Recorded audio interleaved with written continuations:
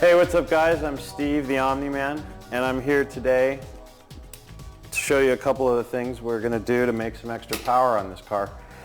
One of the things that I'm going to do, I've been doing for quite a while, is we're going to use GSR bearings. Here we have a GSR rod bearing, and then over here we have a B16 rod bearing. Now as you can see, the GSR rod bearing on my right is quite a bit narrower than the B16 rod bearing. It's actually about 80 thousandths narrower, or 2 millimeters. Now if you multiply that times 4, that's 8 millimeters of saving, of surface area savings on the rod bearings, which helps pick up a little bit of horsepower on the top end. So what we went ahead and did was we took our connecting rods to a machine shop and we had them retanged. As you can see, they're tanged on both sides. So what we'll do is when we assemble this motor, we'll put the rods in backwards. And the rod doesn't care what way it spins as long as the bearing tangs are on the correct side. And the correct side on a Honda B-Series motor is on the exhaust side. So you always want to have the bearing tangs on the exhaust side of the engine. We're going to review a couple of points about the rod bearings today. One of the things that I like about the GSR rod bearing is it seems more resistant to wear, and also Honda claims that the GSR rod bearing can hold 50% more oil between the two surfaces than a conventional rod bearing. Now their B16 rod bearing seems to be somewhat of a hybrid between normal rod bearings and the GSR rod bearing. However, I like the GSR rod bearing because of the fact that it's narrower, so we get less surface area, which means less friction, which means we pick up a little bit more power, especially on a high RPM application like our B16 motor, which is probably going to turn about 9,400 RPMs. So it's not something that you have to do, but if you have the time to do it, it's not such a bad idea, and the rod bearings don't cost anymore and you have to buy them anyway. Typically machine shops will do that for about $10 to $15 a rod. Even if you order aftermarket rods for your car, you can probably have them tang them for GSR rod bearings, and the sizes are the same. I've been doing this for probably 5 or 6 years, and I've had really good luck with it. And one of the neat things about the GSR rod bearing compared to the B16A rod bearing is they last a little longer on real high RPM use. They seem to be more reliable. The B16 rod bearing can gall on real high RPM use and show signs of early wear. Not as bad as the LS rod bearings, but it's kind of an in-between. If you had to label them from worst to best, the LS one would be the worst. They'll definitely start flaking on you after 10 or 15,000 miles, especially if you're turning them 8,000 RPMs or more. And then the B16s, they're not bad, they're good. But the GSR is a little bit better. It's got a little better coating on it, and Honda specifically designed it for high RPM motors, and they even use it in the Civic Type R motor. They didn't use the normal B16 rod bearing. So when we put these in, you can see the difference in surface area that we're going to save.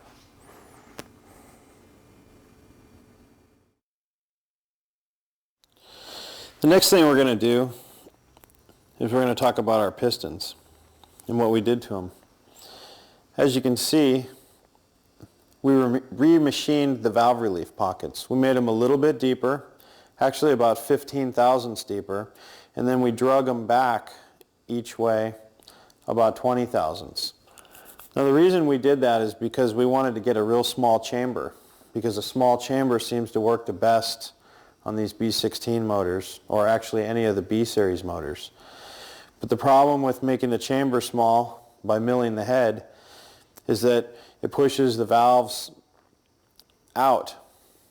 Actually, when you mill the head, when the valve's at an angle like this, and you mill the head, it actually makes it closer to the back side of this pocket. So what we did was we pushed that pocket out so we would have plenty of room for our milled head. And then we can have our small chamber, valve clearance, and everybody's happy again. We won't have to worry about any piston contact with the valves. And also it takes out a little bit of weight, which doesn't hurt.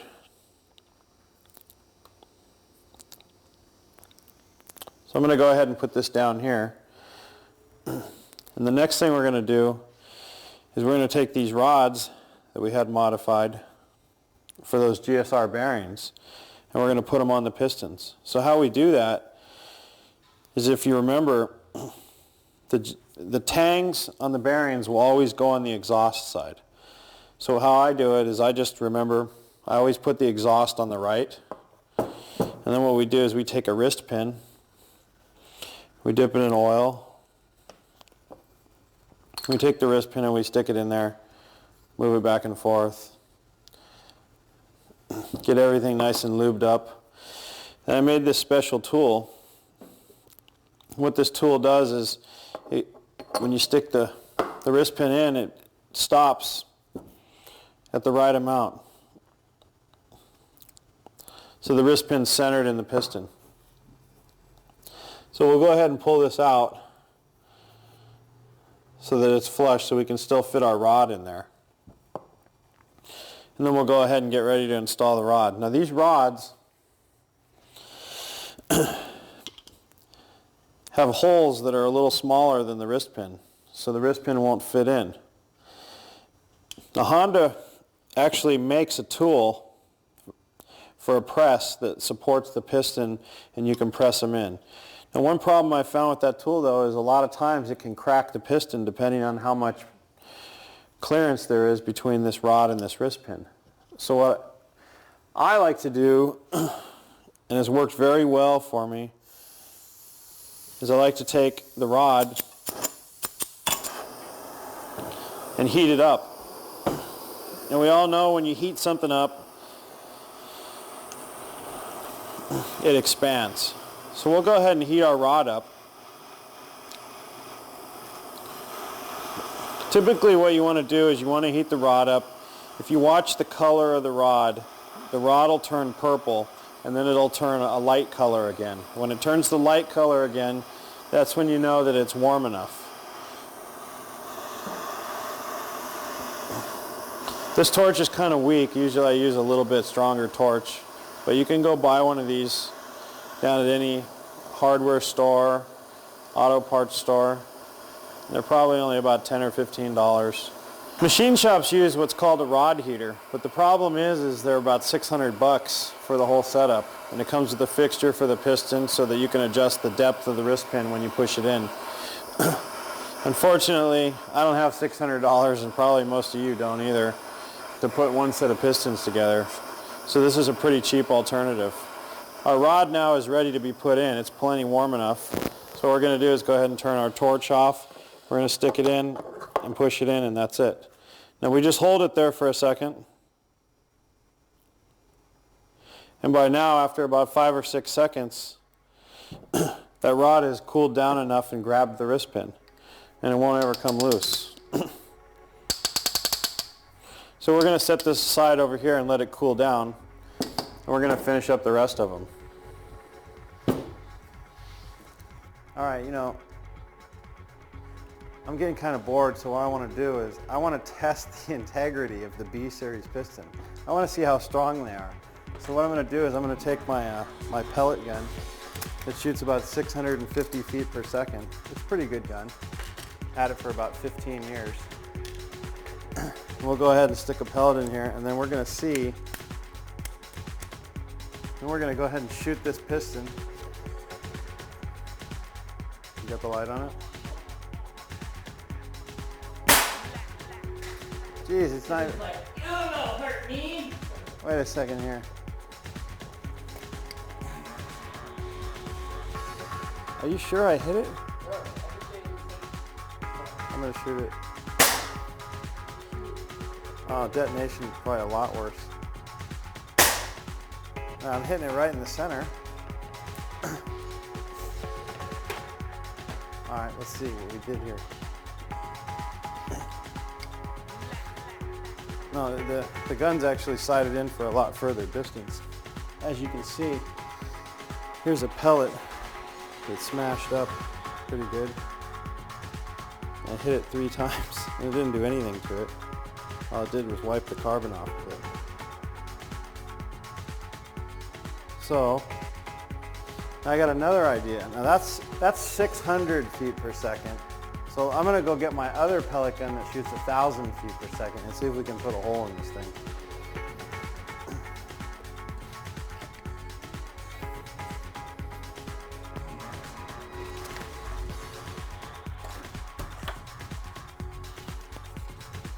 Alright, this is my good gun. It's pretty cool. One cock, 1,000 feet per second.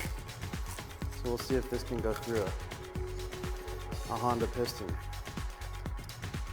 We'll use a little better pellet. This thing will go through 3/4 of an inch thick piece of wood, no problem. Alright, let's see what we got here.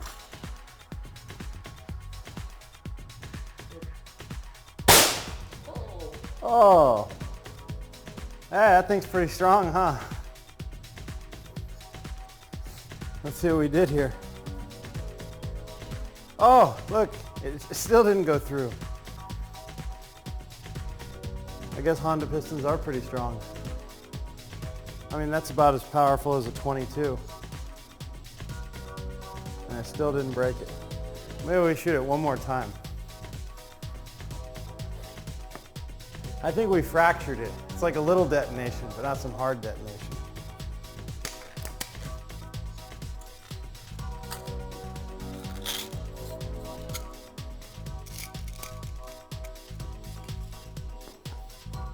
Hopefully someday I can make the Olympic airgun team. In order to do that, you got to put the pellet in the same hole. Whoa! Nice.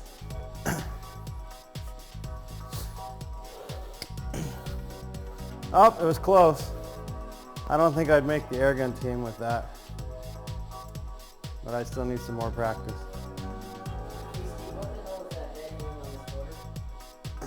That head is a B16 automatic head, and it's not supposed to be on this motor. And the guy who bought this car actually kind of got screwed because the owner of the car prior to him told him it was the original motor, and it's not. So he's pretty pissed. Probably be pissed too if you pulled out his pistons and started shooting. Yeah, he probably would. Especially if the pistons aren't fast enough to run away anymore. You know. No, but I mean, look how strong these pistons are. That's 1,000 feet per second rifle. And that's a 28 foot per second piston, right? Yeah, these pistons are going to be traveling like, I don't know, 4,500 feet per second. They'll be traveling faster than that at 9,000 RPMs. Now that we've got our rods and pistons assembled, we're going to go ahead and put our rings on. One of the things we're going to do when we put our rings on is we're going to clock them. And what that means is basically the position of the ring gap. Now we want our ring gaps 90 degrees apart from each individual ring, but we don't want any of the ring gaps on the thrust surface. If you take a look at our diagram here, the thrust surface is the point at which the piston can pivot or rock when it's going up and down in the cylinder. They don't rock much, they rock a little bit. But we don't want the ring gap on these surfaces because they tend to scratch the cylinders when they're there, especially when they're new. So what we want to do is we want to put our ring gaps about 45 degrees from the thrust surfaces. So we'll put our top ring gap here, and then if you can actually line it up with this line right here, and that's about 40. It's like pretty much right in the center.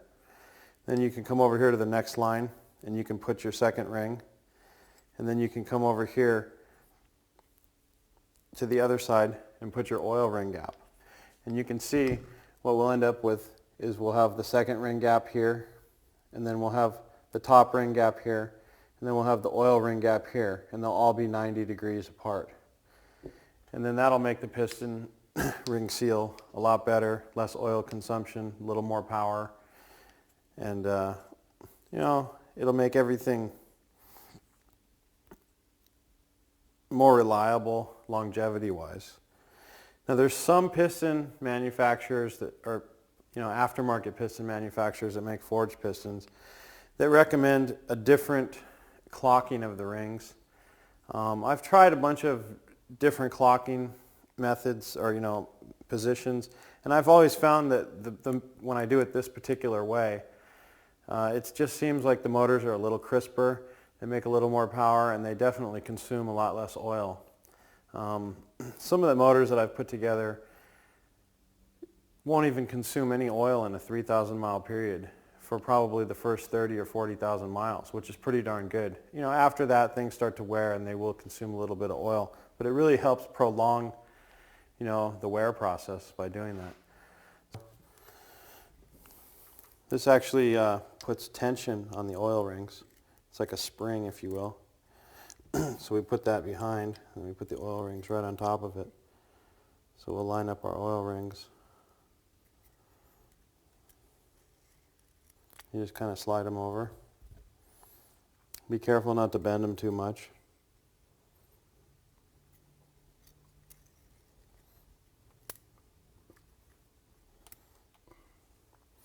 And then we'll take our gap and we'll stick it right there. Make sure it's about 15 millimeters apart. Oh. There, that's about right. Cool. So now we'll go ahead and put our second ring on. The second ring's cast iron, so you want to be kind of careful with it. When you put it on, try not to flex it too much. Otherwise it will break. If you drop it, it will break. And we'll go ahead and put that on.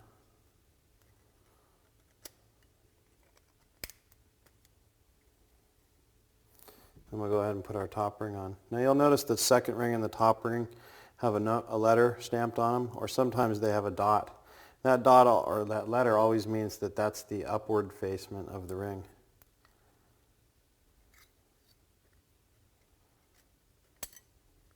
And we'll go ahead and clock our second ring and our top ring. As you can see, I've got it lined up with this surface, and these two line up with this surface, or the center.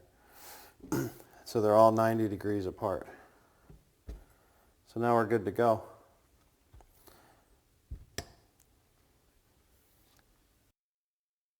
We're going to get ready to assemble our rods and pistons on the crank. What I'm going to do to make it easier for you to see how we check the clearance is I'm going to plastic gauge it. I actually have an extra crank that has some of the same journal numbers. So what we're going to do is open the clearance up just a little bit, about 2 or 3 10,000ths, since this is a pretty high RPM application. And I'm going to use this crank here on the bench to demonstrate how to check with the clearance with plastic gauge.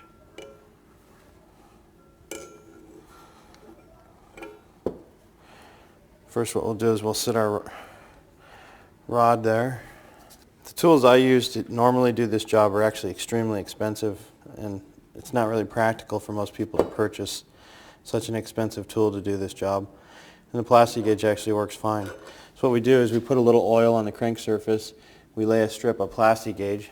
It's a really inexpensive way to check the bearing clearance, and you can buy this stuff at any auto parts store. It's only like $2 or $3. How does it work, Steve?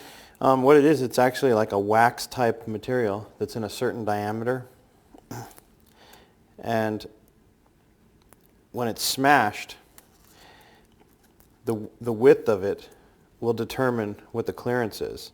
So what you can do is you can compare the width of it along here, and then you match it up, and then it'll tell you the clearance. And if it's in between, then you can kind of get a rough estimate. Okay. It's a poor man's measuring tool, but it's actually very effective and it works really good. Let's go ahead and install the rod cap, and torque it down. What we have here are some GSR rod bearings. One of the things I want to explain to you about the rod bearings is it's not recommended to touch the surface with your hands, or your dry hands. So as long as you have an oil layer on your surface, on the surface of your finger or the glove that you're going to use, that'll be fine. And then what you would do is you would actually just put some oil on your finger like that, and then just kind of dab the surface. If the motor is going to be apart for a while, maybe like longer than a week or so, or I mean together for longer than a week before you're going to actually run it, you should use some sort of assembly lube. Otherwise, if you're going to run it right away like we are, just some 2050 motor oil will be fine. I'm going to go ahead and install this rod cap so we can check the clearance. Let's put this on like that. And you just kind of like walk it back and forth. There you go. And we'll go ahead and put the nuts on. Now you can torque the rods on these VTEC motors, the stock rods, anywhere between 30 and 33 is fine. I wouldn't go over 33. They can stretch if you over torque them, and then you'll definitely have an engine failure. I set this torque wrench at 31 foot-pounds. It's a nice snap-on torque wrench. Thanks. What we'll do is we'll just kind of seat that side, and we'll come back over here and seat this side. And we don't want the rod to actually move, because if it moves, it'll affect our clearance. There we go. There we go. Now we'll go ahead and loosen it up. See how we did. Again, we'll just give it like a quarter turn. Quarter turn.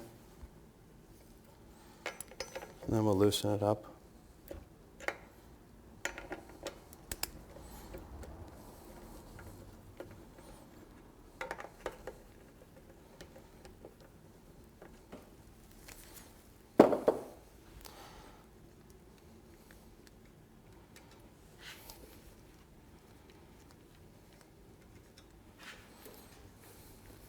Now, since I have oil on my gloves, I'm going to go ahead and put a paper towel in my hand and then grab the rod cap, and I'll slowly walk it off.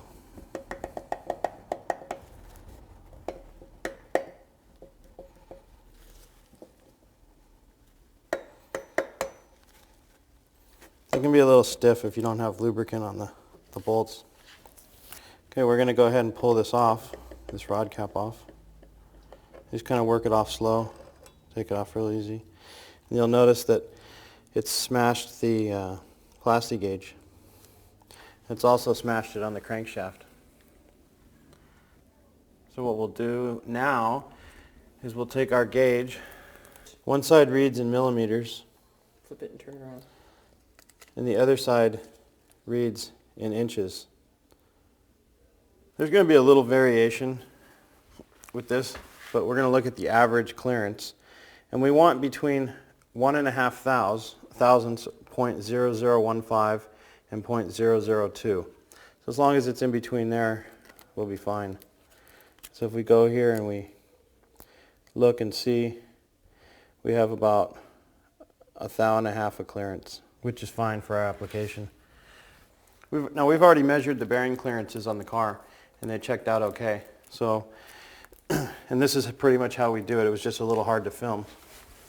So, since our bearing clearance is okay, what we're going to do is go ahead and install our rods and pistons into our cylinders. And when you plasti gauge the engine, you want to make sure you wipe all that stuff off. You can use a little brake cleaner on a rag, and it'll come right off. Same thing on the bearing. What you can do to remove the plasti gauge off the bearing, you can take a little brake spray.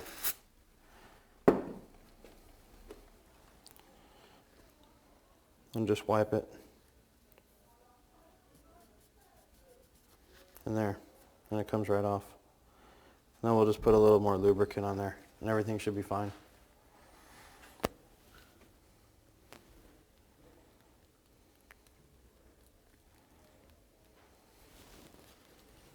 Steve, I got a question for you. Yeah. What's the importance of doing this on the crank? Well, you want to have the right amount of clearance. If you have too tight of a clearance, the oil won't be able to get in there and circulate, and actually it will cause the bearing to seize. It'll heat up, and then it'll grab the crankshaft, and then it'll just turn it, and everything will fall apart. The bearings actually don't wear like some people think they do. Well, in theory, they shouldn't. It's kind of like playing air hockey. You know, the puck should just literally float on the table, and when this fills up with, 80 or 90 psi oil pressure, the actual rod bearing floats on the crankshaft between a layer of oil. And that layer of oil can withstand, thousands of RPMs, 10, 15, 10, 12, 13,000 RPMs, 90 psi. Now they recommend about 10 psi per 1,000 RPMs of oil pressure. You can actually run quite a bit less than that in a drag race application to pick up a few more horsepower, but for street cars, you want about 10 psi, and it'll be real reliable. And the bearing will never touch. Sometimes when you take motors apart, you'll see that there's a little scratch or two. Now usually that little scratch or that little wear spot on the bearing occurred at initial startup, and it's no big deal. It's just one of those things that happens, and it's the nature of the game. Great. So nothing to worry about. It's when it starts galling that there's a problem. Now I actually have a bearing that I pulled out of a motor recently that had some galling on it, and I'm going to go get that and I'll show it to you. I recently pulled an engine apart, and some of the bearings had abnormal wear and some of them had normal wear.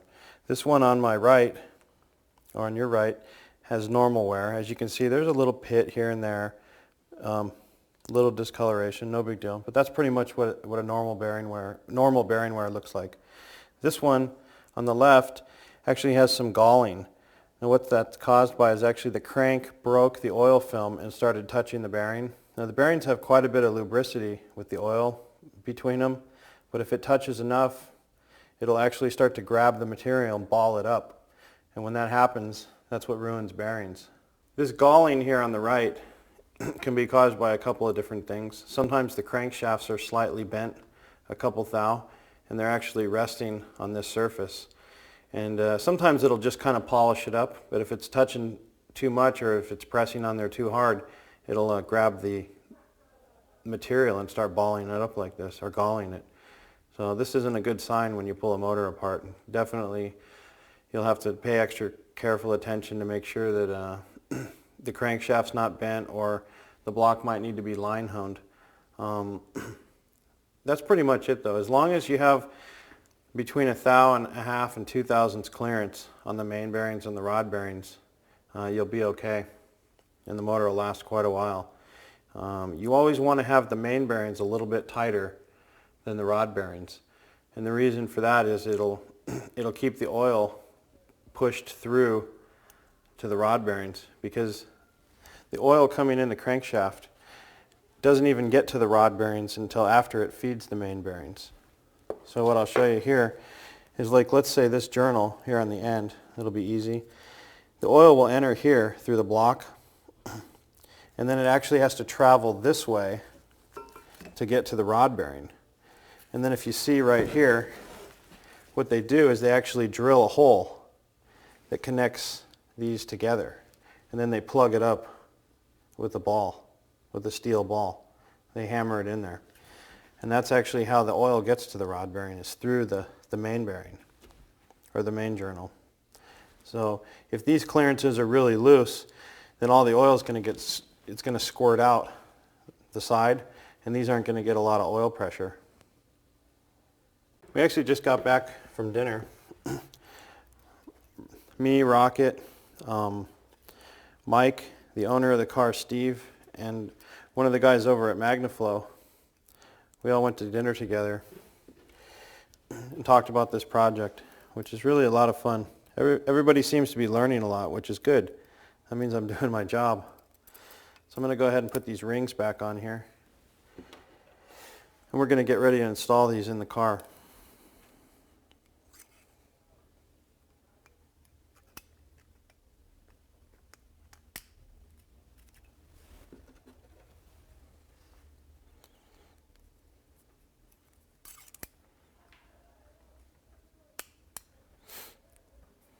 I'm going to go ahead and reclock them.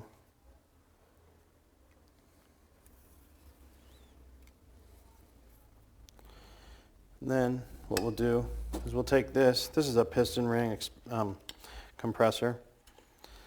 And what this does is it squeezes the piston rings, and then you put the piston in the rod in the bore, and then you kind of tap it down so the piston rings don't get broken or damaged. So we'll go ahead and slide this over.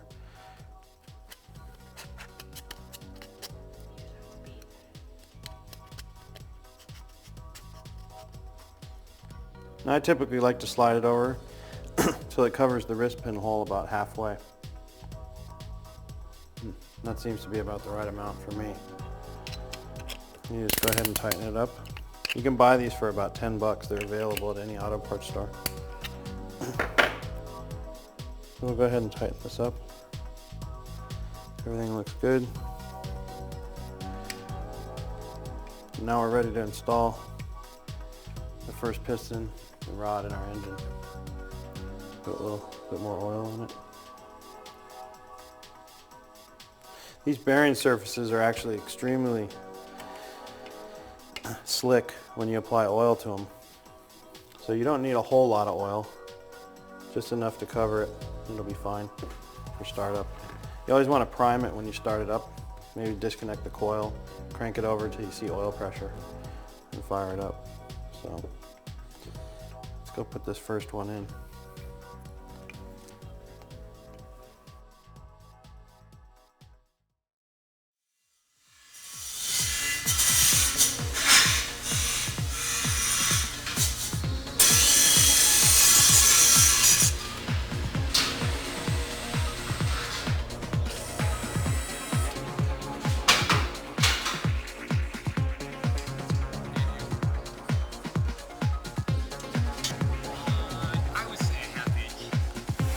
Smells like horsepower.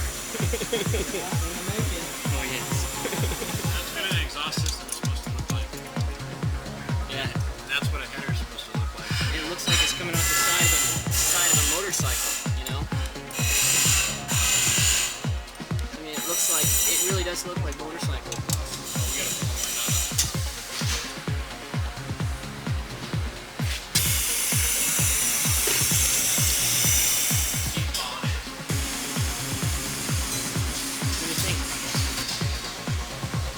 I think we do good work. No, John did an excellent job. I just kind of helped him. So yeah, we're good to go. Hopefully she'll make 200 and we'll all be heroes, right?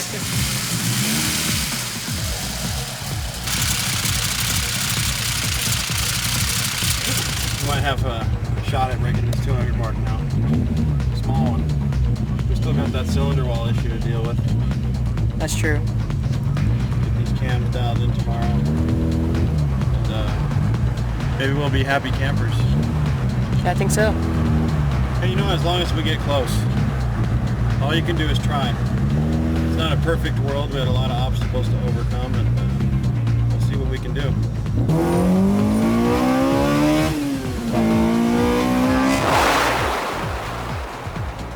Hey, Tom. I just wanted to thank you for doing that cylinder head for us. Really appreciate it. It worked out really well. Really happy with the results. Let's see what the results are on the dyno. That's right. You know, I don't want you street racing when you get this car now. Hey, what's going on, guys? Hey, what's going on? What's up? Hey, I want you to meet Steve. This is the guy who donated the car for our project. Oh, the thing you're doing for the InterTuneTV. InterTuneTV, huh? Yeah. That's cool. Hey, So what's going on? This is Eddie Kim. Steve. This So, is Steve. you know, I've heard that white people don't look all the same, but I don't know. You guys kind of looking similar Do we there. look like brothers? That's all right. What's going up, man? Not much. So, what are you setting them up with? We're setting them up with basically a fully built engine Yeah.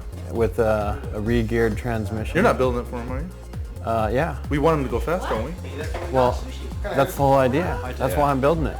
That's cool. You know, he knows I'm kidding. You got the right man for the right job. So, Yeah. Nice headers. and I guess that's about it. But you gotta check us out on InterTuneTV. Oh, definitely. How On the much internet. horsepower are you guys going to be making, do you think? We're gonna try to break 200 wheel horsepower. 200? Yeah.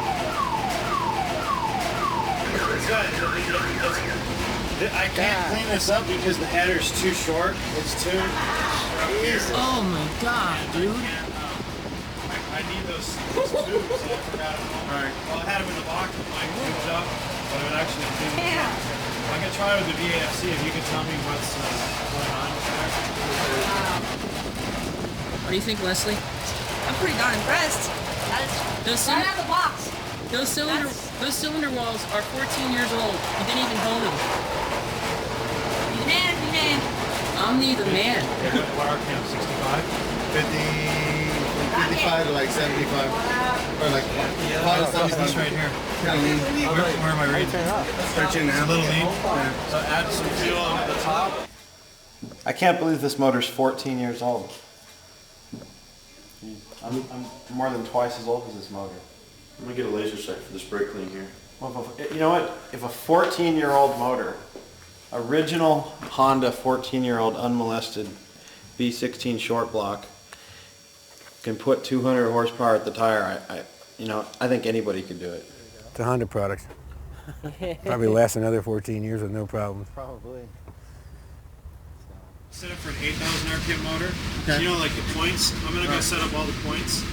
And then you tell me what to do. Okay. Where's the torque? 117. What was the torque? Should be 120. This is operating, don't worry, it's on stand. Cool. It's all good, dude. I accidentally 117, that's my wrong. but I'll just hold it at 117. It's rich right there.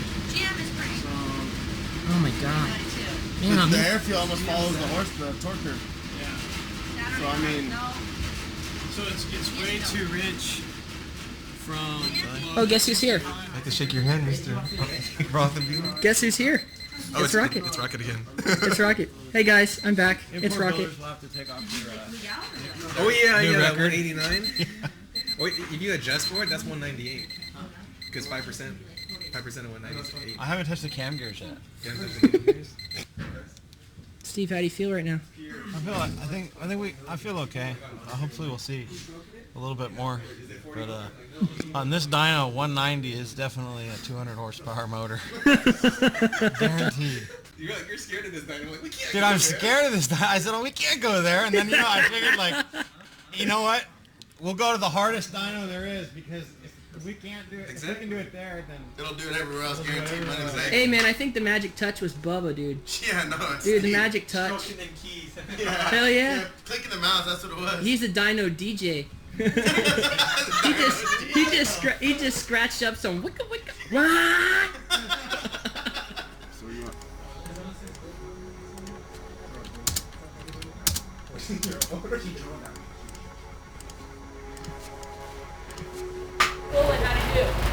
Did 190 and 117 torque, but this dyno is about 5% low, so if you correct that, it's about 198.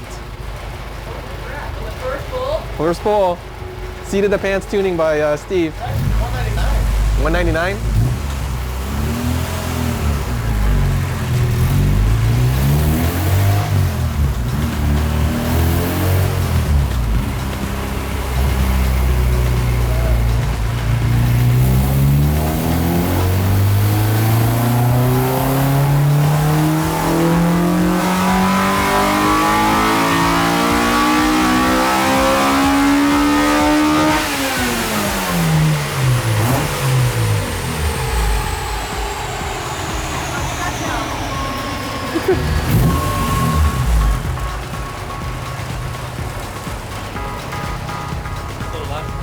$192, I think. Still higher? Yeah. It's higher in the mid-range, for sure, yeah. You need to do bigger steps in that center section. Bigger steps? Yeah.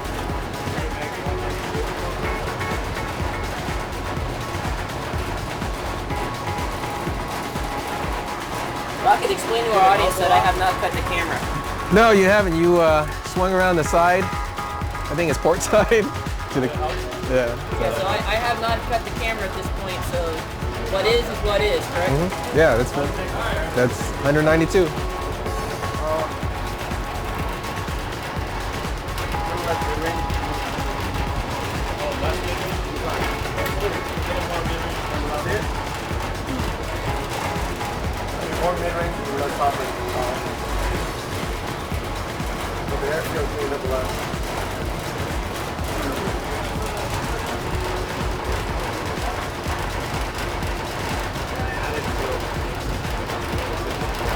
On data, man. On data. On data. On data. On data. Honda. Yeah. We're gonna put a Honda S100 in there and then let Bubba do his thing and just extract horsepower. Yeah. One of our top secret I used to have What? one of those too. What the hell is on the end? Don't worry. Don't worry. Don't worry. It's a tornado. We call it. That's the tornado in there. What are we looking at here with that? We'll find out right now. I mean, I've seen some good games with that little pipe right there. Does this thing already have plugs in it? Do we have any plugs in it? Yeah. Certified plugs in the Yeah. rocket? Yeah, phone plugs. We got No, I CC'd the motor, and it's like it's 11. It's about 11, 4.5. Uh-huh. So 11.5. You running on pump gas right now? Yeah, straight. I was gonna put 100 octane in, like a couple gallons. Right. Just give us room. Oh, by the way, I there's didn't no even- I race didn't fuel have- in the motor. No, I didn't have time. I wish we could put a nose built onto the camera. There is no race fuel in the motor. No, it's See, not, it's I'm gonna put it 91. right here. Actually, no, from this way. I'm gonna put no Sniffer. race fuel in the motor. There's no race fuel in it. When we put gas in the engine, actually in the car, we were at the gas Were you station with filming the it? guy from RC, and I was filming it. So I don't understand spinning. We're here in a gas station talking to John here. Tell us a little bit more about RC engineering. Okay, RC Engineering. Basically, we were an engine builder, basically for motorcycles and automotive applications.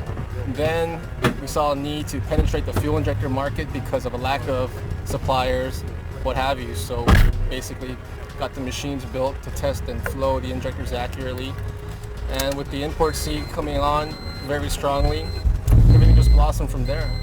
I promise, I swear to God, that's what's in the car right now. There's no race fuel. I smell it doing that. Yeah, we smell it, but there's no race fuel. Alright, Better. Dude, take care. What is Eric. this? Thanks, What does race fuel smell like? Is it sweet? it smells good. Uh, Race fuel smells good. don't Methanol, like it. methanol will choke.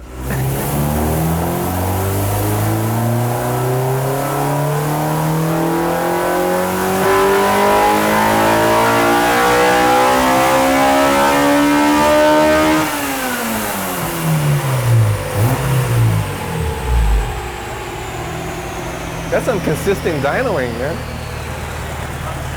Exact same, 190.9.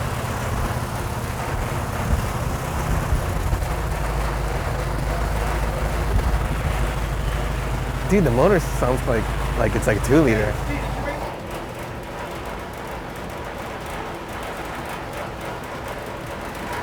Dude, the torque curve is sick. That's air fuel. That's what I'm saying. That was It's really torque rich to do at it. 55 still. It's rich when the VTEC's firing. It's before and after the VTEC. Oh, I see. It's better at least. On data? Yeah, you guys want to do it on that? Up to you. Alicia. And then we got the bag. In the back of my car. Like my laptop bag. And there's all the soldering coming in there. Open man, go Yeah, to it's work. open. The little Honda connector in here. You see pins 1 through 5 right there. So that's the Zipnock Dujoid, right? Yeah, that's the yeah, that's the little. that's the technical term for it. Right. Yeah.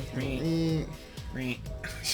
Get me one of those, dude. It takes me like 15 minutes to do that. Dude, for me. every time you go, you add 2 horsepower, right? And then it's like Pretty much. He begged for this tool. Dude, can you do that to my car? It's like $300. Yeah. Right? No, they're only a couple. They're like 100 something. 100 something every time you go. It's like high. Damn, that gets expensive pretty fast. See, and then you can see light through them, so you know you got them unsoldered. I don't know if you can see the light. Dude, and the thing is wasn't there like no correction factor in that, or what was it? Yeah, there was a correction factor. Uncorrected, it was like 184, 185. But the altitude here is actually 1,100 feet. But the air density usually at night is usually around 1,800 feet because of the humidity and all that stuff. Right. I mean, the humidity out here goes to the roof at night for some weird reason. Even though the temperature does get dropped, the humidity still goes to the roof out here. So in other words, we are dealing with a 200 horse motor. Basically. He Tire, goes- 200 horse tire. Yeah, 200 horse to the wheel. I mean, he goes anywhere in South Bay or anywhere in sea level, dyno. This thing will make some good power easily. It's just not so much just the air the sea level, but just the sheer air quality. I'm done. We're ready for Honda now. Actually, you could actually just say I'm a Honda dealer. Actually, I play with the 4BD and the S200 with boosted data logging, 3-step options, pretty much. You've been tuning Honda for We've been playing with Honda for a while there. I think 2.5 years? somewhere in the middle of 2001, I believe. Or was it 2000? It was either 2001. We put it in the hatchback, and then we put big injectors. That's when you switched over from the V8. So you were one of the early adopters that saw the technology. I saw the potential in Honda, and I knew what they're. I actually talked to Doug and Derek down there. Yeah. And they're really, really intelligent people. I mean, they really know their stuff. And we got to talking, and they really didn't have big power turbo cars back in the day. And we worked together. Actually, Derek and I worked together for a while, and we did my stock B16A, and I think we belted out like a little over 300 horse with that thing. Turboed? Yeah, turbocharged. Jeez. I think we're at about 14 pounds. And then from there, I just wanted to step it up, so we built a motor, put a nice size turbo on it, made a little over 500. And then I just finished a project probably like last year or early this year. Early this year. Early this year, we actually made over 600 horse on the street car with Honda with What? 1100 cc injectors. On 400. what displacement? 1.8 liters. It's actually GSR engine? No, it's actually 1834 cc's. It's an LS VTEC. It's the 1.8 liter LS block with we had a B16. How many CFM would a motor like that need? Like 400? No, 380? Not even so much CFM. The head just ported, and it probably flows like maybe like 250 CFM on the intake and maybe like 180 on the exhaust. But boost, you're ramming boost in it. Flashlight. Just remember, twist the white and yellow back together. Whatever the wires that are coming, the white and yellow ones, need to go back together, and then I think it's the pink and the purple. Those two, and then everything else. That's a lot of wiring harnesses. Yeah, they probably built 1 or 2 engines in there. About 55, 56. I can turn it up. That's fine. Okay. You think that's enough? Yeah, what kind of rev number do you want this thing? 93.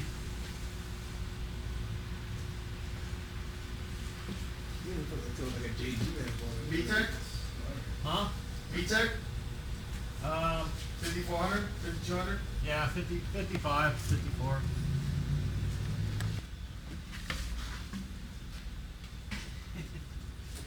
Is it tunable? You just turn the knob for more power? Huh? Turn the knob for more power? Yeah, so we don't get the car dirty. Yeah, it works good. Thanks, Bert. Yeah, thanks, Bert. Good people at Kettle Acura. Yeah, good times, for sure. They're probably going to be happy when they know that the stock parts made power. Yeah. Stock Honda parts are good. They're great. What you can do is Yeah, we heard Russ Collins talking about Mr. Honda's parts. He kind of knows what he's doing. Give us a dose of the VTEC or what? Yeah, Honda actually started out as a piston ring manufacturer. So chances are, if you're not making power on stock pistons, you're doing something wrong. Pretty much. Yeah. And that's what we're here to do, is show you how to do things right. Yeah. Some of you guys know how to do things right. Hopefully soon all of you will. And that's our goal. Good. Let's make some more power. All right, let's go.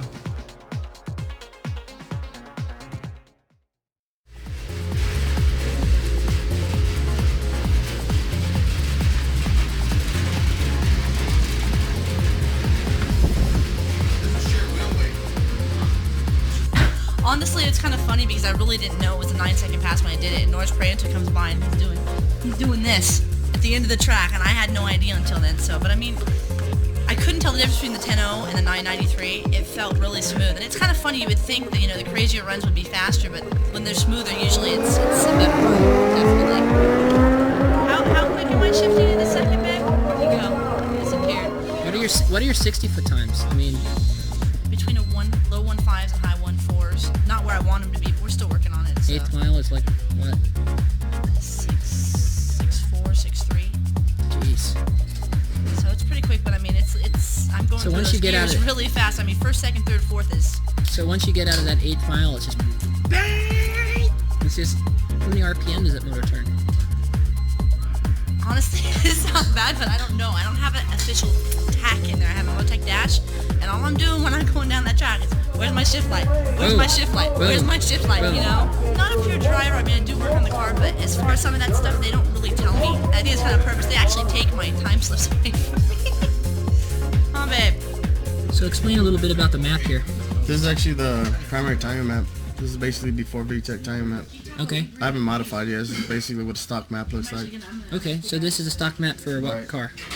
This is actually be the single cam VTEC 1.6 liter. Oh, so P28? Right. It came in the, I believe it came in the 92 or 95 Civic hatchback. Okay. SI. Okay. And then basically this is after VTEC timing. And then... So these cars actually respond really well to that map? Yeah, this is basic. No, actually, this is like more of an economy timing map. Basically, see the high timing. Watch, let me show you the primary. Sure. The really high timing in the driving area. Basically, get good gas mileage and stuff like that. I see. Stock engine. What kind of degrees advanced are we talking about? Well, this one's running like looks like around in driving area. I'm between like 44 to 38 to 44 degrees, which is a lot of timing. That is a lot of timing. Why don't you give the people at home a little bit of an understanding of how ignition timing works and why it's good and bad? If it's basically a stock motor and you plan on driving it every day and there's not really much done to it, this is basically the type of timing map you want to use. Basically a lot of timing in the driving area, basically where you're very, very little on the throttle, cruising down the highway. A lot of timing actually helps you save gas mileage, or get good gas mileage for that matter, especially with high gas prices nowadays. So when we're talking about in that area of the map, we don't have a lot of cylinder pressure, right? We're just narrow throttle. Not really a lot of cylinder pressure. It's actually more of a load thing. There's not that much load on the engine. When you start actually loading up on the motor, basically start leaning on the throttle, tipping on the throttle, it actually jump over here on this timing, which is basically almost 10 degrees, 10 to 13 degrees, actually almost 15 degrees less timing. So what would be the negative aspects of having a tuned engine with compression? With too much timing? Yeah. If you fire the spark too early, it'll actually pre-detonate. And basically it'd be like almost like a sledgehammer. Like actually bring the crank back a little bit and taking the sledgehammer hitting the top of the piston. And it's actually bad on a lot of things. One, it's bad on the piston, ring landing, stuff like that. Wrist pin, it puts a lot of load, especially rods with like brass bushings. It's really bad on the rod bearings because I mean you're thrusting back down. You're trying to spin the motor backwards. It's trying to spin forwards. I mean, imagine the motor spinning forward like at let's just say 3,000 RPMs a minute. So let's take it back to the amateur that just started messing with his car, wants a few free horsepower. Twisting that distributor is not really a good idea, is it? Most people have this thing about kicking that distributor all the way forward, and if they have anything done to the car, it's actually more harmful than good. My suggestion actually we run stock timing. If not, actually kick it back a little bit. The only time you really want to add timing is if like you actually ran like a retarded exhaust cam, which is not very common. Normally when you degree a motor, you actually will find that you actually start advancing the intake cams a lot, or the actually intake and exhaust cam when you're degreeing it. And then you actually go forward from there if you want, advanced intake or retarded exhaust or vice versa. So right off the top of your head, we need 10 horsepower in this engine. Based on what you know, what are some of the things we can do to get that? We're actually, off this map, we're going to take a lot of timing out. We're going to probably take out like 9 degrees of timing. Basically in this area here. Is that's like a 9,000 RPM right there? No, that's actually... Let me focus up here real quick. It's actually, the RPMs are here on this side. Okay. That's actually pre-VTEC, so it'd be basically under... Actually, not 9 degrees. We'd actually be pulling only about maybe like 4 degrees out of this area here. Okay. And then once you start romping on it, like really leaning in it, once you hit VTEC, we'll be pulling on about 4 degrees of timing out of this engine. Cool. And see if it likes it or not. Alright. Anything we can do with cam timing? Yeah, I can't. I don't know. We ain't even touched the cams yet. He must have degreed the motor previously or something. He must know something about this head being milled, or most likely if the head's being milled, he must have degreed it. So, I mean, even when I build engines, when we mill the heads and mill the decks of the blocks, we pretty much know where the cams are pretty much gonna be at the end of everything. Hey, leave it on too. Right now, I'm uploading the ROM to the ROM emulator inside the vehicle. Oh, that's cool. I'm uploading the program. Go ahead and turn off turn 2.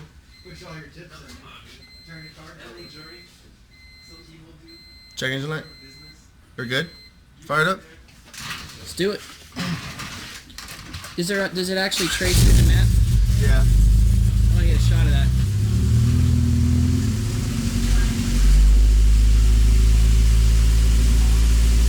This is my RPM.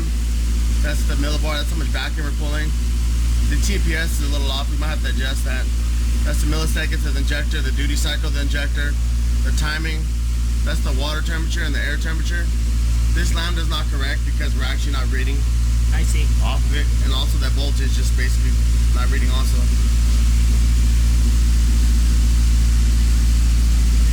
See, now watch, I want to show you something. Look over there on that screen over there, and it's showing like 11:4 air-fuel ratio. I'm going to take a little bit of fuel out to bring it down. So you just jumped up to 12.6 by just taking a little bit of fuel out. Cool. 13.8, 13. Yeah, that's basically 13.40. You wanted to, I like, hey, this is just my opinion, and everybody has their own way of thinking. I like my idle air fuel to be in between like 14.5 to 15 of. You know, just to idle the car. Sometimes I've noticed some cars like 13.5, especially when they're built pretty radical. And then from there, you know, basically run it, and different motors like different air fuel ratios, but we'll find out what this one likes. This thing had some good rings too. Really? That much vacuum? Hell yeah. Show me, explain that to me. The more vacuum is pulling, I mean, the tighter the rings are. Usually when the rings aren't seated properly, you won't have any vacuum. Holy crap, we've got like 280 millibar? Yeah, it's sucking some good vacuum, dude. Dude. Most cars I've seen. It's almost sucking like 25 inches, almost. Yeah. Most cars vacuum. Yeah, it's usually like a 413, like 5. Yeah, it's usually in between the 14 and the 5. It's open. Yeah, I think I can fix that right now really quick. Wow, this car likes idling rich. This car likes idling around 12.0 air fuel ratio. I mean, you saw the little lobe thing. I mean, look where it likes idle. Look at the air fuel ratio.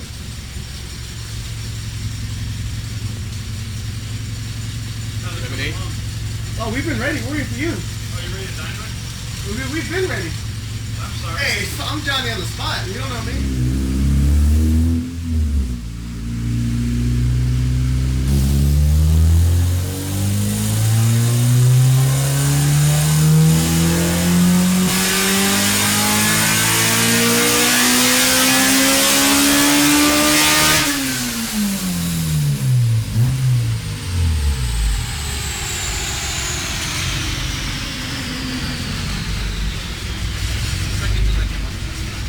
That's fine.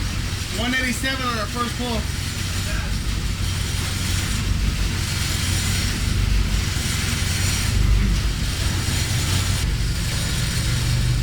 Just throw in a TPS code. Oh, TPS? I forgot. Honda. Oh, is that No, we need to calibrate it. Oh, okay. But look, come here. This thing tells you the error codes. Oh. And look at this. This is the dashboard version of it. This thing's badass, dude. Way too far open. Oh, I see. But that's our water temperature, our air temperature, the throttle voltage. How much throttle? Way too far open right now. You want to calibrate that real quick? Yeah, we're gonna need to kick it back a little bit, and how much duty cycle, how much advance we're running. I mean, Oh, okay. it's a pretty trick system for the price you pay. I mean, How much is something like this? retail on something like this is for an S200 is $295. What? Yeah, $295. Are you kidding me? That's like almost less than a brand new VFC. Well, it is less than a VFC actually.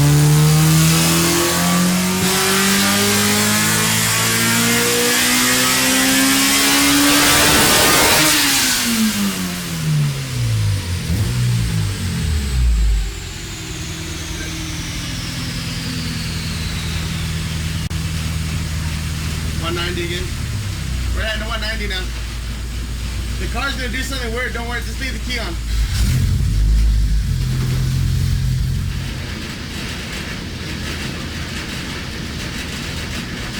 How you feeling, Steve? Feeling pretty good. Just thinking off the top of your head, what are some of the things that we can do to make a few more? We can adjust the cam timing and also dial in the fuel and the ignition curve Okay. a little better. Cool. We haven't touched the cam timing yet. It was just basically something that I guesstimated. Aren't these the cams from your car? Yeah, these are the cams for my car. So the dynamic auto sports cams. What's the profile on that? They're about 265 actual duration from 1 millimeter to 1 millimeter, and then they're about 12 millimeters of lift, actual lift. Cool. So we're gonna try a little bigger cam from EF1 here in a little bit. What are those, the M22s? Yeah. Very cool. So those will probably make a little bit more power. But Good deal. nice streetable cams. Well, see, one of the things I was talking to Bubba, he said that we were kind of concerned about our cylinder walls, right? Remember? Yep. I asked Bubba about it, and he said, "Look at this vacuum. The vacuum was pulling like what? It was like at least 25 inches. Oh, that's good. Yeah, I mean, it did ring seal, I think. Yeah. So, yeah, the cylinder walls, they looked a little questionable, but not questionable enough to own it. So that basically, the lesson learned here is, what would you say would that be? It's only necessary to hone the cylinder walls if they're glazed or they have deep scratches in them. If you're going to rebuild your engine, you're going to use factory parts. If your cylinder walls look good, you're just wasting money rehoning it. When he put the motor together, I mean, he did everything right. Usually when you get smoke coming out of the exhaust, it's usually oil passing the rings and all kinds of other drama and mess, but I mean, the motor seems strong and seems built really well. What are some of the changes we made, Steve? I think Bubba took out some fuel in the mid-range. We Okay. have a little bit of a dip. So this header actually is so efficient that it doesn't need quite as much fuel in the mid-range as some of the other headers. Cool. So it creates kind of a dip in the power band. We're going to tune that out. Sweet. Go.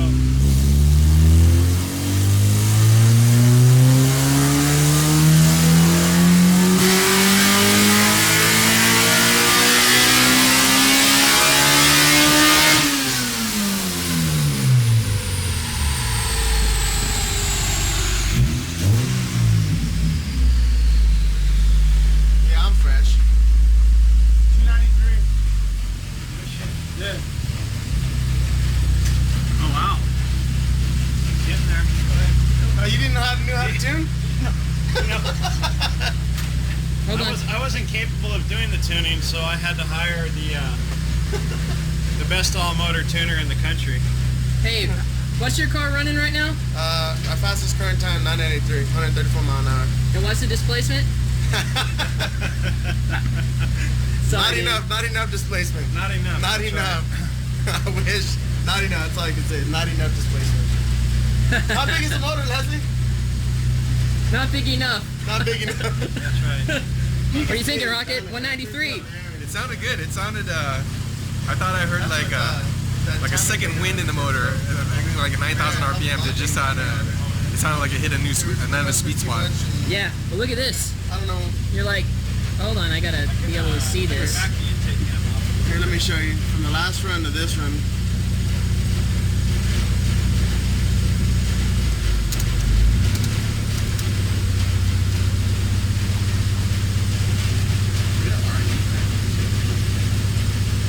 We're barely making a little more. I mean, like, it's 2 horsepower here, like a half a horsepower. But when it's weird, this thing at like 8,500 gets like a second wind, and that thing jumped up another 2 horsepower. That's what I heard. It was like. Yeah, I wanted to start ripping up there. What's amazing is how far that torque rides out. That's like really impressive, dude. Especially with an OEM manifold. Yeah. With the gear ratio that's in it, you probably have to spin it to 10 to make use of the power. But we're gonna keep it under 93. Just for longevity's Yeah, for sake. longevity. So. Tell that to Steve. Yeah. It doesn't have to last that long. Poor Steve. you hear that, Steve? Keep it below 9,300 RPMs. If you have a stock, you know what? The rotor on it's probably an original 99 SI rotor. And in World Challenge, Hey, we haven't even changed a fuel filter yet. One of the things I found in World Challenge to be a problem with these with the stock distributor rotor was that they didn't have enough meat on them. And if you notice, the Type R rotor is actually beefier than all of the other rotors. Really? It's actually stronger. So we were breaking distributor rotors like every race. Like the motor, it would just shatter the rotor because we were turning like 9,500 RPMs, you know, for an hour at a time. Jeez. And when we went to the Type R rotor, those would last about 3 or 4 or 5 races. So, you know, they're cheap. You know, they're only like $10. So we change them. It's amazing every how couple $10 races. piece can cost you a race, though. Yeah. I mean, one little $10 piece. I mean, you can throw a whole race for something small like that. Yeah, a lot of people don't know that the Type R rotor is actually beefier. Do we have a new cap and rotor on it? No, that's probably the original cap and rotor. Those are original spark wires too. Yeah. And that's also the original fuel filter. It's never been changed. Right. So we'll Do probably I- go ahead and change that later. Yeah, on. we've got the filter. We got the fuel filter. It's not starving for fuel though, which is fine. So. But we're getting there, one Dude, we horsepower at a time. And we have a real like goulash of parts on this car. A lot of people think that you can't use one part with another. I mean, we've got someone's retainers, we got someone else's valve springs, we've got someone else's valves, we got someone else's cams, someone else's cam gears. We got a plethora of OEM parts. plethora of OEM parts. We got a nice ACT flywheel. We got an action clutch. We have the transmission's re-geared, so it'll accelerate a little better with the extra RPM. You even that have we're an running. LSD in it. Do you think the We have an LSD LSD. even hides a little power? No, it shouldn't. In fact, it might even help. I don't know. I think it's pretty neutral. Did we But miss- I honestly couldn't tell you because I've never tested them back to back. That'd be something you'd have to have that would have to be a very precise test because Right. the differences would be very minute probably. Did we do anything with the tire pressure on these Zennies? No, we haven't actually checked them, which is one thing we'll probably do right now. Okay, cool. I'll try to do what I can to remind you. It's little stuff. Do you have tire pressure gauge? Yes, I do. That's what guys do. It's hard to impress a guy that has a 9-second all-motor car. No, I'm really impressed. Yeah, I already told you this thing makes good power already. I'm impressed already. But I think this is a lot more fun than racing, doing stuff like this. Yeah, absolutely. I'm impressed, and I don't know much. This guy's got a 9-second car, and he's impressed with this 1.6 liter.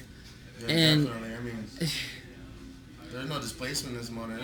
I mean, you can see in the torque that it's actually a true 1.6 liter. I mean, there's no hiding it. No, but you can see in the torque that this motor is actually true 1.6. If it was a 1.8 liter making this much horsepower, it would have been upwards at least 125 foot-pound to 135 foot-pound easy. We're just making 118 right now, right? And that's why I know it's a B16A. I know in my heart it's a B16A. Dude, you both struck up your cigarette at the same time. Geniuses think alike. No kidding.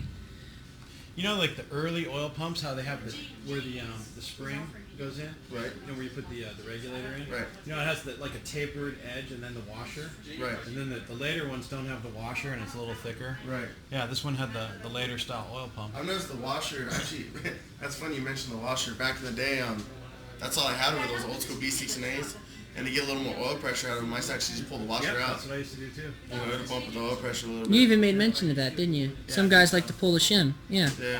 You can't So- shim them too much because They'll start blowing seals. yeah. Start blowing seals, so- All kinds of man. You can actually lose horsepower from too much oil pressure. Right. That's very true. It puts a lot of drag on the engine and Dude, Bubba, how'd you get involved with all this? I probably started it's actually a long story. I should actually go out to the street races with my cousin's car. He had like a 67 Impala. I used to go out there and play around and act silly or do whatever. And then after that I bought I can't remember how many years after that. I was driving a 90 Integra. Mm-hmm. And then after I had my Integra, I switched over to RX-7s. And I always wanted to like have a real drive rotary. I had a couple of heroes, you know, that drove rotaries. You know, I wanted to be like them. So, you know, I got a couple RX-7s and here's CRX, the RX-7. No, he was into RX-7s and he's getting out of them, and then he's getting into Hondas, and I think he has a CRX that he wants to build. I always pretty much knew how to work on Hondas. Every single one of my friends had Hondas. I was only off with the RX-7, and I tried to be different. It didn't work out too well for me. I mean, I could never get the car going faster than like a 15.1. Actually, on one standpoint, VTEC needs to me is just drivability. It means you can have like a really small cam on your primaries when you just put around with. And when you want to rock and roll, you just push the pedal down, and whatever your preset RPM point is, boom. Opens it up, lets it breathe, sucks as much air as possible. That's what VTEC needs to me. So right now we've got a dual personality car. We basically have a car we can drive around. Then we want to get on it. We're going to scare some people, right? Right. As soon as this thing hits around 5,500, it's on. It's on and cracking. When this thing on slicks, you should do a 1390, no problem at the moment. 1370, I'd say actually. There should do 1370, maybe like around 103 mile an hour on there. Right.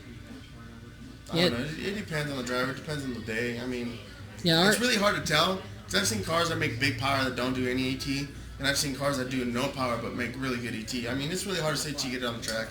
Once you get on the track, you can actually work out a couple bugs. But just by looking at time stuff, you can see, you know, your 60 foot, if you're spinning or you're bogging. I mean, you can see, you know, based on your mile an hour, how much actual horsepower you're making. Right. Mile an hour is the biggest thing. I mean, if you're making good mile an hour, you're usually making good power.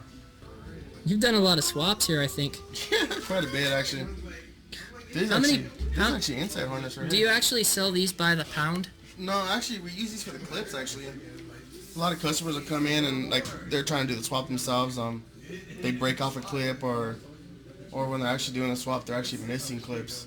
Like, especially, like, these little round ones are here. We use these for, like, the VTEC oil pressure and, like, the knock sensor. Dude, you know what we really need right now? We're probably going to start tuning cams. We probably need to cut a valve cover. I have one right here. Dude. One right there. You're the man. Got one sitting right there. Yeah, maybe they will. Maybe they will. Dude, maybe we'll just get with like a water company. Like, you know what would be tight? If they would just give us a fountain Coke machine in here. Dude, that would be I would never leave this place. That's like the biggest dream, have a fountain Coke machine right by the TV. It's got the highest vacuum that the map will read. Right. A little secret that I've learned over the years is like when you first put your motor together, the first 50 miles of braking are really critical. And what you actually want to do is you want to put a lot of load on the motor and run it up in the RPM range. And what that'll do is it'll seat the rings and the cylinder walls together. When you run it, and if you run it just soft and you just cruise RPM? around, it ends up smearing everything. How high up in RPM range? Like 6? So you just ripped this thing off there. Before I had 20 miles on it, we took it to 9. Took it to 9? Yeah, I warmed it up. Well, you know, we had to adjust the fuel and the timing, and we had a couple of issues with, like, I didn't have the air temperature sensor, so I had to put tape over that. How do you feel about building motors and just throwing them right on the dyno? Loaded runs to maybe like 60% of the RPM range you Right. run, and then you just kind of creep up, 1,000 RPMs at a time. That's what we normally do. We never really break in the engines. They go from engine room to the other bay, which is they get the motors put in, they get rolled over here. We fire them up, warm them up, we drain the oil, and we usually bring them up to about like 6,500. Yeah. And then we do about 2 6,500 run passes, and that kind of gives me like a starting point with the fuel. Right. Then we start blasting them. Yeah. Then afterward, if it handles the blasting part where we're done tuning the engine, then we go on to drivability. Right. And if then something's gonna go wrong, it's gonna go wrong. Right. We figure if it's gonna blow up, I'd rather blow up here. Exactly. That's how. And then once it gets out there, usually the motors usually last a while. Usually when they blow up, it's usually like weird condition, like the fuel pump failed, or like dumb injector fail, or misshift. I mean, when we're racing World Challenge, we had this motor is very similar. We had with stock bottom ends, we had mechanical downshifts is what it's called, or mechanical over revs.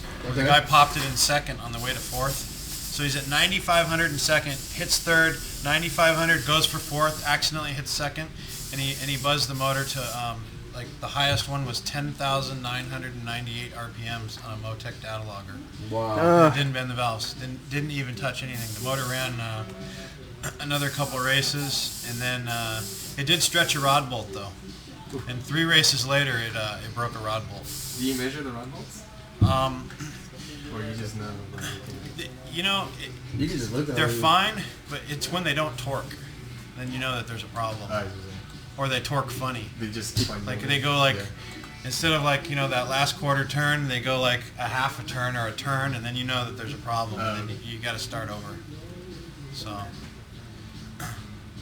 you get a feel for it after a while. And you're doing that with stock rod bolts, aren't you? Yeah, these are stock rod bolts. And you have all that experience with stock rod bolts in World Challenge.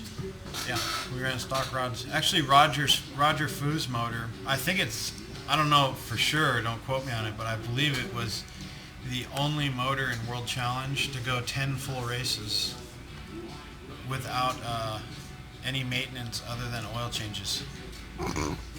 And we actually never even pulled the valve cover off until after the 7th race. And that was because we put a little bit bigger cam in it. That's when he won his Rookie of the Year. Is that when... Right. Yeah, you changed cams and made a little bit more power there. Right, we made a little bit more power. So. Good times. Speaking of making more power, I think we just clicked this over. This year? Yeah.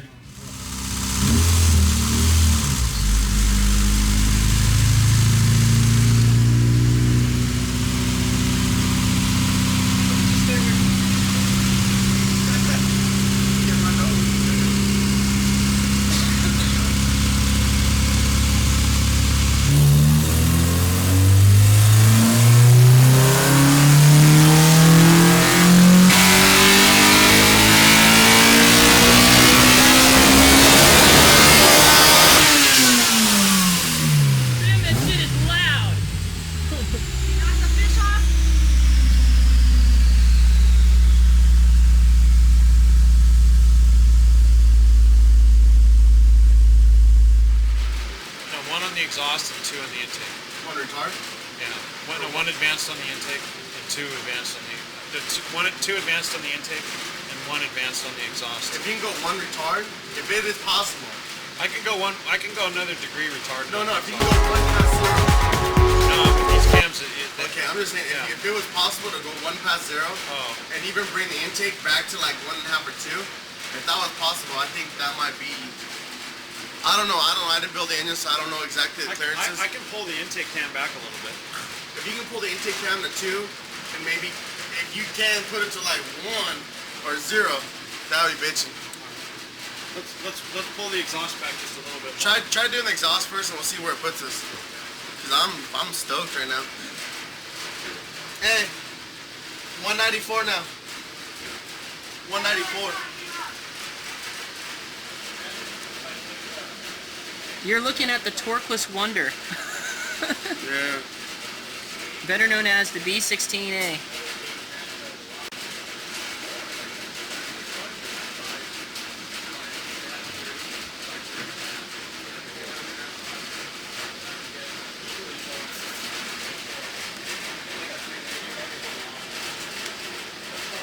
That's cool. Yeah, man. What does the air-fuel comparison look like? I don't know.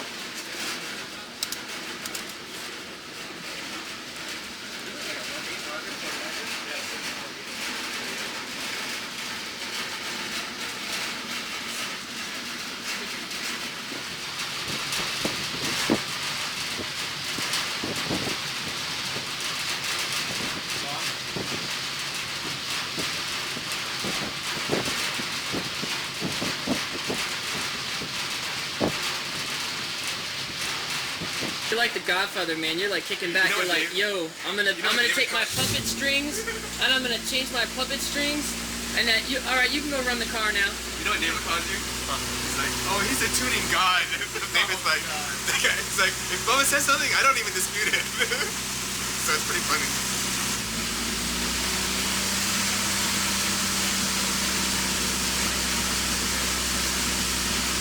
When this thing hits VTEC, it's like... It's on. What do we do, Bubba? Make any changes? Nothing really. I don't know what they did. Cam timing? I think they just did cam timing.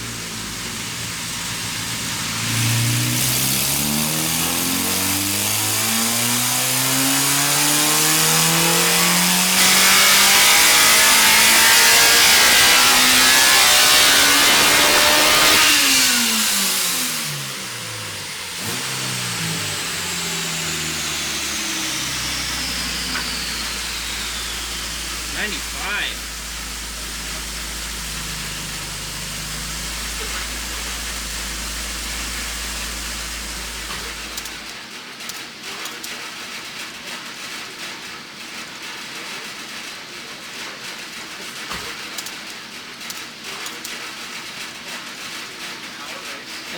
That's saying a lot right there. Yeah.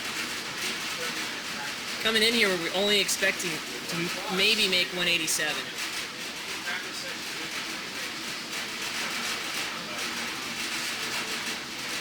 Yeah, we picked up a lot of mid-range. Oh yeah, it, And the peak's pretty close. Oh, that's great. oh wow, I picked up a ton everywhere. The mid-range, I liked it a lot. Dude, do you think we can make 5 more? Honestly, we might be able to. See what you can do. What did it? How did it do compared to the run before? Did it pick up everywhere? Yeah, Oh, I didn't see the. Let me see run 9. Let me just show you power. Alright, that's fine. What do you think, Rocket? Historical right here. Oh yeah. Picked up here, and then picked up a It's pretty squeeze much. loss. I think the exhaust cam's about in the right spot. Maybe if I lean the intake cam forward just a hair. We're coming in around 25 degrees, and then we're ending about 28 degrees. So, Do you think we can pick up some power with the timing? we can try adding, or we try taking. Alright. Let's try adding for. Well, if you move the intake cam, then we don't have to add any time because it's gonna go forward anyway. Let's I'll bump the intake cam forward just a hair. Okay. See how it does.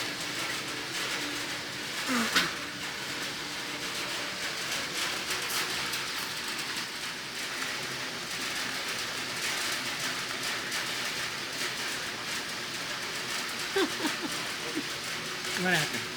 Oh no, it's just timing curves. They should be gnarly right here. Blue. See, that's what a field curve is supposed to look like right there. I've seen like, Three-dimensional. yeah. Well, no, some people when they make their field curve, it's like Rocky Mountains. Like they'll just be like, pop, pop, pop, pop, pop, pop, Yeah, pop, it's real smooth. yeah. That'd be fun to go down with the snowboard. Nice, show Steve. Steve, check this out. Steve. That's what it looks in 3D, our field map. Oh, okay. I mean, it's not all choppy and doesn't look like any type of crazy dune buggy type dunes and It's this car. yeah, it's just I can go 3D, I can go 2D map, or tables. Oh, I see. I mean, we have cars that run 1060s with this system. I mean, one of the world's fastest motor cars use this system. I like this and Motec. These are my two favorites.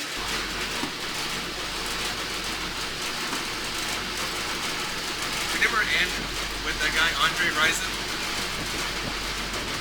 We never his girlfriend like threw all his clothes in the BMW version.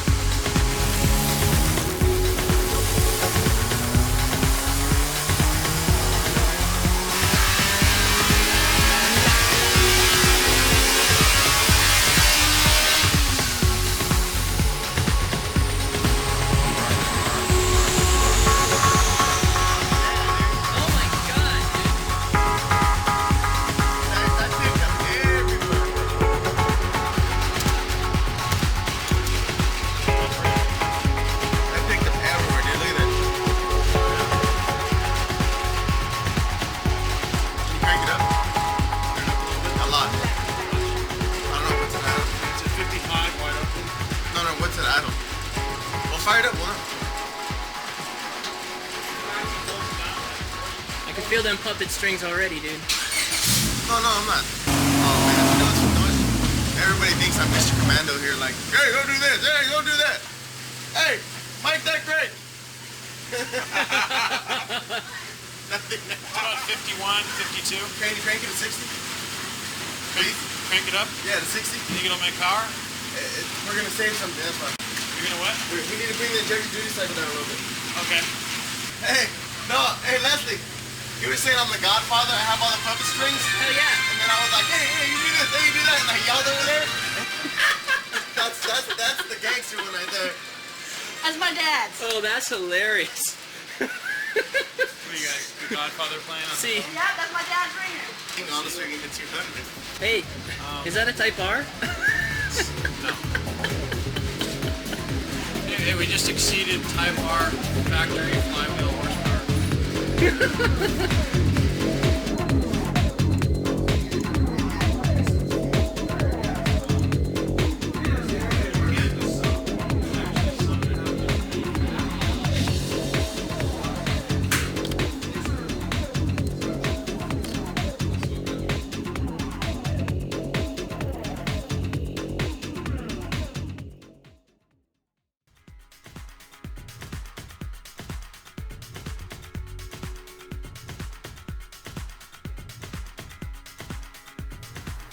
Hopefully the customer is going to make power. But the number one question that people ask is how much horsepower does the cylinder head produce? And there's no way of telling. It all depends on how the guy tunes the car, who tunes it, where they take it to, and what other parts they have on the engine itself. All we can guarantee is it's going to flow more air. So, and it's going to be a high quality job. You know, they all look like this. All right, now we're ready to assemble our cylinder head. So first what I'm going to do is go over a couple of the parts we're going to use. Here we have the stock intake and exhaust valves. As you can see, they have the little dimple in them. So what we did was we went to Dynamic Auto Sports and we got these flat bottom Inconel valves. Now they just came out with these, they're brand new, and they're really strong, and they're a lot better than stainless steel. They're stronger than stainless and they don't fatigue as fast. They're actually very similar to the OEM style valve in strength and hardness. So we're going to use these in our engine, and also it'll pick up a little bit more compression, probably about 3 or 4/10 of a point, since we filled in those dimples. Here we have these valve springs that were donated by Portflow. Basically, it's a pretty simple setup. We have a stock ITR outer valve spring, and then we have Portflow's own inner valve spring design. It's good for a little over 500 thousandths lift, and the retainers were donated by Integra T, aka Trevor, from Honda Tech / EF1. So we're going to use these. They save a little bit of weight over the stock ones. They're approximately half the weight. And also the neat thing about these retainers is they're snap fit. So they stay in place. It makes it a lot easier to assemble. The cams we're going to be using are going to lift the valve about 12 millimeters. And what we'll do is we'll go ahead and push the valve out. And that's basically how much the valve opens. At 12 millimeters of lift. So you can see, like with the stock bore, you have restrictions, because as you can see how close it is to the wall right here. So when you run a bigger bore, you can actually open this up, and it allows the air to get around the valve better and naturally increases flow. But unfortunately, we don't get that luxury for this particular project. Check this out. Come here. Look at this. When we're at overlap with the particular cams we're running, the M22Es or the Dynamic Auto Sports Stage A's, they don't have a lot of duration, but that's what the valves are going to look like at overlap with the cam timing in the right spot. We're only going to have about 20 thousandths of an inch clearance between the valves at overlap. Now you use bigger cams and that clearance actually can go down to about 5 or 6 thousandths. And that's how close things get. And that's one of the limitations of the B series head, is the actual angle of the valves. If you were to put a bigger valve in this motor, you couldn't get the cam timing in the right spot. And that's one mistake a lot of people make, is they put a bigger valve on both sides, and you can never get the cam timing in the right spot with the big cam. And then you'll just, it's like taking, you take one step forward with the big valve, and you take 3 steps backwards with the cam timing. It makes that big of a difference. So there's not a lot of room for error, as you can see. All we have between these valves is 20 thousandths of an inch clearance at overlap. Approximately, and that's what it will be when we get the cam timing in the right spot. You use bigger cams and you're going to have a lot less clearance. Some of the cams on the market, the big race cams, only have about 5 to 7 thousandths of an inch clearance, which is basically about the thickness of 2 pieces of paper. So any floating of one of the valves, and it's going to actually hook like this, because the exhaust valve is trying to close and the intake valve is trying to open, the intake valve will hit the exhaust valve, bend it, and you'll have some serious problems.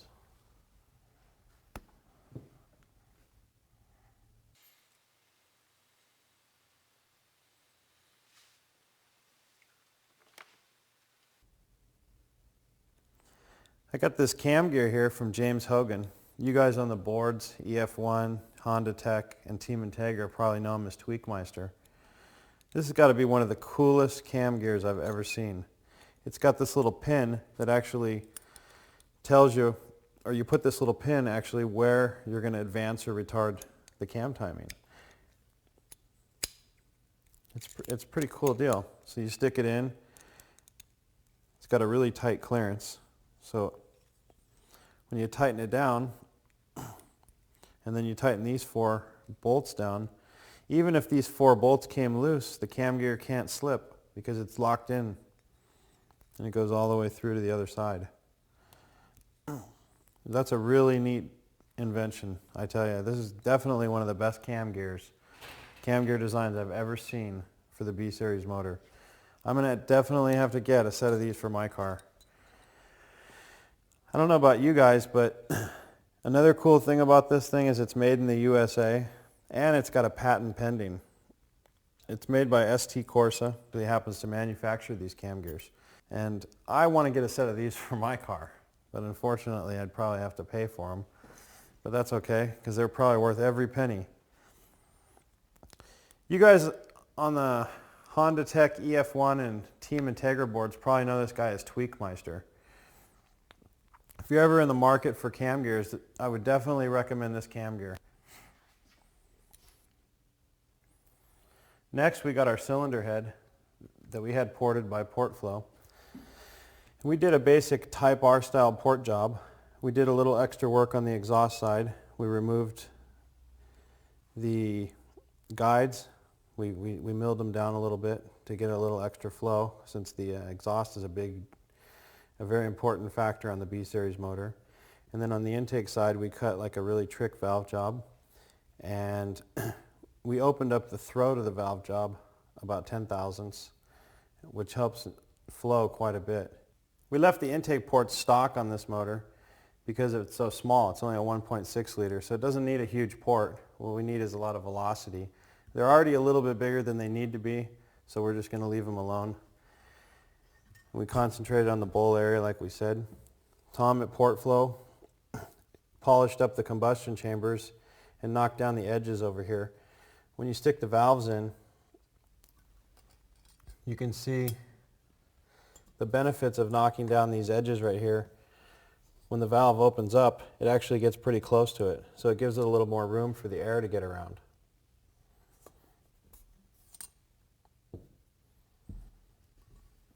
And also, being nice and smooth and everything, it helps keep detonation to a minimum. Now we're going to talk about the valve job. If you look up here, we have our intake port and our valve, and we have our valve angles. Now the function of the valve job is actually to direct the air around the valve. The air wants to follow this surface. So these angles cause it to break, if you will. And depending on the angle, the air will break at a different rate. So the idea behind the valve job, or to get the air, the cylinder head to flow really good with a good valve job, you want to have the right width of an angle. The angle width is very critical, and also the angle itself.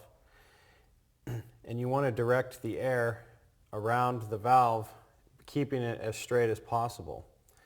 If you turn the air too much, it slows down. Because anytime you turn, it loses momentum. And if you keep it too straight, it hits the valve. So the trick is to find a valve job, a combination of angles and widths of angles that keeps the air as straight as possible and directs it right around the valve.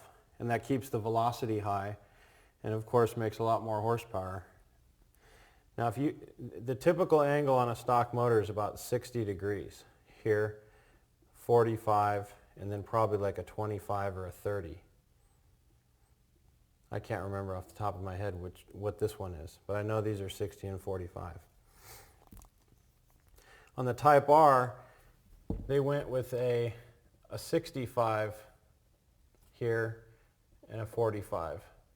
And that picked up some flow. What it did was it actually straightened out the air a little bit more, so it didn't have to turn as sharp. Where over here, the 60 has to turn a lot sharper. So what that means is the 60 is going to flow a little better at low lift numbers, but the 65 is going to flow a little bit better at high lift numbers. And so like I said again, the trick is to get the right combination of angles to make a nice improvement in flow in the proper lift range. And typically the important lift range is from 250 to 250. Below 250, below 200, 250 doesn't really matter much, because first of all you have a lot of overlap, and second of all there's really not much velocity at that point. So you want to get everything moving by the time it hits 250 and kind of explode. Now it's time to assemble the cylinder head, so we're going to go ahead and do that. What we're going to do is we're going to take the valves, we're going to dip them in oil, the stems, so when we stick them in they slide nice and free, get everything lubricated up.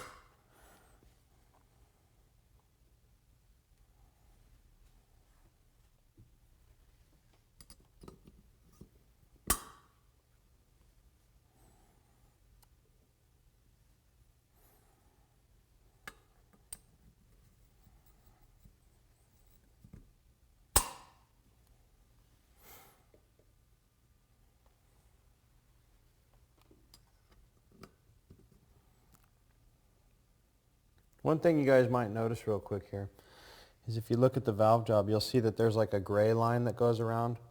And what that is, that's where Tom at Portflow actually lapped the valves in. You can see the gray line on the valve. And that gray line, what they do is they put this like liquid sandpaper on there, and then they actually spin the valve. And what it does is it mates the two surfaces together so they seal perfectly. And after you do that, you can check and see if it's sealing all the way around. And we've already inspected this head, and it actually is very consistent on every single port. It looks very good. Couldn't have done a better job myself. Now what we're going to do is we're just going to flip the head over. Before we actually turn it all the way over, we're going to take a piece of towel here, and we're going to stick it in the combustion chamber. And what that's going to do is it's going to prevent the valves from trying to push open while we install the springs. The next thing we're going to do after we got our cylinder head flipped over is we're going to put the valve spring tool on. These are commercially available. I think they cost about $100, $125. If you plan on doing cylinder heads, it's a good idea to get one. You can actually change the valve springs on the car with this, provided you got an air compressor.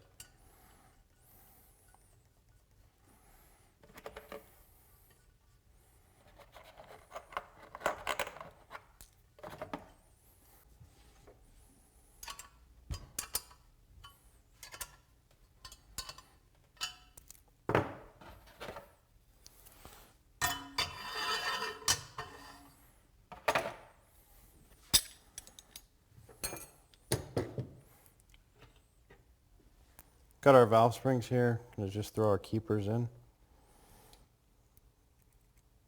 Like that.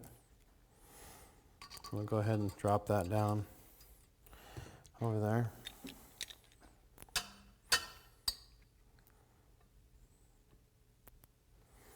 What we'll do is we'll just put your finger over the hole and you just kind of push down and voila. Now we've got our valve springs installed. As you can see, one thing that's real important you got to check is to make sure that the keepers are all the way in their grooves. You know, sometimes you'll put it together and the keeper won't go in all the way and it'll be popped out part of the way. You got to make sure you check, because if it is, it'll definitely pop out all the way and you'll drop a valve. Another thing Tom did for us was he put new valve seals on both sides. You can see the exhaust side gets the black one and the intake side gets the silver one. It's the same way with all the B series heads. So, you know, the black side, the exhaust side's dirty, so that's how I remember it. The dirty side gets the black seals. And the clean side, the intake side, gets the silver seals or the light colored seals. Well, I became a mechanic because back in the early 90s I started souping up my personal cars, and you know, I was just never really happy with what other people did when they souped them up for me. You know, I'd pay some guy to do an exhaust system, or I'd pay some guy to put a bigger fuel injector in or a header or whatnot, and I never got the gains that I was expecting, or that manufacturers claimed, or the particular shop claimed. I actually had a Mirage Turbo, and I started doing a lot of work to that myself. Prior to that, I had a GLHS Dodge Omni, hence that's where I got the name Omniman. All the guys at the street races, since I was the only one with an Omni, they always made fun of me. You know, here comes the Omniman. And actually the guy at Dynamic Autosports kind of started it, Ed Kim, the owner. And I took the motor out of that car and I had somebody rebuild it for me. And the guy actually took all my money, closed down his shop, and left me with my car apart and then out, you know, $3,000. So I tried to take him to court and I could never find him. And then I had somebody else. I had to borrow money at that point because I'd spent every penny I had on the rebuild. So I took a loan out at a bank, and I took the engine, what was left of it, and all the parts I could find in a shop after the police opened the doors for me, and took it to another shop and had them finish it up. You know, another $3,000 later, you know, the car was running, but it wasn't running very good. And then about 15,000 miles later, it actually blew up. So I figured at that point, you know, it was just time to start learning how to do things myself, because it just seemed like I couldn't trust anybody, or I never got the results that I was paying for. And everybody had a different story. And, you know, I kind of felt sorry for guys like that over the years. And that's one of the reasons why we're making this video, is to kind of show people, you know, what they can do, that things aren't really as complicated as they're portrayed to be, and that most guys can actually get some pretty good performance gains just in their own garage at home. You know, with a little practice and a little research, they should be able to do pretty good themselves. I mean, look how far I got. This is how I started. Let's lift this head off.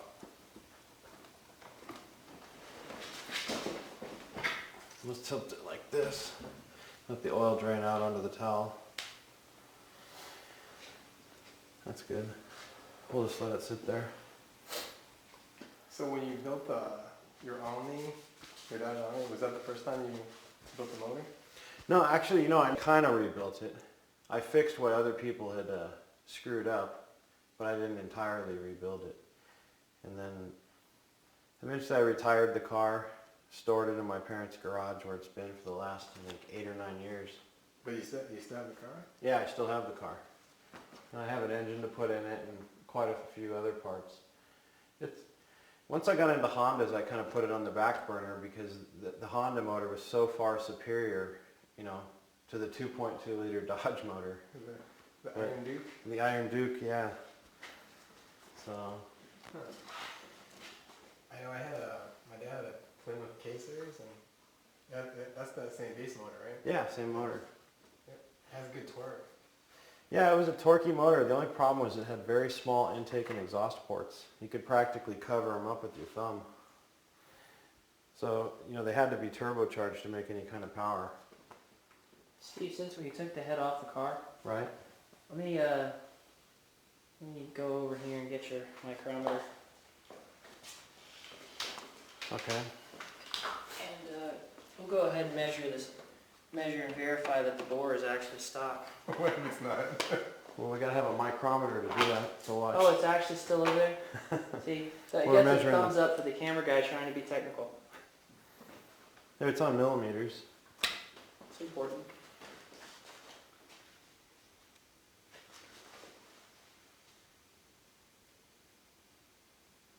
$80,094. Yeah, there's still a little carbon buildup in the bore. We'll scrape that off.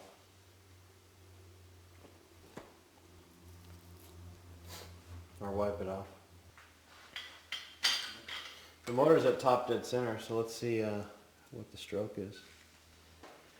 Let's see how big this motor is.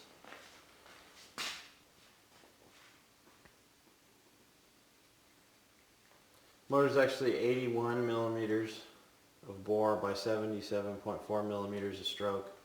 And that's about 1,595 cc's. 1,595 cc's. So if we reach our goal, that's just a hair over 126 horsepower per liter at the tire. We're going to go ahead and get the rest of this thing installed, and the next time we talk, hopefully we'll be putting this thing on the car. And we're hoping this thing makes some pretty big power numbers. We're looking for about 200 horsepower at the wheels. We think we can get there. It's 126 horsepower per liter at the tire. So that's more horsepower per liter than an S2000 makes at the flywheel. So if that's any indication. Actually, I know quite a bit about the Pro Stock motors, and there's a lot of people that are running in the Pro Stock classes that are barely making that much with their big motors. So we're really going to be pushing the limits of this car, or this engine, on pump gas. So stay tuned.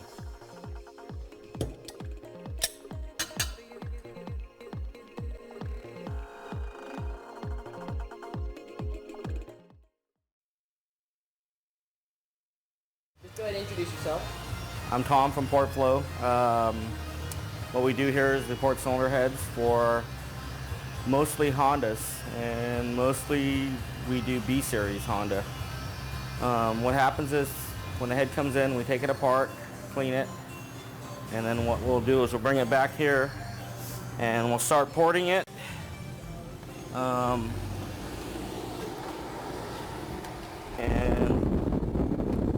most of the material on the exhaust is removed from the roof here.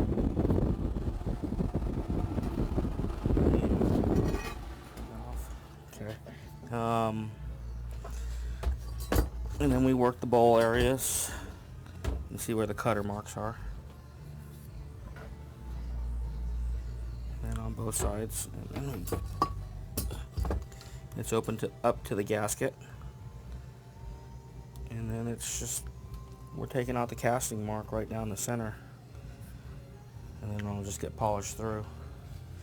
And then after it gets ported, what we'll do is clean it again. So it's probably going to be at this stage here where it's ported.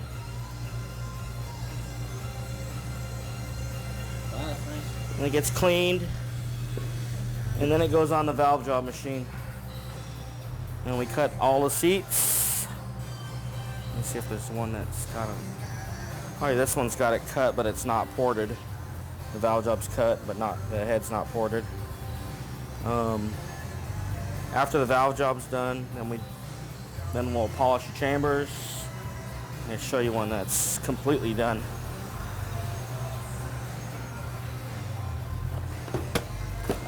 This one right here is completely done. That's where the chambers get done and then surfaced. And it'll get assembled. The parts we have are valves, titanium retainers, and dual springs. How you guys doing? What we're going to do is we're going to get ready to do a little inspection before we tear this car down. And some of the things we found on the inspection were the fuel line that goes from the fuel filter to the fuel rail. What was replaced at some point with an aftermarket line. That led us to believe, that the motor maybe had been replaced, or maybe it had nitrous on it or something like that. So we looked a little further and we found the JDM tape, which is typical of the Gen 1 B16s from Japan. Then the next thing we looked at was the cylinder head, and we found that the cylinder head was actually a 1989 cylinder head. So definitely this motor was a Japanese motor that somebody stuck in here, and it wasn't the original motor. And the block is also a Gen 1 block. If you look down, you can see it's just a B16A instead of B16A2 like it's supposed to say. So what we're going to go ahead and do is we're going to take the valve cover off here in a second and see what else we find under there. We talked with the owner about it, and the owner wasn't aware that the motor had been replaced. So he's going to be contacting the guy he bought it from, who apparently was the original owner. And I guess they have a few things to work out, but I guess that's how it goes. You got to be careful when you buy a car. So now we're going to take the valve cover off and see what we find.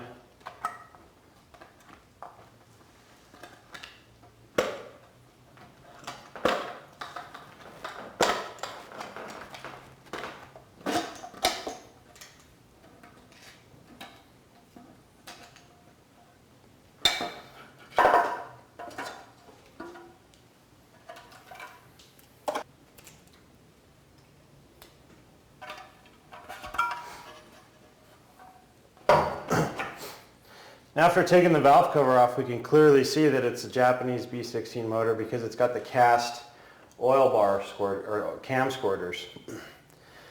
Also I can tell that it's an automatic motor because it's got the aluminum factory Honda valve spring retainers. If you look down there, only the automatic motors came with those, and they're actually kind of rare.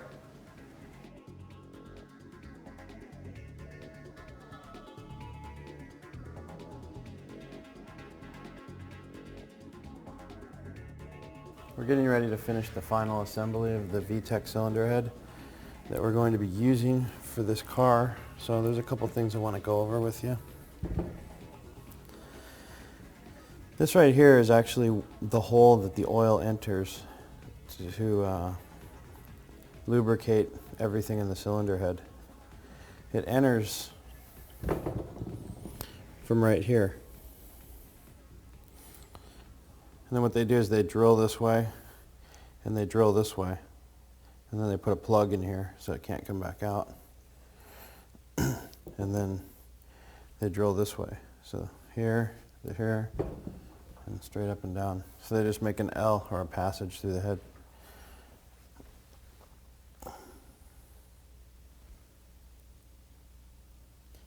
And one interesting thing that you might want to note is if you look inside this hole right here, the oil actually goes through one of the bolt holes.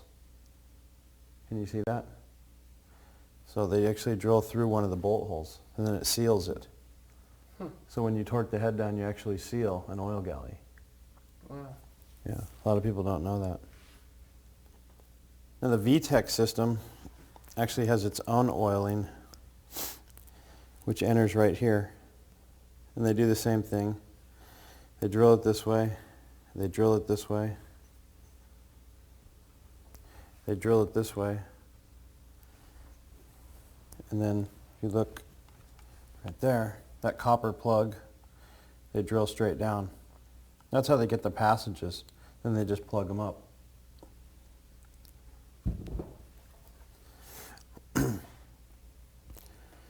This is where the VTEC solenoid goes.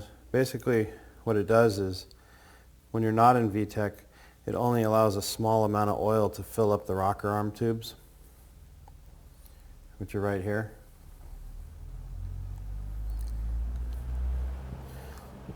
And then when VTEC's ready to engage, it allows engine oil pressure to go through these tubes. And what it does is it actually goes through this end rocker arm. You can see this hole, these holes right here that are chamfered, allow the oil to go in through the rocker arm, and it actually pushes this pin in, and then it pushes it in, and then it pushes this one in, so it locks these two together, and then this one has a little spring-loaded deal, and that's how it locks the rocker arms together. The oil for the VTEC system actually comes through this hole right here. And then it's bypassed back into the cylinder head through this hole until VTEC's ready to engage. And when VTEC's ready to engage, then it goes through this hole. And some people take these out and use them for oiling for like a turbo or something like that. That's actually not a good spot because there's really no oil pressure in here unless VTEC's engaged. This red area would be the valve seat. One of the things you can do to increase flow, as you can see, if you drew a line through the port, this isn't to scale, so, but you'll get the idea. You can see that the air has to actually go around the valve farther. So one thing that you can do to increase flow on the valve job, besides the angles, is actually make the seat or the throat wider. On the Type R, they actually open up the throat about 10 thousandths on the Type R cylinder head versus like a B16 or GSR. And that's one of the reasons why they do the porting in the bowl is to blend it back into the port. So what you can do is you can actually open it up like 20 or 25 thousandths. And then when the air is traveling down the cylinder, let's say it has to travel farther to get around the valve. Now it has a straighter shot. And then you can actually open up the port a little bigger correspondingly. And it just kind of straightens out the air, and then it picks up CFM. And you can use the same size valve. And you can use the same size valve, yeah. You're just moving everything out. When you put a bigger valve in the head, you actually end up blocking off the port more if you don't change the seat diameter. So a lot of people put big valves in the head. All you're doing is you're just putting a bigger cover over the hole. If you were actually, now let's say you had room, or you had to run a small cam and you didn't have other limitations like on the valve job or the porting area, you had a spec cam or something for your race series, you could actually run the bigger valve, but in order to see the benefits of the bigger valve, you actually have to open up the port accordingly. So if you scale the valve up, you have to scale the port up. Otherwise, you won't see any benefits from it. And this particular head, what was done to it? This particular head, we actually opened up the throat 20 thousandths. It was a Type R head, so it already had about 10 thousandths.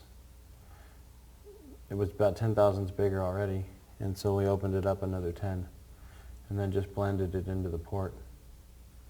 So, and this works really well. This is the intake and the exhaust valve, and at overlap, there's a point at which the valves get really close to each other. On some of the camshafts, if you get the valve clearance in the right spot, or the cam timing in the right spot, the valve-to-valve clearance is actually, the thickness of 2 or 3 pieces of paper, hardly anything. If your exhaust valve floats, your intake valve will actually hook it. The exhaust valve's trying to close while the intake's trying to open. So if you float the exhaust valve, it'll stay open longer than it's supposed to, and the intake valve will come and hit it. Or if you have a larger valve in the head, like a 1 millimeter oversized valve, then they'll start rubbing each other, and that'll just wear the guides out.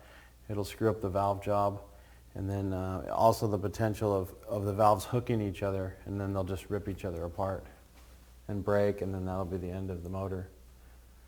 If you break a valve, chances are, especially if you're at high RPM, not only will you destroy the cylinder head, but the piston, if it shatters, then the rod will just weed eat the block.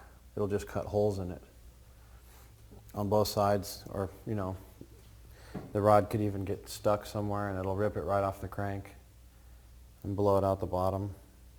So that's one of those things you just want to keep in mind if you're going to use big cams.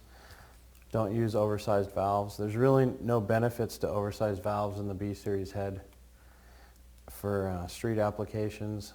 It's not very lucrative. So next we're going to assemble the cylinder head. Finish assembling it. We're going to put the rocker arms in and the lost motion assemblies, and get ready to install it on the car. I'm going to assemble it, so actually I'm just going to put a little bit of oil in the rocker shaft holes, or the bolt holes for the rocker shafts. And when you assemble the rocker shafts, you got to make sure the end of it that has the hole, the big hole in it, see, this end doesn't have a hole. You got to make sure that this one's on the timing belt side. Is that where the control orifice goes? Right. And it doesn't matter what rocker shaft goes in what hole. They're both the same.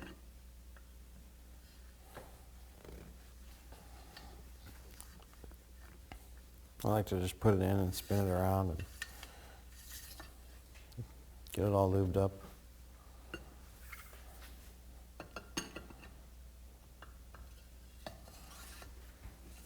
Considering that came out of another head, it's 14 years old and goes right into this brand new one. Yeah, no kidding. 14 years and they still got it down pat. Before we put the rocker arms in, though, we got to put the lost motion assemblies in.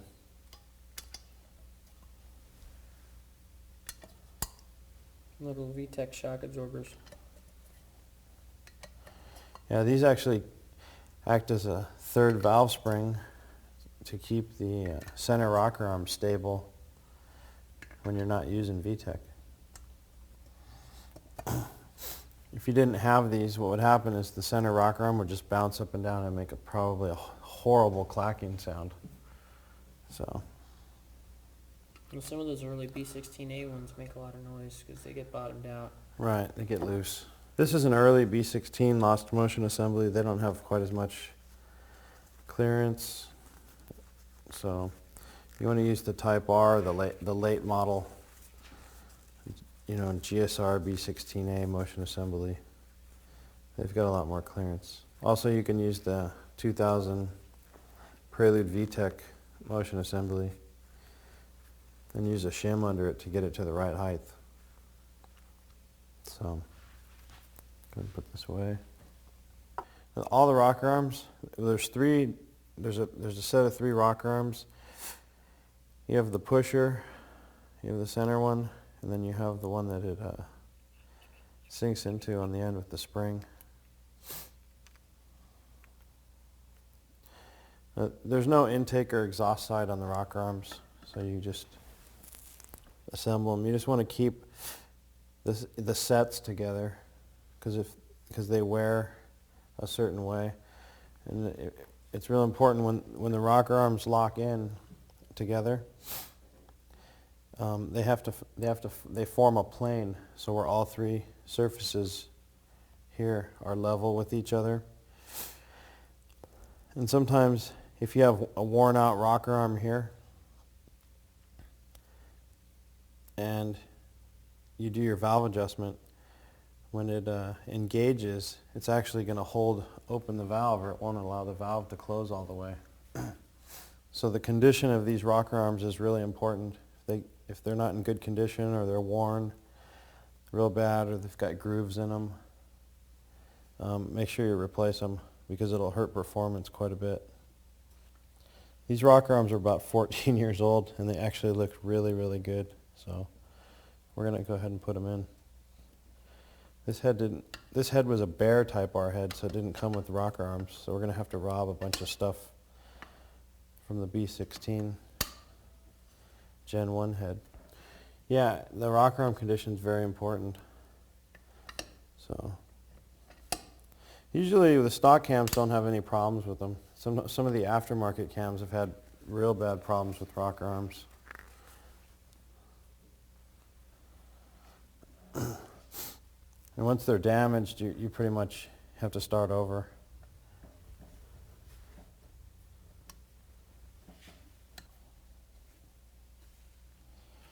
And when you put the shaft in, make sure this hole's up because there's going to be a pin that actually holds it in place. So you want to line that up with the hole. And since this is the exhaust side, the pin that looks like this goes on the exhaust side.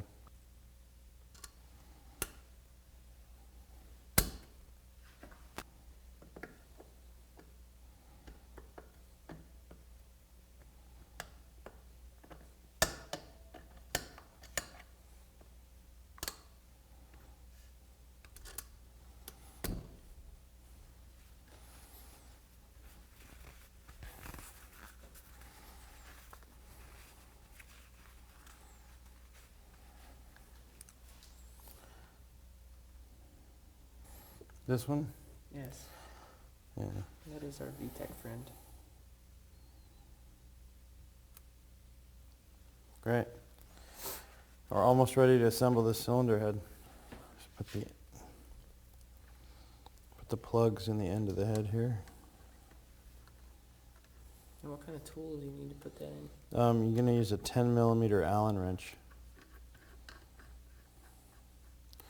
And this huge giant torque bar. Just kidding. What does it actually torque to? You know, that's a good question. I don't know. Oh, I'd say about 20 foot-pounds. They don't need to be really tight. I mean, they need to be tight, but not like, don't strip the head.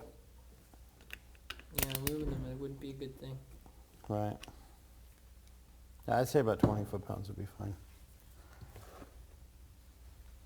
Just don't forget to tighten them, because then you'll have oil pouring out all over the place.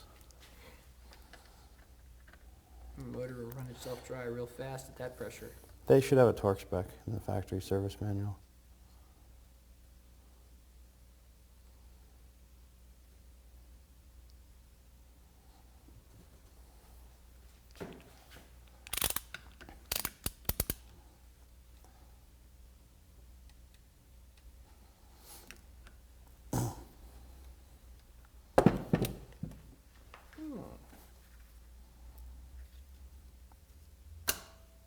Springy. Like Type R. Mm-hmm. We've got our cylinder head all assembled now. We put our intake manifold on, RC injectors we put in, and the fuel rail, VTech solenoid, coolant neck, rocker arms, everything's done. So we're going to go ahead and put it on the car. Looks like it's all ready to go. Hi, it's Rocket again. I'm going to show you in this segment how we modify our spark plugs to get that extra horsepower. We start off with Autolite, and for this operation, Autolite 3923. And what we do is we put specific cuts into the electrodes to, what this does is help stabilizes the fuel and actually catches fuel around, and actually captures fuel around the spark area, which promotes a very stable ignition and prevents high RPM blowout.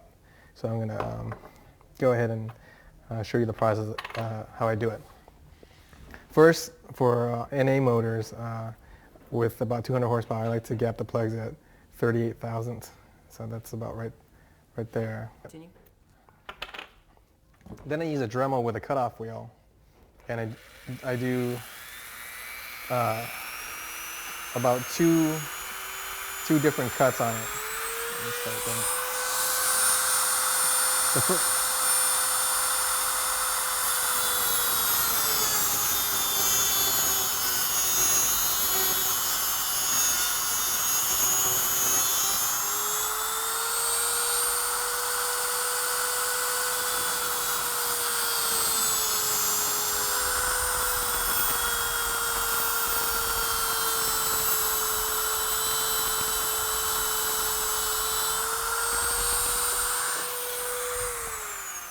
First, what I did was the first cut was to cut back the ground electrode so it's halfway over the sending electrode.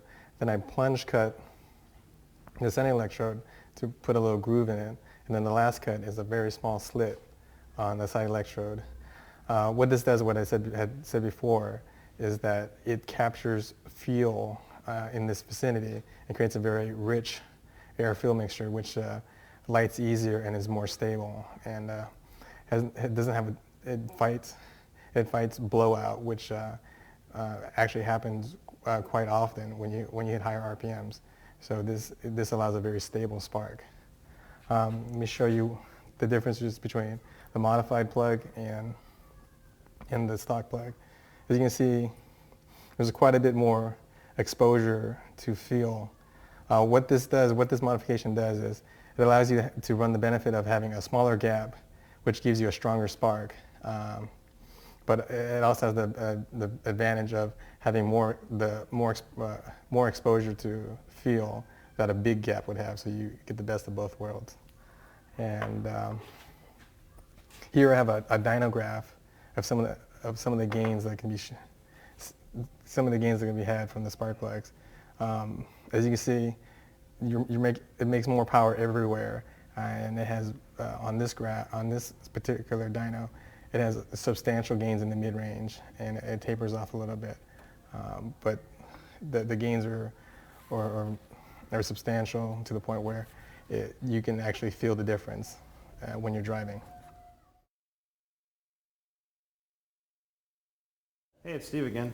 I actually tried these plugs in my car on the dyno, and what I personally found was about a 1 to 2 horsepower gain in my particular application. And the biggest thing that I noticed was the throttle response. I mean, it was an absolute instant improvement in throttle response. The transition from full throttle to part throttle just seemed a lot crisper.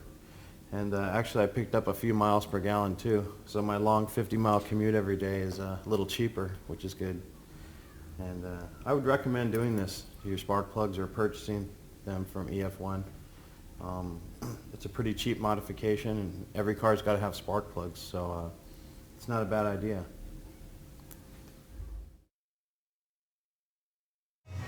This is a 3060, comes from France. It's about $30,000.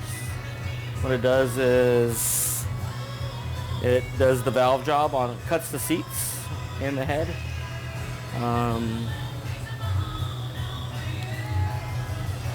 Pretty much what happens is this machine takes a pilot, which is this piece here, and we have them for almost every size there is. Yamaha, the VTEC one, all of them. I've got over 50 of them, so I can do almost any head. They're made out of carbide. They're $100 a piece. And what happens is you put this in down the guide, and the cutter will cut the seat. It's self-centering, so if it's in on a different angle, which I'll demonstrate it for you, but what's going to happen is this thing, see the machine moving? It's going to find its center by itself with air pressure.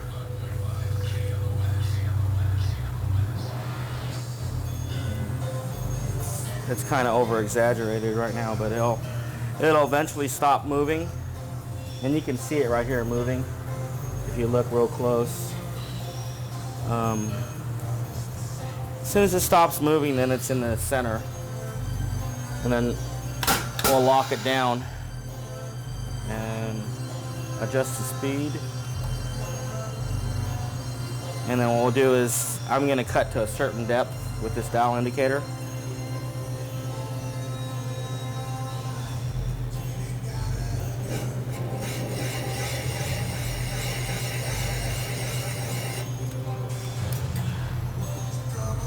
That's there.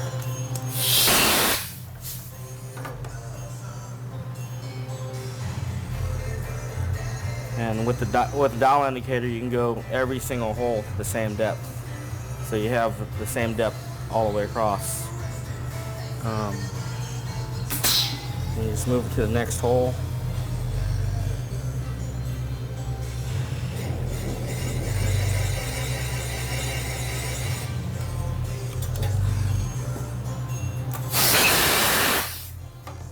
That's it. Valve job.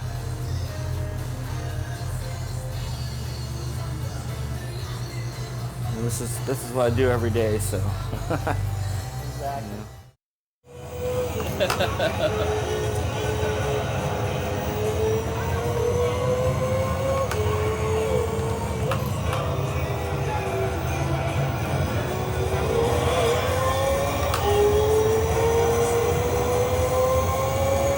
Tom, you're a road racing monster. Something to cover the walls. Yeah, you got a couple of really nice ones here. This is one of my favorite. What's with this drawing here? This one? Yeah. A friend of mine's mom worked for Toyota for several years, and this was drawn back in probably 1970. Cool. Celica. It's like a hand drawing of that. I used to own a car like this, that's why. The Kubo autograph, the battle. Long Beach Grand Prix had pit row suites. This is from Phoenix. It's like 93, 95. Phoenix, Indianapolis, International Auto Salon, NHRA, California Speedway, more Toyota Grand Prix. NHRA, Toyota Grand Prix, Laguna Seca, Wow. Tokyo Auto Salon, Long Beach Grand Prix, Sweet. Laguna Seca. What's this little guy? It's Onponmon. Onponman? Yeah. What is that? Character in Japan. That's cute. U.S. Grand Prix, F1. Cool. Um, You're addicted. Yeah, I collect these helmet visors. It's Greg Moore, unfortunately crashed and died in California Speedway a few years ago. Zanardi crashed, lost his legs. Hopefully that's not a bad sign, but that's Jack Volno, Raul Boisel, Andre Ribeiro, Hiro Matsushita, and one of my friends used to race for Pro Line Karts. And then the Nissan car, our sticker covered refrigerator. That's pretty much it, I guess. It's just cluttered in here. I mean, we ran out of space about 2 years ago, so. Well, just like I told you, your clutter is cool to somebody else, Tom. Right. But good times. Thanks, man. Yep, no problem.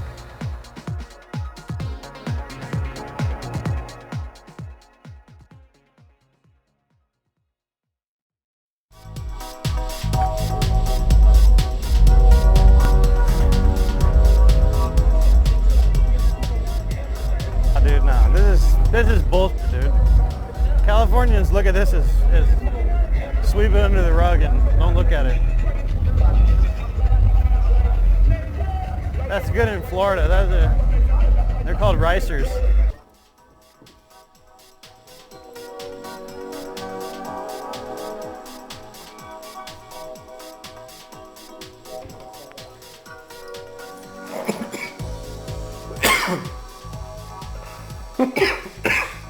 Doing all right, Rocket? You thirsty? You want anything?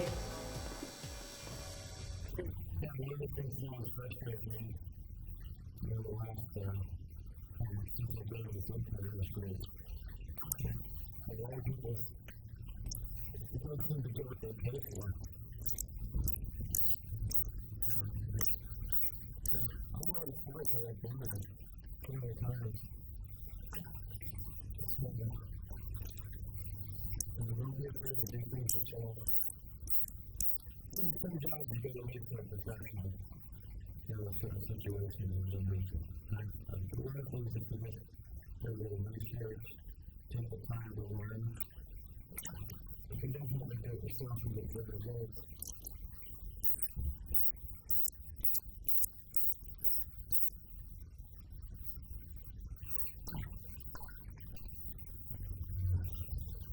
There's another one actually, it's a whole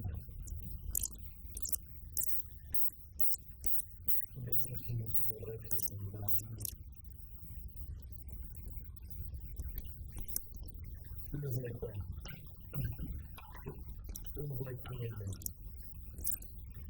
one of those situations where you're trying to actually avoid keeping that car as low miles and making modifications. But they really wanted to give us a chance on the earlier in the movie first, so they gave us something that's a little bit of a curveball. That's really nice. The first V-Tech engine. Yeah, the first V-Tech production engine. Because one that's only the 6, right? What the hell is that come on after that?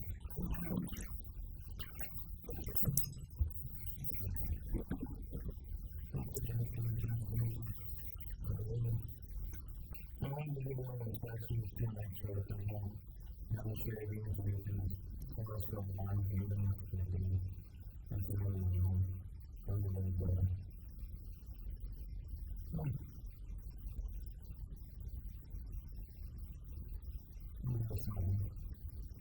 We got a little oil in the moment.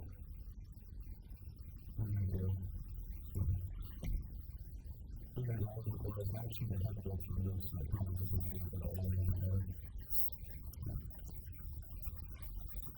The water in the room.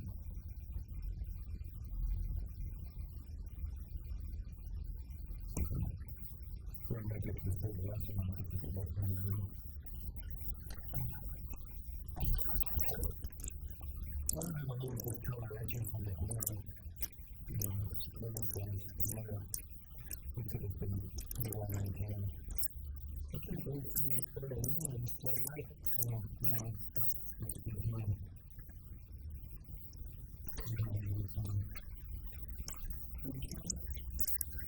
But everything looks like it has a right model output on it. Because the early ones have a little different style, but we're usually not really a washer. And actually, we hold them and we set to the right one.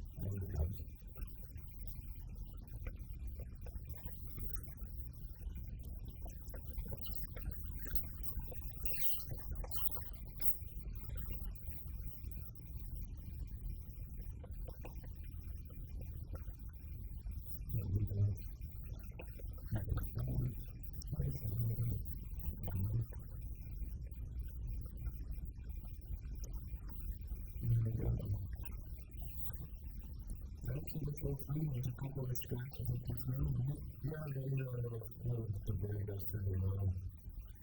And it's like the future because, right? Scratching like this. Stick a little bit out there, stay with the way you get.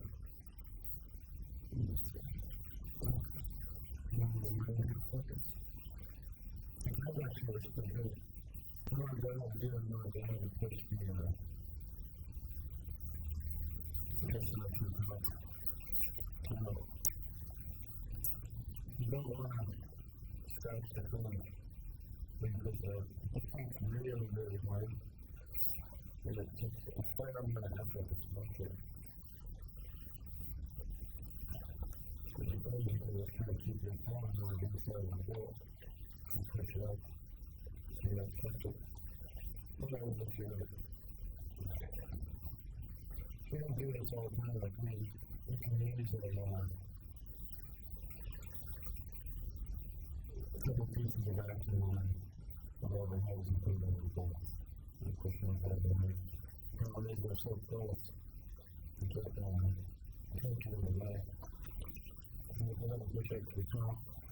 And then once you push up, you pull it out. You push the piston up to the bottom. The grease pump out. Everything that was out there, so I haven't touched anything yet. It closes on the rings. You can see every time you put the ring in the piston out, it's a clock on the rings. Just pretty down there. The ring on the first time. The one thing that's interesting is that the top ring and the second ring are right under each other. And this is just how it came out when it actually is. Would you use it as a professional thing? Yeah, that's not very good. And it's definitely like a passage for one of the person. So instead of having to go all the way around the ring and completion, go all the way around the ring and everything, you know, it can like stretch out. So let's see what gap in the room is. The gap in the room is not too far away. It's actually pretty good. So can you do that over here, can you see?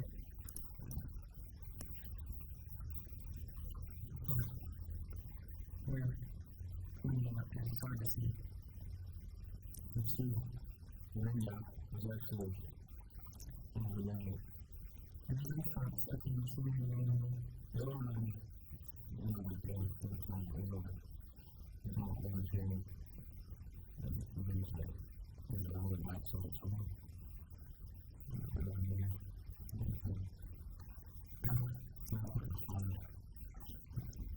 Those are pretty worn out.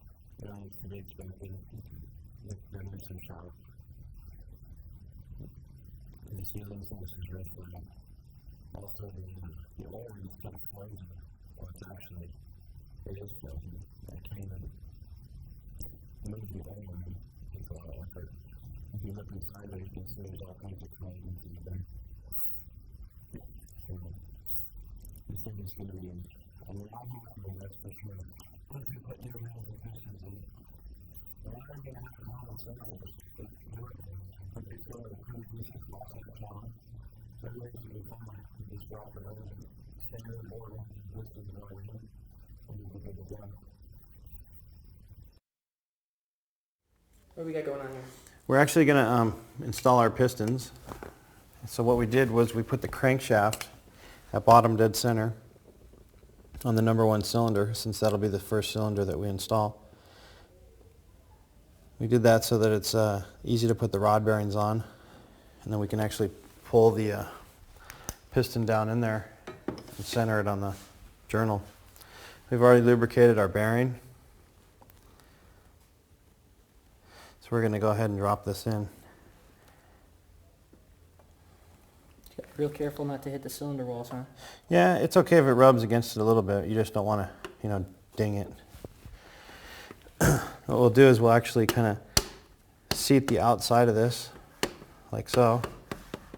So now it's nice and square with the surface of the deck, and then we'll just tap the piston in lightly. There we go. Ooh, that's pretty.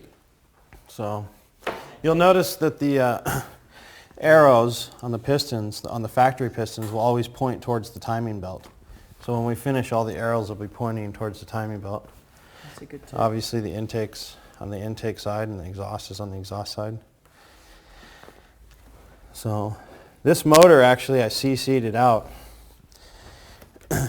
I figured out how much material we removed from the valve pockets, how much we removed from the cylinder head, the chamber, and then also took into account how much the flat bottom valves, how much space they took up.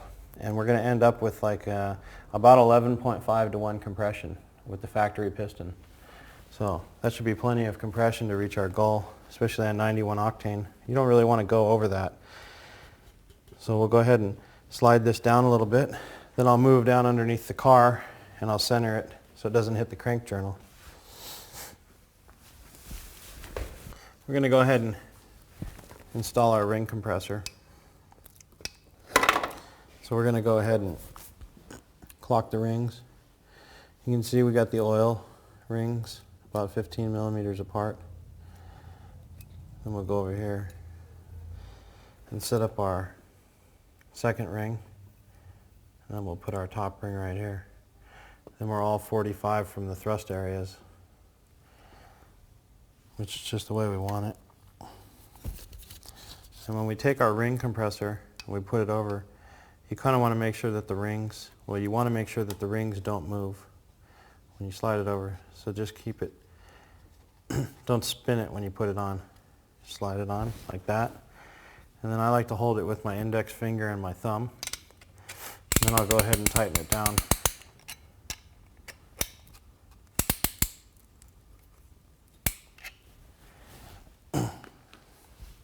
Now that we got that out of the way, we're ready to install it. We've actually lubricated our bearing. So we'll go ahead and drop this in. Now the piston to wall clearance on these pistons seems to work best at about 1,000th, about 1,000th. Honda says you can run them as tight as I think 4 or 5 tenths, which is about a half a thou. And they don't like to see over 2,000ths. So got that all square. So we'll go ahead and pop this in.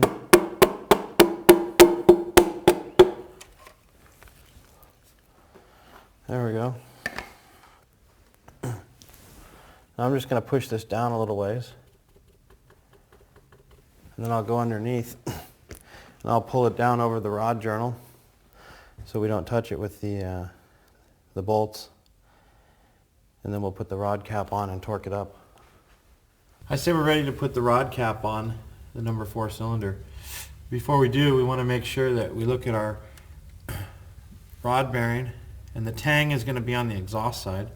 So since the exhaust side is this way, we'll go ahead and flip this around. We've already put oil on it. Well, before we do that, actually, we have to pull the rod and piston assembly down. So we'll go ahead and do that. Can someone go up top and just gently push it?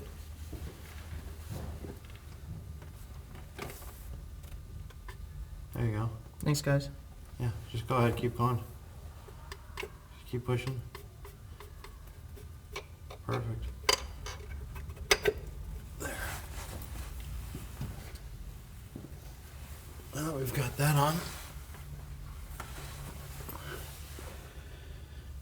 the tang's going on the exhaust side, so we'll go ahead and install this. You just kind of walk it up. There. Put our nuts on. Now you don't need to put any lubrication or anything on the nuts. You just put them on dry. I've actually taken motors apart that people have brought to me to rebuild that have had Loctite on the rod nuts. So somebody else had actually rebuilt it at one point. What a nightmare that was.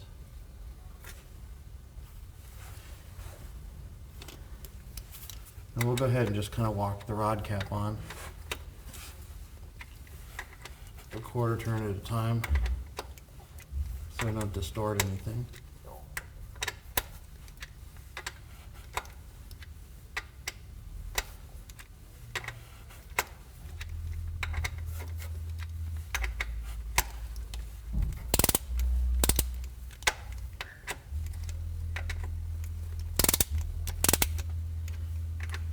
Seated.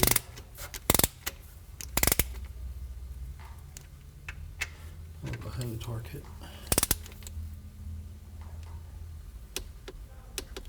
Now if you go to torque your rods and they won't torque up, what that means is the rod bolt's stretching. And what's the spec again? We're torquing these to 31 foot-pounds. Anywhere between 30 and 33 is fine. Why did you choose to be on that side of the spectrum? No particular reason. Just on used rods, I'll usually torque them on the looser side. Okay, we've got our rod all torqued up. So what we're going to do is we're going to go make sure it moves back and forth. Even though the plastic gauge portion came out fine, we want to make sure that the rod's round, because it's possible for the rod to be actually to show enough clearance on the plastic gauge, but maybe it's oval or something and it's pinching the rod journal. So as long as we can move it back and forth, they have about 5 to 7 thousandths play. You can hear it. You should be able to do it pretty easily. That's fine. If it's really sticky or it's all pop, pop, then you have a problem and you need to check it out. Occasionally, if you run the stock rods, you know, or 100 and so thousand miles really, really hard, it can actually distort, but that's pretty normal, you know, under extreme use for long, long periods of time. But these stock rods are extremely strong and they can hold up with a lot, you know, they can withstand a lot of torture and abuse. So what's next? Next we're going to put on the number 1 rod cap. So I'm going to go ahead and pull this down.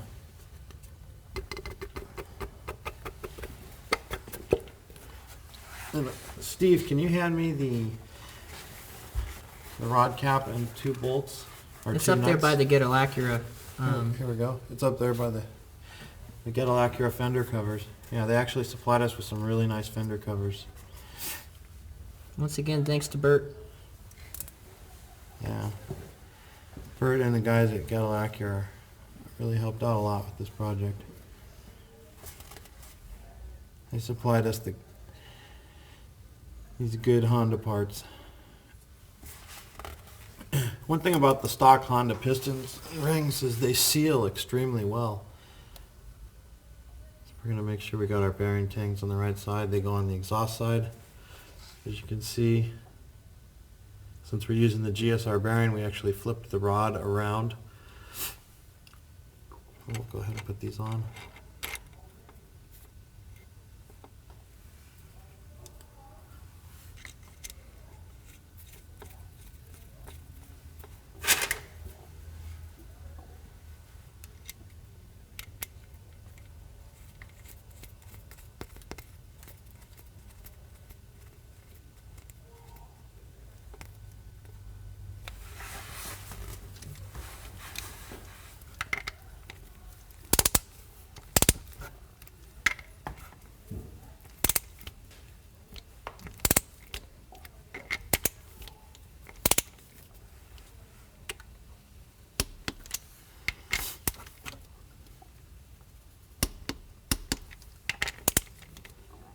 You always want to like double check them.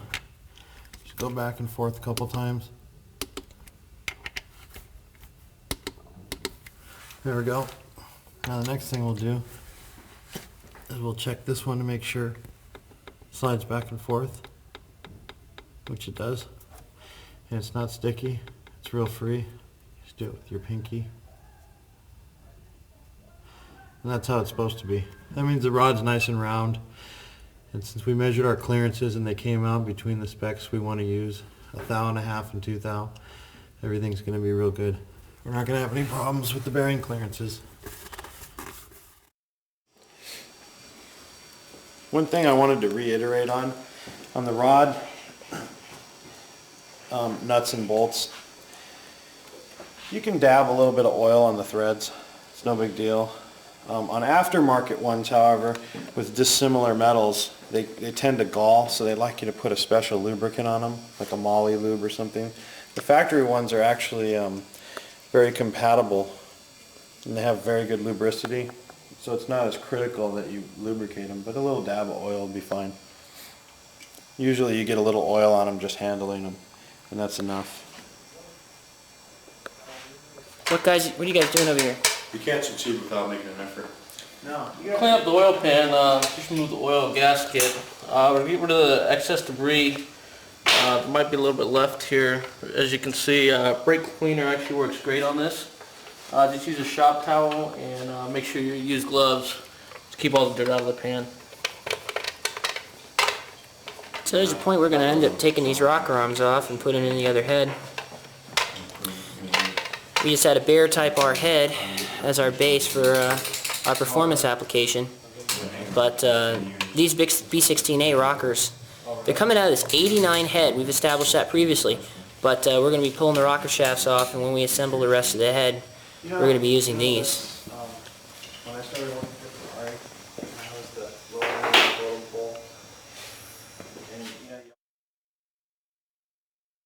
the rods and pistons in, you always want to put the lubricant on the rod bearing before you install it. Otherwise it's kind of hard to get to once it's down in there. Yeah. So Better while it's out. Yeah. So let's put that there. We'll grab our hammer. The reason we tap the outside of this is just to seat it to the surface of the block. Then we'll line the piston up. Just light effort, and it should pop right in. If it catches, or you start tapping it in and it stops, there's a good chance that the piston ring compressor could be a little bit too loose, and one of the piston rings could be catching on the side of the cylinder. Alright. So what you can do is you can pull everything back apart, maybe tighten it down one click more, and then give it another shot.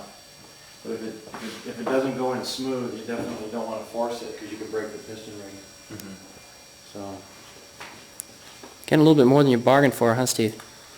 Well, the more and more we get into this, the more and more I learn, and a couple other people here are learning too. Quite amazing how this goes in. I'll tell you what, I'm learning something. This is good. Definitely got a lot of parts here. Definitely. Good times. Tell you what, this is about 100 times better than the stuff you see on this channel. You know, one thing that it's interesting is a lot of people doing some of these shows on TV, they've never done anything. They're just, literally, they're just actors. They have no history of racing or very few accomplishments, if any. And what's kind of nice is that, you know, not to brag or anything, but, you know, I've got a lot of experience with these B-Series Honda motors.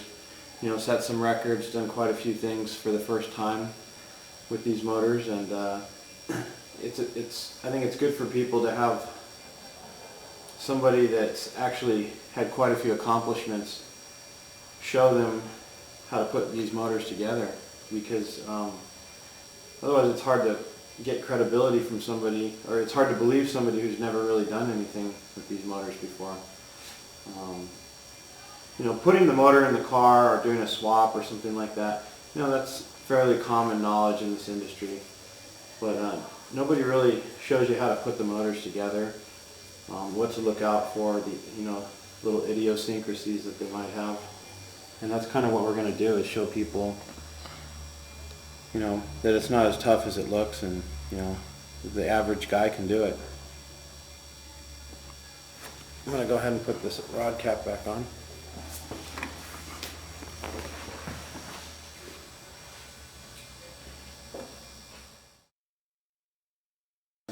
So show us what we were doing here with the motor here. What we were doing is we're soaking up the oil.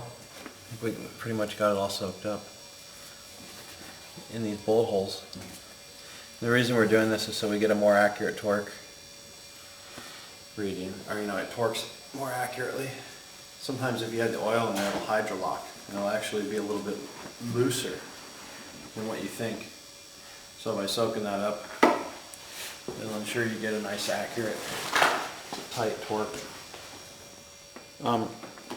Looks like we're going to get ready to install our cylinder head here. Ha! Gotcha. What?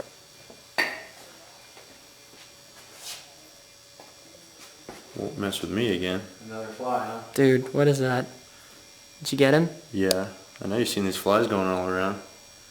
Yeah, hard to get focused on, but you know what? Brake clean is our friend. Brake clean is definitely the fly killer. Yeah, and I guess it works on cars or something too, right? At $2 a bottle, it's cheap Raid, right? Yeah. Hey, it works on 14-year-old blocks too. There you go. I can't believe this motor's 14 years old. I'm more than twice as old as this motor. I'm gonna get a laser sight for this brake clean here. Well, you know what? If a 14-year-old motor, original Honda 14-year-old unmolested B16 short block, can put 200 horsepower at the tire, I think anybody could do it, as long as they follow what we've done.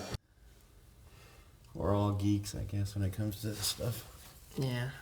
What I do is just... I'm a double geek because I'm a shooter and I like doing it. Put that on. You don't need any gasket sealant when you put this on. You just put it on dry. It's fine. Actually, Hondas are kind of cool. You need very little sealant. Sometimes I see people that they glob a bunch of, I see motors, they glob a bunch of stuff on cam seals and valve cover gaskets, oil pans, they glue them together. That's not really necessary.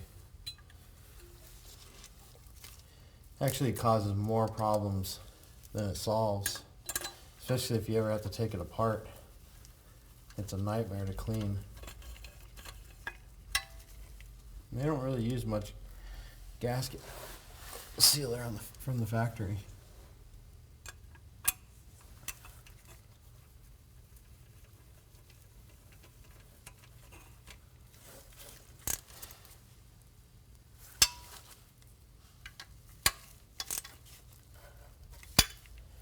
When you tighten these, you don't need to make them super tight. They only torque to about 6-7 foot-pounds.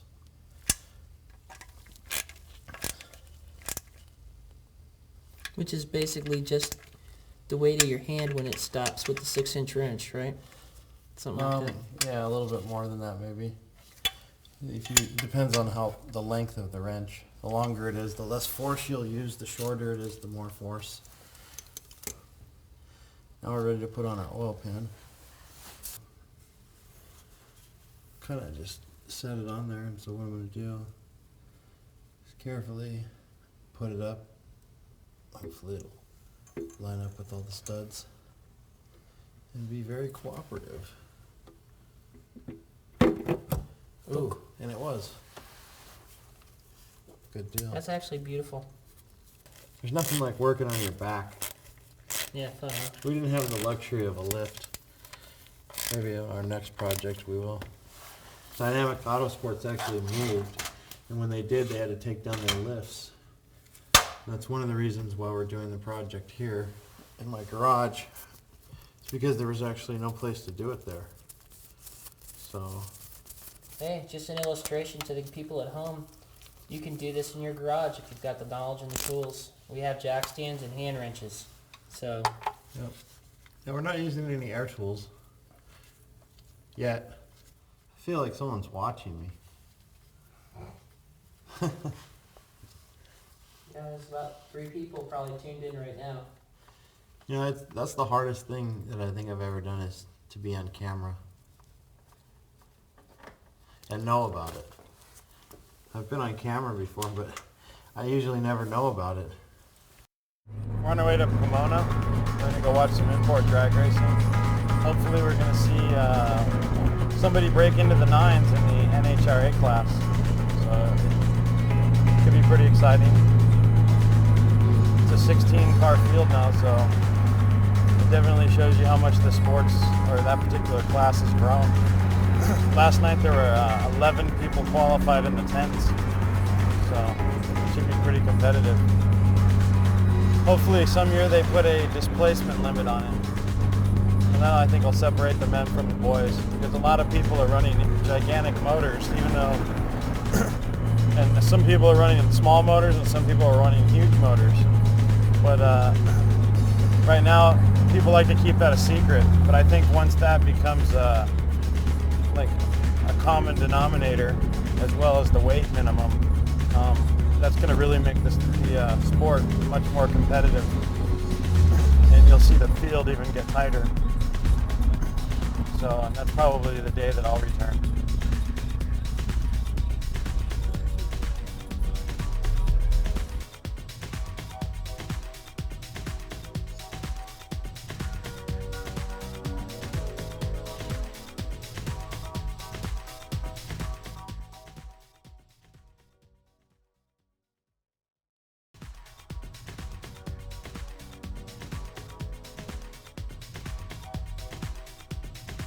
It's really nice to help out the street guys, because a lot of the parts that you use on a race car, they don't apply to the street.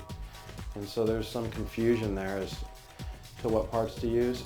And that's one of the goals of this project, is to kind of clarify things as far as what parts to use, that you don't need the biggest camshaft or the highest amount of compression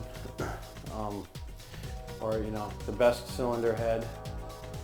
It's about the whole package working together, and that's what we're going to do, is show you how to make a package that can work together. We're going to use a Type R intake manifold. You can buy this at any Honda or Acura dealer in the United States, pretty much. The difference between the Type R intake manifold and the Civic SI intake manifold: the Type R intake manifold is a bigger hole where the throttle body goes. It's actually 64 millimeters versus 62. The runners are a little shorter to provide more high RPM power, and then also the runners are a little bit larger in diameter. Now we took the stock Civic SI throttle body down to RC Engineering, and we had them bored out. Let's see how big they got it. Actually, haven't measured it yet. So they punched it out from 60 to 64.3. Wow, that's pretty big. So a 4.3 millimeter increase in size. RC Engineering actually gave us these injectors. They're 310cc injectors. This will supply the extra fuel we need to make another 40 horsepower on this motor. The cool thing about RC fuel injection is that they flow test all of their injectors individually before they give them to you, and then they give you a calibration sheet, and it basically tells you what every injector did. So you have a little record of it. And they didn't charge us anything for these. They gave these parts to us for this project, which was very nice of them. The injector kits also include a O-ring kit. This ECU package is going to extend the RPM range, as well as provide better fuel and ignition curves for our particular setup. And we have the ST Corsa cam gears that were donated by Hogan's Imports. The camshafts from EF1 should pick up a conservative 8 horsepower over the Civic Type R cams. The header should actually add about 10. These figures that I'm giving are pretty conservative. We've added up the list of parts that we're putting on the car, and we should see about another 40 horsepower or so conservatively over what the car originally baselined at 160. This motor is going to turn about 9,200 RPM, and we should expect to see peak horsepower in the neighborhood of 86 to 8,800 RPMs. The next thing we got here are some transmission gears. Now, gearing the transmission can be very expensive, but I've kind of come up with a very inexpensive way to do it, relatively speaking. I like to use this 3077 first gear. The first to second shift on the Type R or the GSR transmission definitely is a little bit too far apart.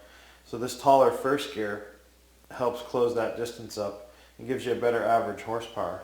The only problem with this first gear is that it makes first gear a little bit too tall. So what we do to shorten it back up again is we use a 4785 final drive, which is just your typical JDM final drive. You can buy that from pretty much anybody who sells JDM parts. The owner of the car actually went ahead and got a brand new Type R LSD, We just had the bearings pressed on, so we're going to put that in so we get good traction. Then the good people at Gettle Acura in Sarasota, Florida donated pistons, rings, bearings, and all the necessary gaskets to do the job.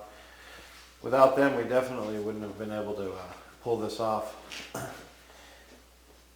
We got these cam gears from Hogan's Import Parts. And we also have a 92 to 2000 adapter harness. This basically takes your OBD1 ECU and allows it to plug into your 99 SI.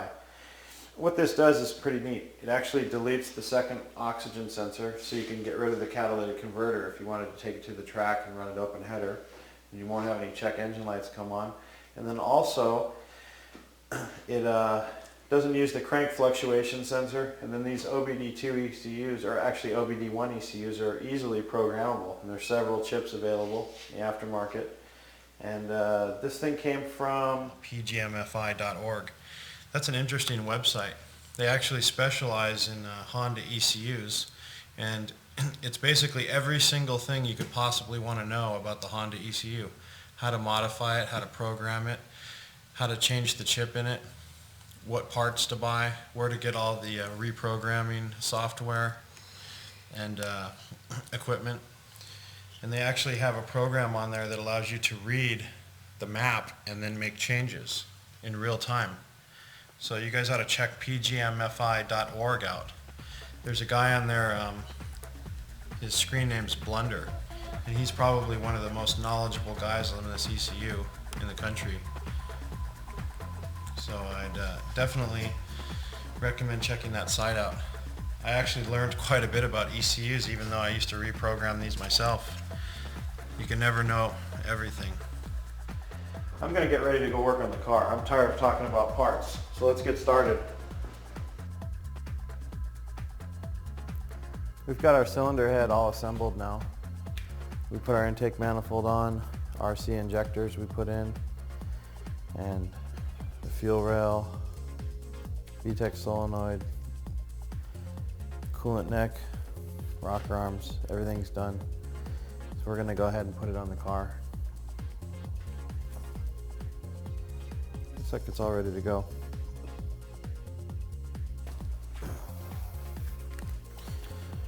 What you can do is look through the hole and line up the dowel pin and drop it on. I got mine lined up. Perfect.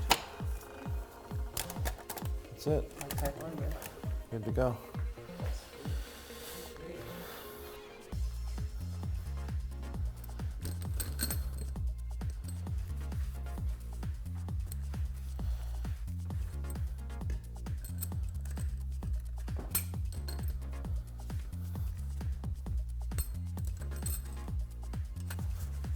You know, we have a lot of things against us with this motor.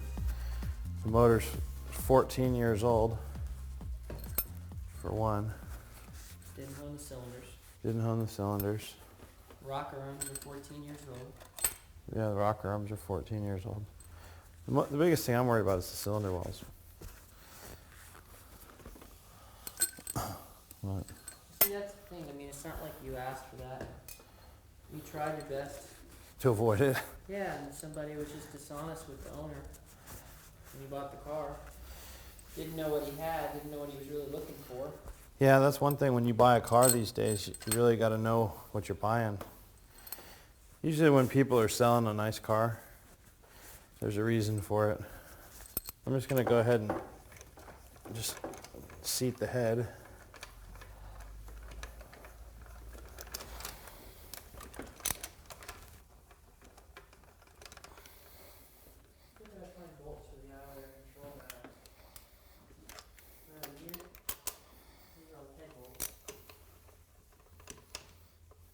The IAC, they're probably in the that bucket over there.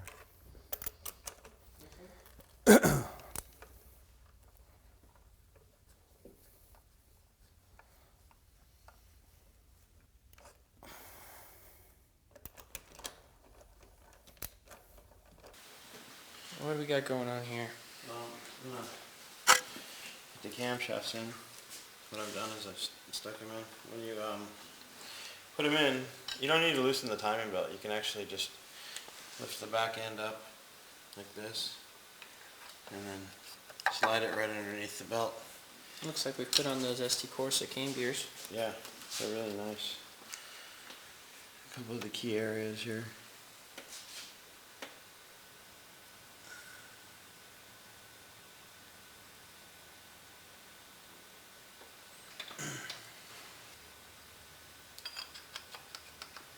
When you put the cams in, you want to make sure that you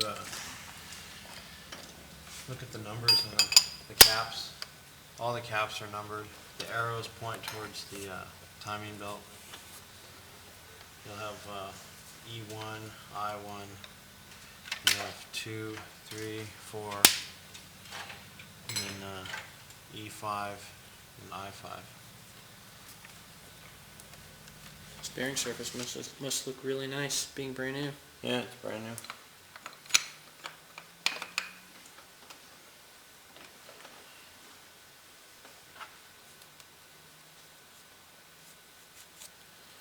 I'm gonna wipe the surface oil off.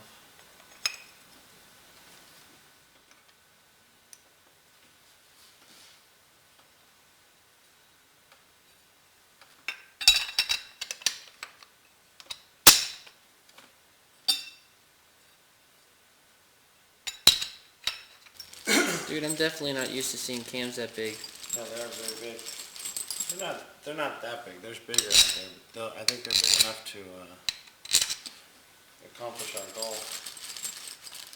According to They're pretty wild. at EF1, these cams should work really well with this combination. Hi, I'm Robert at ef1.com, also known as Rocket. I'm going to speak a little bit about the cams in this project. The project required a very special grind to be used in a hot B16A motor. I chose this grind to help Steve achieve or surpass the 200 horsepower mark. This grind right here has 284 degrees of duration on the VTEC lobe and 12 millimeters of lift. This amount of lift and duration will give a nice high horsepower number, but also will give a nice mid-range, which will help acceleration. The primary lobes on this cam is also fairly large and allows us to run more compression and give excellent mid-range.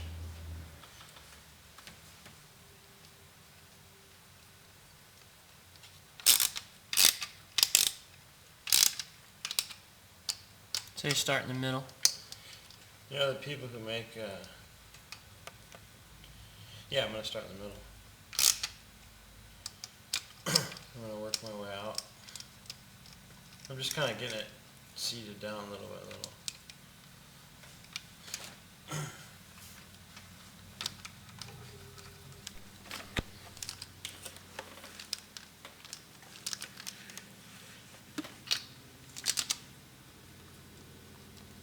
When we torque the cam caps, we're going to torque them to about 19 foot-pounds.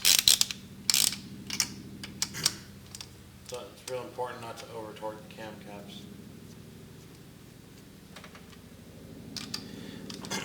These lines right here actually hold the oil to lubricate the camshaft lobes.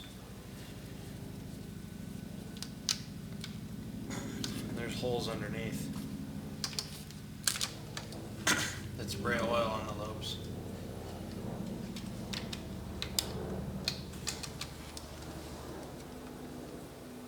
So everything has a purpose. Right now I'm really tired, so my purpose is to finish this so I can get some sleep. How long have we been up, Mike? Don't remember. I'm gonna take a stab at it. I've been up since 1:30 yesterday. And then If we go to 1:30 today in the afternoon, that would be 24 hours. no way. Would that be a real 24 hours? Yeah. A true 24 hours would be at 1:30 today.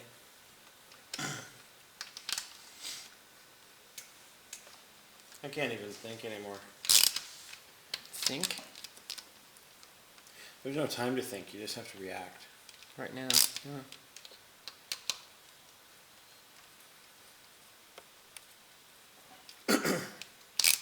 The head looks really cool. Man, I mean, it's just so new. It really looks nice.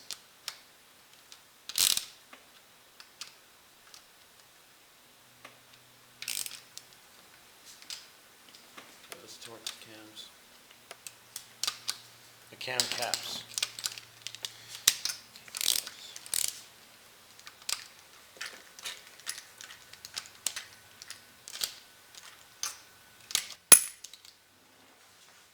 So this is 19? Yeah. These actually have a sequence.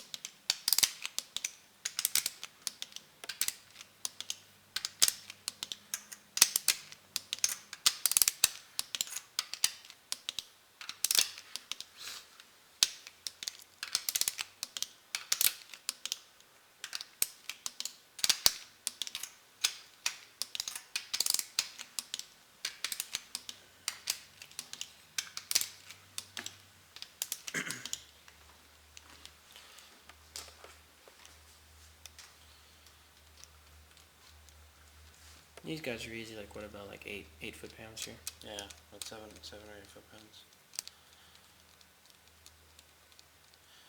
Yeah, it's real important not to over-tighten them.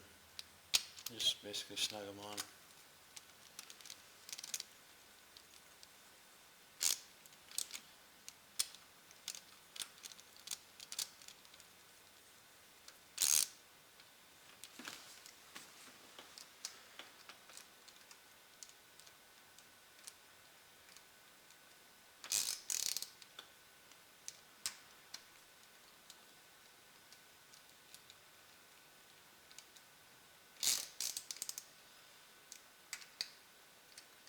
There's nothing like a brand new head.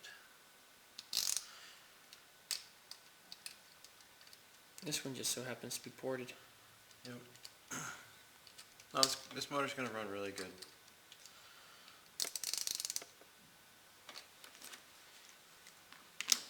Okay. It seems somewhat loose, doesn't it? Yeah, the timing belt's a little loose. You want some play in it, but not that much. So we're going to go ahead and tension it. So I'm going to need to switch positions. When we put the cam gears on, we actually torqued the cam bolts to 40 foot-pounds. We retensioned the tensioner. You want a little bit of play in it when it's cold. When the engine heats up, it actually expands and the belt gets tighter. So if you have the belt really tight when it's cold, you could actually damage your cylinder head. It'll pull on the camshafts, it'll break the oil film, rub on the head. Also it can break the end of the cams off. Seen that happen before. So you just want a little bit of play. One way to know that it's too tight is it'll whine real bad when it warms up. George Jetson car. Yeah, it'll sound like a Ferrari. It'll whine. Muffy doesn't like whining noises. So now we're ready to do the valve adjustment. Cool. So let's get started. For you metric freaks, 0.2 millimeters on the exhaust and 0.18 on the intake. 0.18. The first one I'm going to do is I'm going to rotate the engine over a couple times.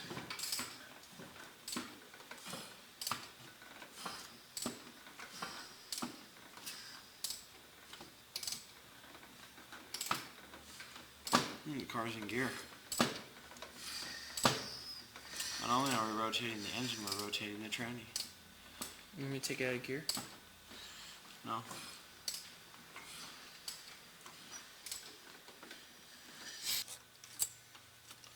The valve adjustment actually grows about 4 to 5 thousandths of an inch. You're supposed to measure it when it's stone cold.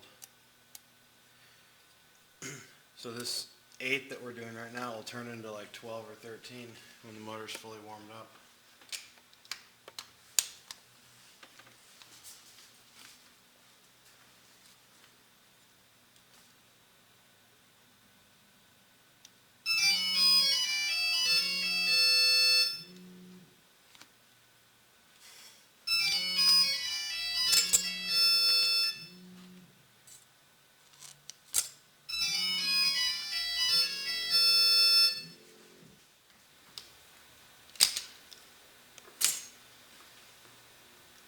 I am very, very tired.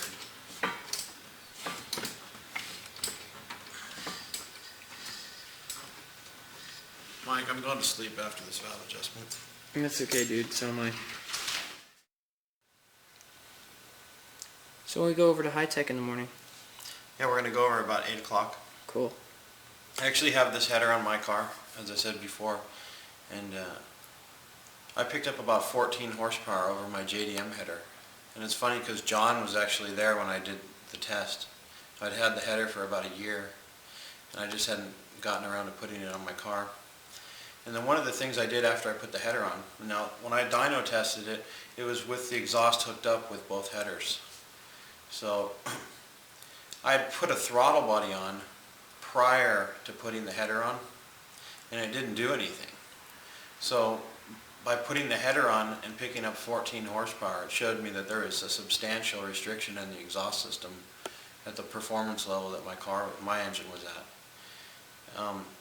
And that's one of the things about making horsepower is you're just trying to find the restriction and fix it. One of the things High Tech does to this header is they change the size of the hole that the studs go through so that there's no play. So it actually slides on in the same exact position. The factory one, the holes are a little bigger and it can actually move a little bit. That keeps the port alignment to the piping very consistent. And you know, it's nice to see everybody pulling together to help out. You know, everybody's put a lot of time and money and effort into this.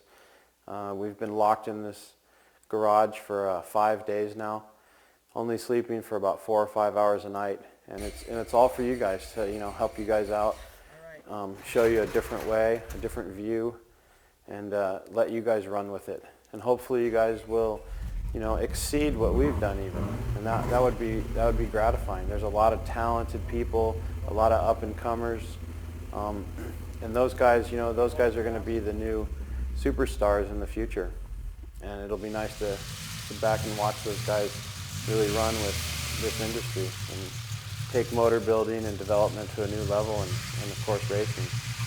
So let's get started. We're going to actually button this car up, and then we're going to fire it up for the first time in just a few minutes here. I'll see you then.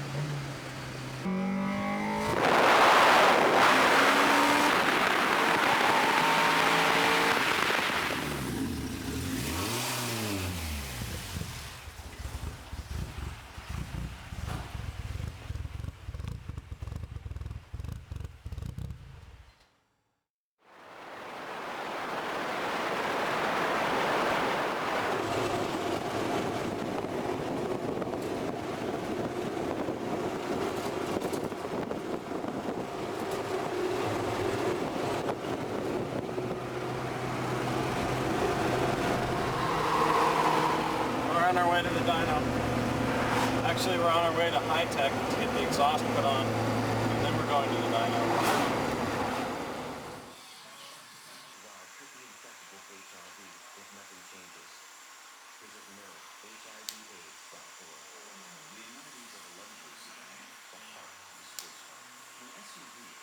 I'm John, my last name's Harper, and I'm not wanted, so. What did you do here? Kind of follow direction from the boss and basically just build pipes as he tells me to build them. So custom fabrication, whatever's needed. Now wear a variety of different hats on a daily basis. So it's fun. We have a good time here. Listening to some loud music and cut and grind. So it's cool. We have a good time. That's okay. Take two. It's like I'm going to be here all day with this guy. Just kidding. 3, 2, 1. I'm here today at High Tech Exhaust, and we're going to be installing a header on our Civic, our project car. It's the 200 horsepower Civic project car, and the pizza guy's here. It's the pizza guy here. You got the money. I guess it's lunchtime. It's lunchtime. Break for lunch. The lunch is... Yeah, why don't you go ahead and just tell us what we got behind you. This is the famous naturally aspirated RSX that we built, 265 to the wheels. It's up in the air now because we're doing some suspension mods, and also we're going to be putting the monster 2.3 liter motor in it. We're predicting approximately 310 wheel horsepower naturally aspirated, 10,000 RPM, and actually street drivable. She'll be like a kitten under VTEC, but once VTEC kicks in, she'll be a monster. Dude, did they get my best side? Call my agent. Call makeup. Okay. Come on, guys. What you want, John? Listen, I didn't think I was going to be doing this. Is that a good thing or a bad thing? I'm wired. It's a great thing. It's a great thing. Hey, come up front and look at some of these products. Oh, look at this pizza box. You know what? You're gonna...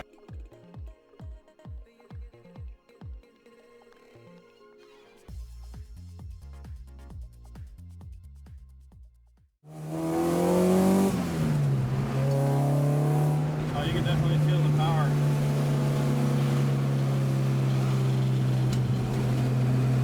We pulled the cork out of its ass.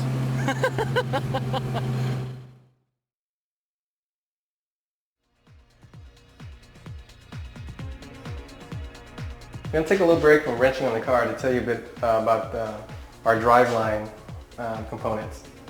So since we're going to be making a lot of high RPM horsepower, we chose to first change the final drive to a 478 from a 440. What this will do is this will tremendously help engine acceleration, but the downside is it limits the RPM in each gear. So we decided to use a higher 3077 first gear, a taller first gear, to make first gear more usable. And this also brings first gear closer to second gear, which makes the shift much crisper. This is the ITR limited slip differential. What this does is prevents one wheel from spinning so that the tire with more traction will get more power.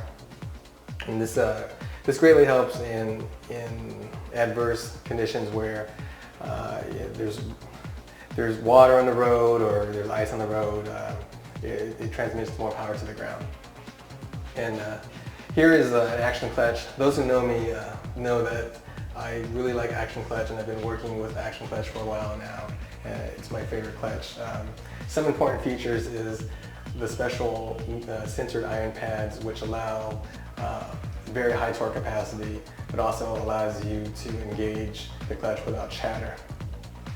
Another important item in the driveline is the flywheel, which we chose a Lighten flywheel to free up some inertial, to free up some energy that gets soaked up by inertial mass.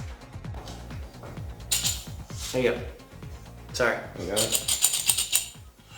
What we did was we put this on two boards. These two boards over a trash can.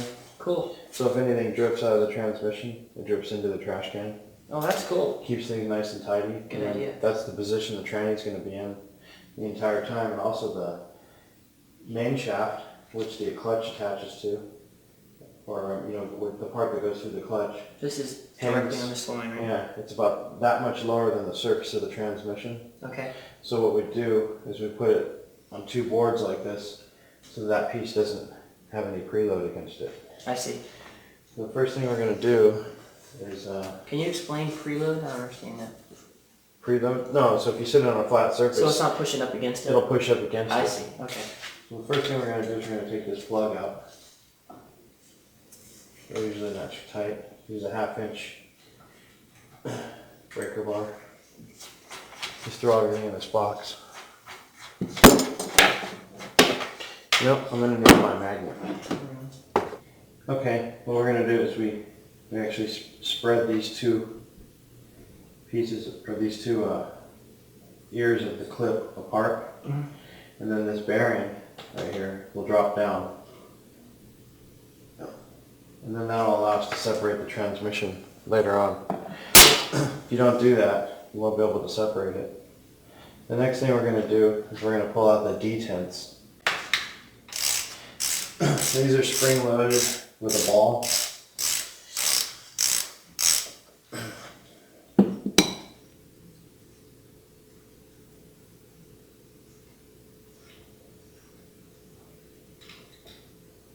And there's a little ball inside there. What those do is they actually hold the transmission in gear.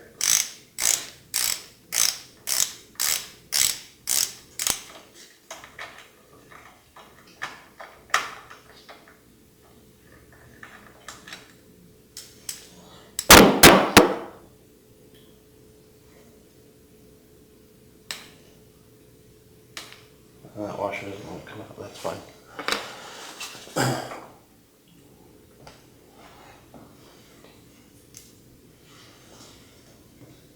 So these hold the sucker in gear, huh? Yeah. Wow. And these balls actually go in these holes, and there's rods in there that have little notches in them, and those balls sit in the notch and actually hold it in gear, depending on what gear you're in. This is an open diff. The limited slip diff that we're going to put in doesn't have that pin. It's actually straight through. It's a stock Type R LSD. That's going to give us better traction. It's going to allow both power. It's going to put power to both wheels instead of just one. And they're also stronger too. These tend to break if you put a lot of power to them.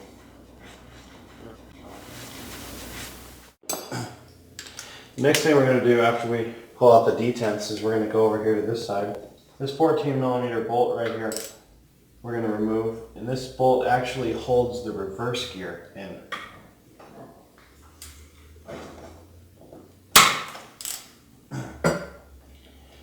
You don't take that out, you can't get the tranny apart either.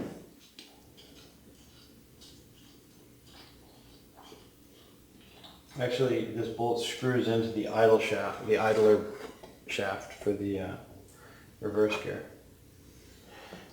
Now that we have all those pieces off, we're going to go ahead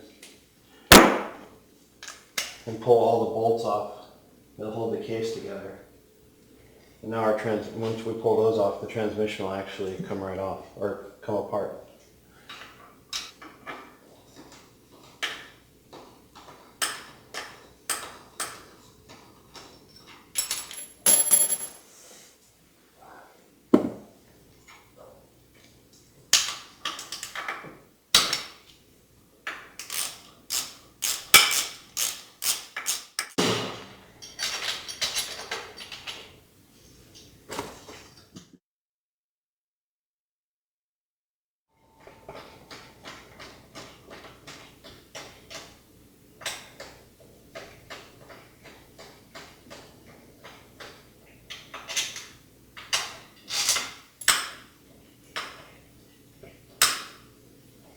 That's another nice snap-on tool.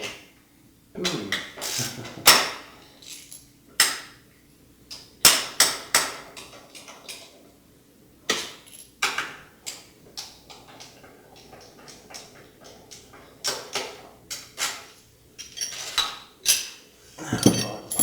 bolts out.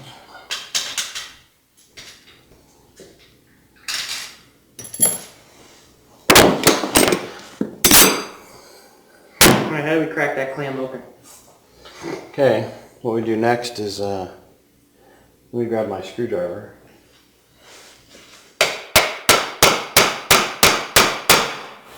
Kind of want to unseat it. There's a little tab right here. There we go. What I'm going to go ahead and do is just lift this case straight off. Just like that. Wow. It's clean in there, man. Yeah, it's not bad. It should be. It's only got 40-some thousand miles. Well, that's the theory, considering the engine was swapped. Yeah.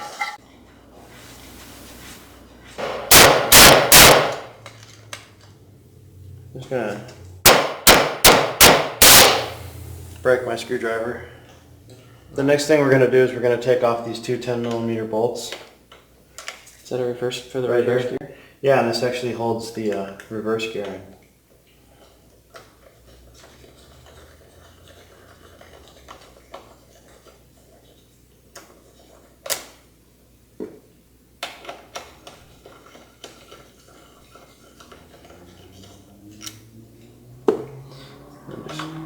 Slides right off. This part actually holds the reverse gear up, and then back here, remember the 14mm bolt that we pulled out? Hold on. You notice the reverse gear is a lot different than the other ones being straight cut. Yeah. Next we're going to take off the gear selector. There's three 10mm bolts that hold that on.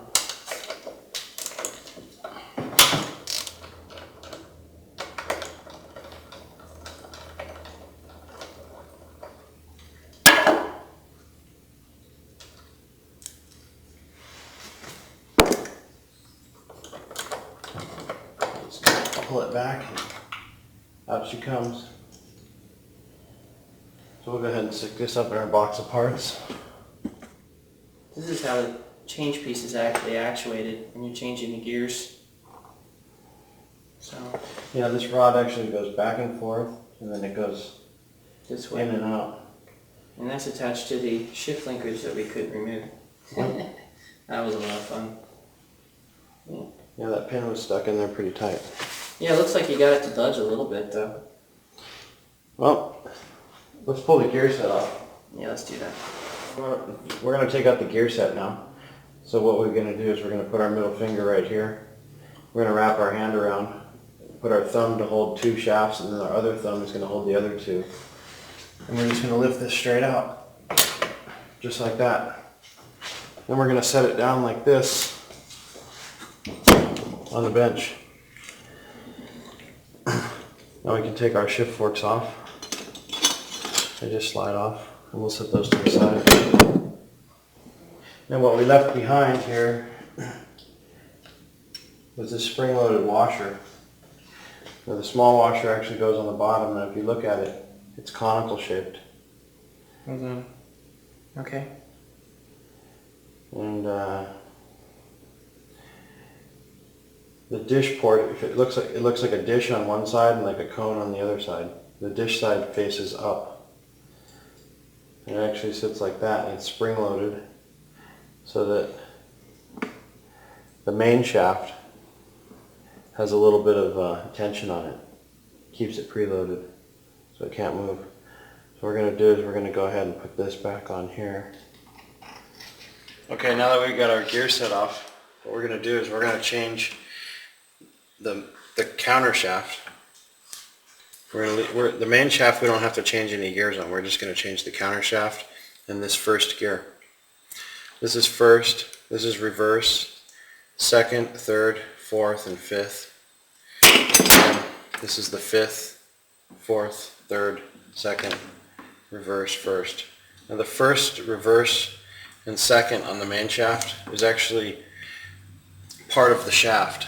So the only gears that you could ever remove would be the third, fourth, and fifth. What we got for this transmission is an ATS 3.077 first gear. And actually it's just this gear with one less tooth. And you don't even have to replace the main shaft. And so that'll put first and second gear closer together, so you have a better average horsepower. And that's probably the most important shift, is the first second shift. So we're going to go ahead and put this back in the transmission, like so.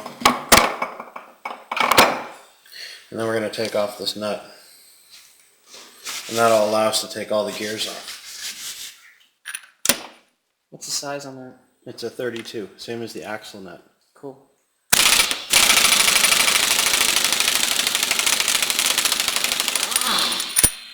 We had just enough air. What we need to do is we need to take these bearings off. Now, they're very hard to pull off because there's not a lot of clearance underneath them. So one way I found is you can use a bearing puller, but first what you gotta do is you gotta lift them up a little bit. So we take these two screwdrivers and just kind of lift them up a little.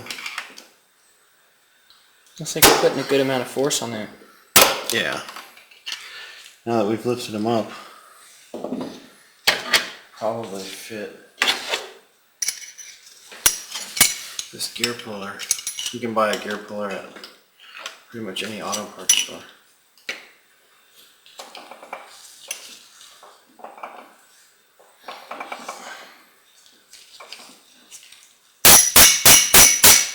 There we go.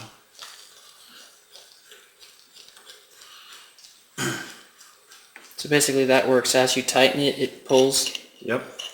So and you lifts. just squeeze and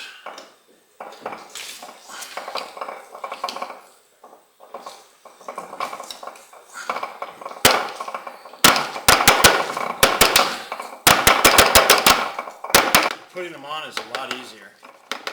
Come up with a real easy way to put everything back together.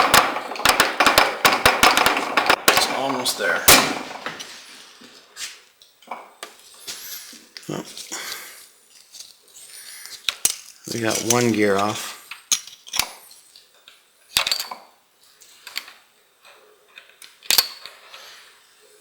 Got one. Now this gear is the one that's on the top. You can see there's that little groove that clip goes in that we first undid. So we'll go ahead and set that over here. This gear's actually got like a sheath around it, or a race. And you want to keep that on when you're pulling it off so the bearings don't fall out. So what we're going to do is we're going to go ahead and readjust this. There we go. Now we're going to pull this off. You just squeeze it together with your hands. Should come right off.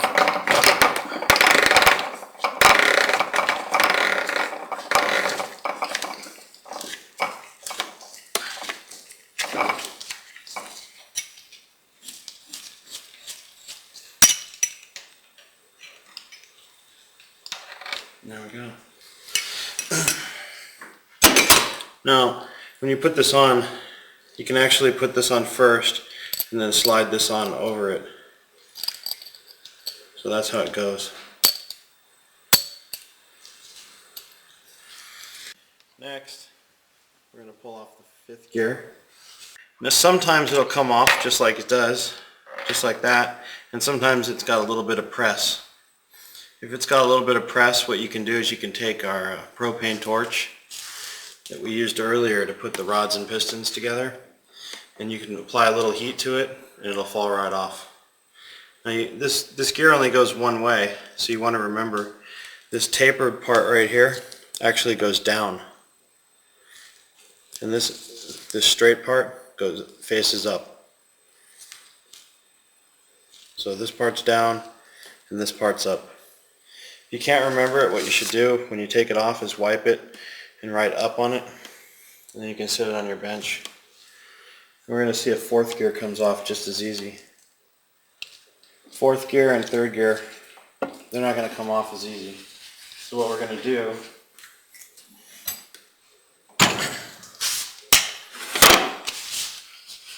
is we're going to fire up our propane torch. We're going to pull the shaft out. We're going to flip it upside down like this. It should rest there. This isn't magic. It's just the easiest way that I've found to take it apart. All we're going to do is we're just going to apply a little heat to it. And it should just fall, right? And we're going to spin it like this. Go slow. You can see it's already fallen. It scared me. Wow. No effort, and it just falls right off.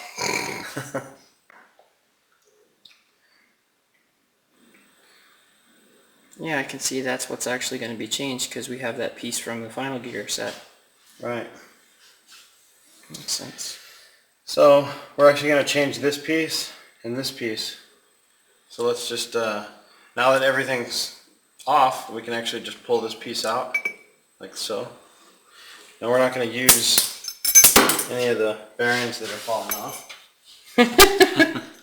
Actually, these bearings are the wrong size. The new LSD, or the new 4785 final drive that we're going to use, comes with its own bearings. These wouldn't fit anyways. So we'll go ahead and set this off to the side. In this first gear, we're not going to use either. So we'll actually take this. There's this little rubber seal here. This kind of keeps oil inside the bearing so it can lubricate the synchronizers and stuff. We're going to keep that right here. As you can see, it's got these little metal tabs. There's 3 of them. And these tabs sit in a, in the synchronizer. There's a little slot. So this first gear we're not using anymore, so we're going to go ahead and put it away. And we'll go get our 3077 first gear. This is the ATS first gear. Pretty neat deal. They're about 230 bucks, I believe. Just one gear. This will drop your first to second shift about 300 or 400 RPMs. It'll give you a better average horsepower. I think it's about 300 or 400. It changes the spread from about 1100 to about 900. The gear ratio spread. So, this gear with the 478 final drive will actually be a little shorter than the stock gear with the 4.4 final drive, and it'll be about, I think it's 2 miles an hour shorter at the same RPM. And then second, third, and fourth will be a lot shorter, so the car should accelerate pretty good. Plus first and second is going to be closer together. So what we're going to do is we put this little ring in here, or the little seal, and we're going to go ahead and put that back on. And it just snaps into place. This is our counter shaft for the 4785 final drive. And that's an OEM Honda part, right? Yep, OEM Honda part. Looks a little different right here. So it actually comes with a sleeve you can just slide over. Goes on like that. The big end goes on the bottom. You can see there's small at the top and wider at the bottom. The 4.4 final drive actually has 66 teeth, and the 4785 has 67. So what we're going to do is we're going to actually put this ring gear on a Type R LSD. Now, something about the diffs that you might want to know is that the B16 and the LS differential have a different bolt pattern than the GSR and the Type R. The B16 and the LS are actually, the bolt pattern is actually closer to the center, and then the GSR and Type R are actually farther apart. So you can't just put this 4785 final drive on your B16 or LS differential. You would have to switch to either a GSR differential or a Type R LSD or an aftermarket LSD for the GSR or Type R. There's companies that actually make final drives for both style diffs or both style LSDs. So that's one thing that you might want to consider if you do buy a 4785 for your 99 or 2000 SI. It's not going to fit unless you change the final drive, or unless you change the differential in the or the LSD to a Type R or a GSR. So Steve, you're getting tired, huh? I'm getting tired.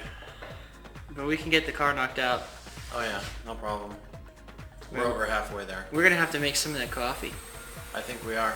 Yeah, well, how about I just tidy up a few things and go inside and maybe get that started? Okay, let's do that. Alright, man.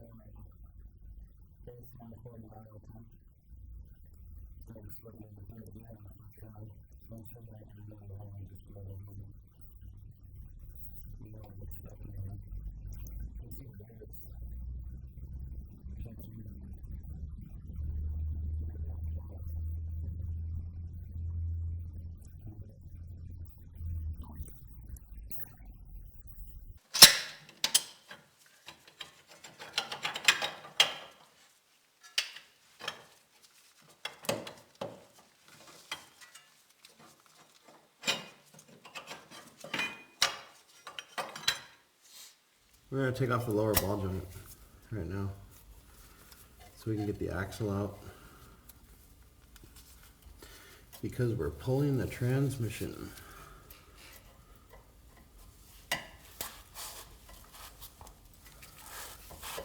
You take the cotter pin out. It's good to use like a pair of dikes. We'll go ahead and loosen this up.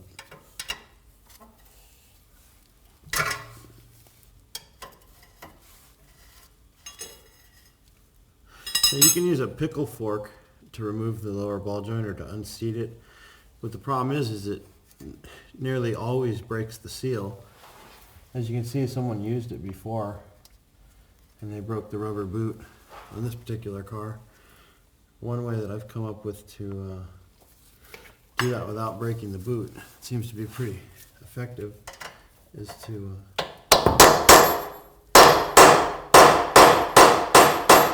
tap on that. You're tapping on the actual nut? Yeah, you back the nut off maybe like a couple millimeters, and then you just tap on it with the hammer, and then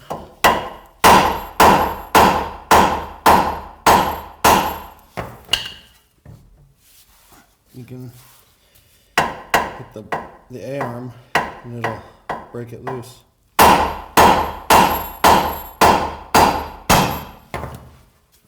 Once you hear that one deep thunk, you know, you think you got it right there. Yep.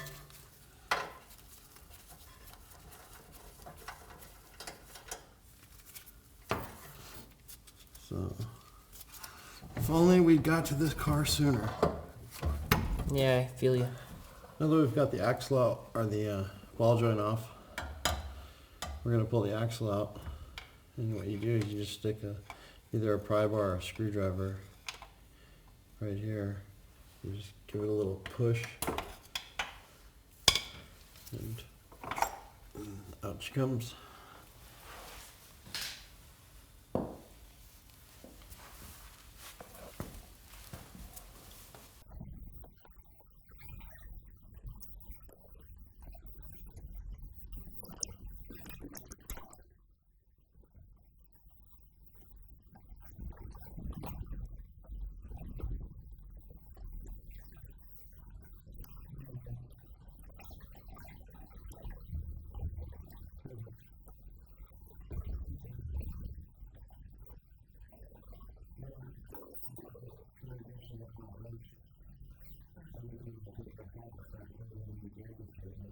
Well, I'm getting ready to put the flywheel on, so I'm going to put a little Loctite on all the bolts.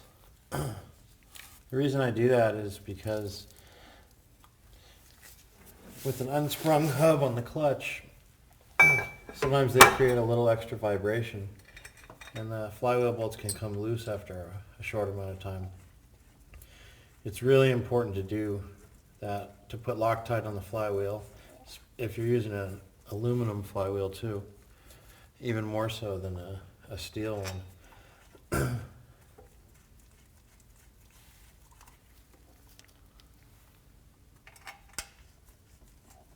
we're going to go ahead and lightly impact these on, and then we'll torque them to 80 foot-pounds.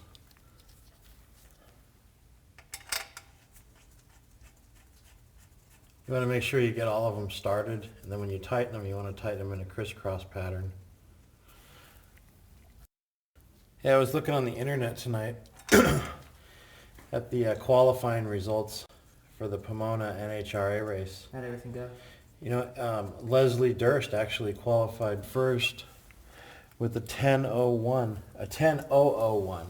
at 134 miles an hour. Gosh, she could have breathed on that car. She would have broken into nines. I know. They only ran one run, actually. It said, according to the NHRA, they only made one qualifying pass and decided to save the rest for today, actually. I'll tell you what, we should probably take a break tomorrow at some point and make it over there and see what happens. Yeah, we should. We might witness the first 9-second pass in the NHRA series. Should be pretty cool.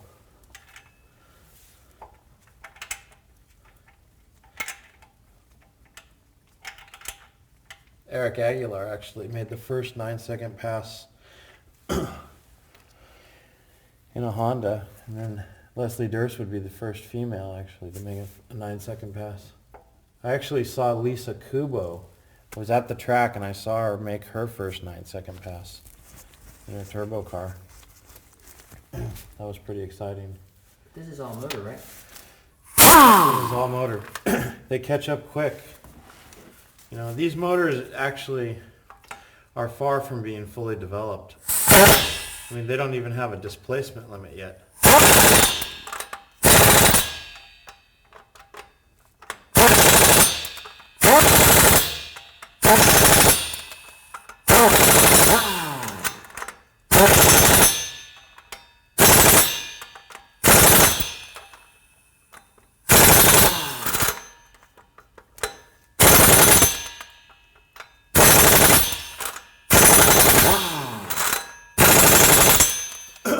think we had just enough air to do this. Cool. And a update on how many PSI we have left. Yeah, how many? Yeah, we're right at 80 PSI right now. All right. Not bad considering. That might be just enough to get the transmission. And guess who helps us out once more? Rocket High Performance Race Clutch. Cool. Yeah, man. Let's put the clutch on next. Yeah, actually Alex at Action Clutch came in at the last minute and donated this for the project. It's a 6-puck centered iron street clutch. It's a lot of rivets. Yeah, this should work pretty good for our setup. I believe the pressure plate's about 18 or 1900 pounds, which is about right for our application.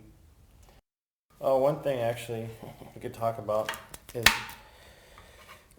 on these clutches, if you'll notice, they have 9 large holes, and those are where the 12.10 millimeter bolts go. Now the stock 99 or 2000 SI only comes with a clutch that uses 6 of those. Now all the flywheels can either be drilled with 9 or 6. The factory usually uses 9, but some years use 6. So what we're going to do is, since this one used 6, we're going to go ahead and put 3 extra bolts in, since the flywheel's drilled and tapped for it, and this clutch will already has the holes for it. And what that'll do is it'll keep the pressure plate a little bit more stable under high RPMs. What happens if you only have 6 and you're using a lot of RPM or a lot of power, what can happen is the pressure plate can flex and it can cause erratic shifting, especially over 9,000 RPM. And the pedal will feel strange when you push it in. So by putting the extra 3 bolts in, it just keeps everything a little more stable. What's cool about this flywheel is it actually has all these great holes, which not only lightens weight, but it actually gives you an ability to torque down the flywheel, which is kind of nice. Yeah, definitely. Hey, at this point, it's 6 o'clock in the morning. Anything that makes our job easier is pretty cool. Is our friend. That's right. That's right. So I think it's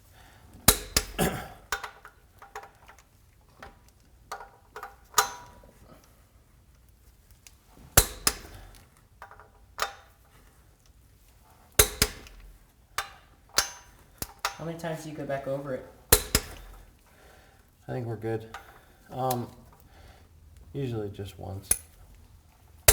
The impact gun actually got it pretty close. I mean, they're just barely turning and clicking.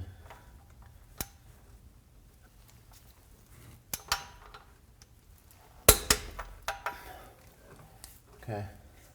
Cool. Let's get that clutch on. All right.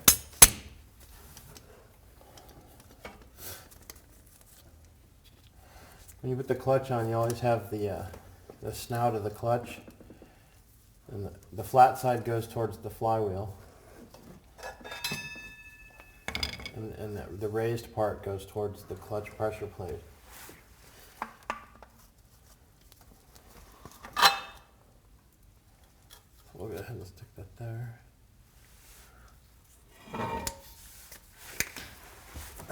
Now when you put the clutch on, you'll notice there's 3 dowel pins on the flywheel. 2 of them are spaced evenly from the bolt next to it, and one of them's spaced a little bit farther. So what you got to do is you got to look at the clutch, and you got to find the dowel pin right here that's a little farther apart from its bolt hole. If you look at this other one right here, you can see that it's closer. So 2 are close, and one's a little farther apart. So the clutch only goes on one way. So we found the one that's farther apart's up here at the top. So we'll go ahead and stick it on. Let's I guess work out of it.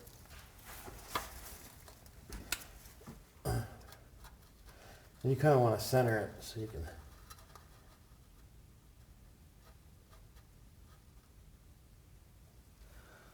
Get it like I'm going to go ahead and Loctite these two. Now you only torque these clutch bolts to like 19 foot-pounds. You don't want to make them any tighter. The heads will break off real easy. I've broken a couple. So it's real important that you torque these.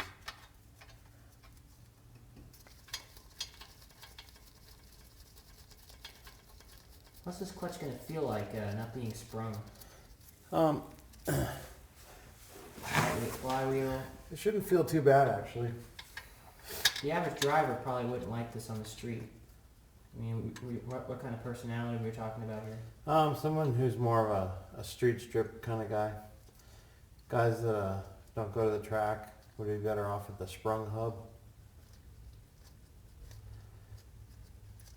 The sprung hubs don't hold up to as much abuse, but you know, but they'll last longer if driven, you know, easily.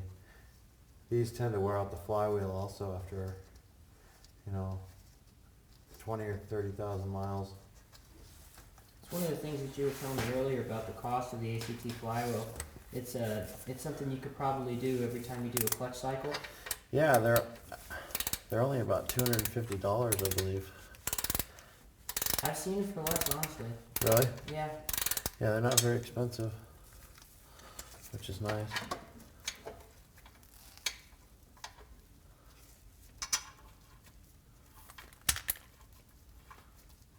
So that Loctite's already starting to harden.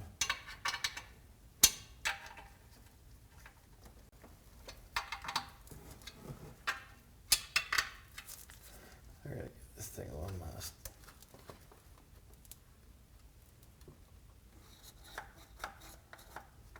Centering. We'll start.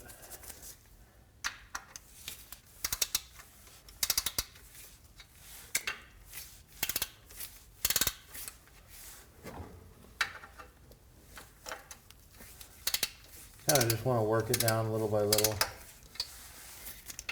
all the way around. Never use an impact gun, or clutch bolts. Yeah, so why exactly did you Loctite those flywheel bolts?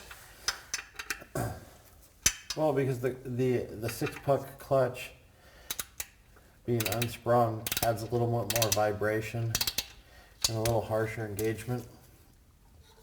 One of the reasons why we Loctite it is they can come loose after a while.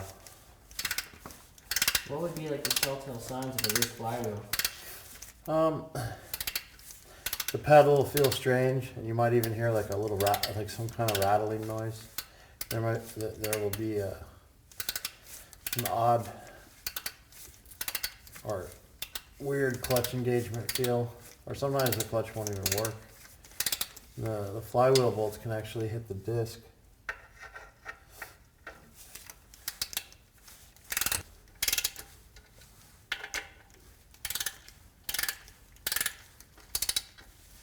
The clutches is actually one of the most important things when launching the car. It's got to have just the right amount of slip. I got another question for you, Steve. Yep. Break-in on a clutch like this, what kind of break-in period is there? I'd give it about 100 miles of easy driving. You can rev the engine up, just don't engage. You know, like you can accelerate fast, but don't shift hard, or don't like launch the clutch. You know, launch the car at like high RPMs. You basically just want to give everything a chance to seat. The flywheel surface and the pressure plate surface need a little bit of mileage or time to seat against the pressure plate or the clutch disc.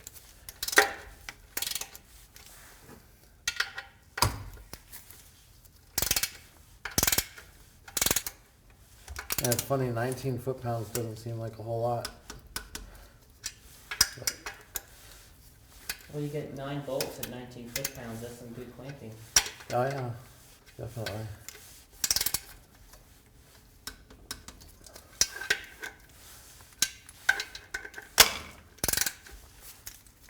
believe we got them all. Nope, one more.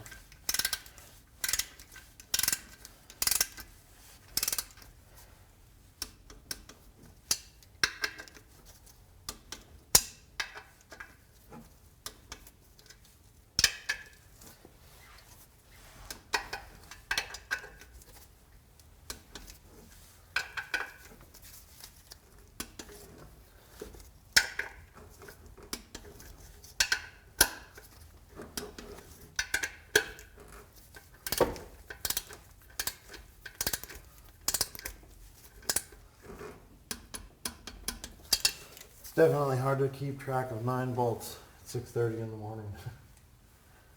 Alright, the clutch is all done. Let's go tear apart the transmission. Cool.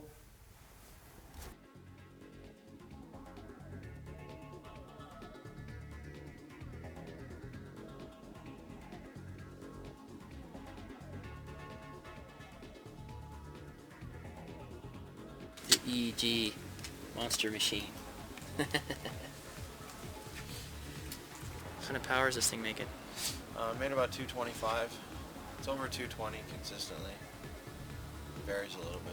Yeah, if we've taken a few rides in it, I like the tranny a lot. Yeah, I did a couple of things to the transmission. So, it makes it accelerate a lot faster. I've always liked these cars. Why do you say we get this thing knocked out? Alright, let's go.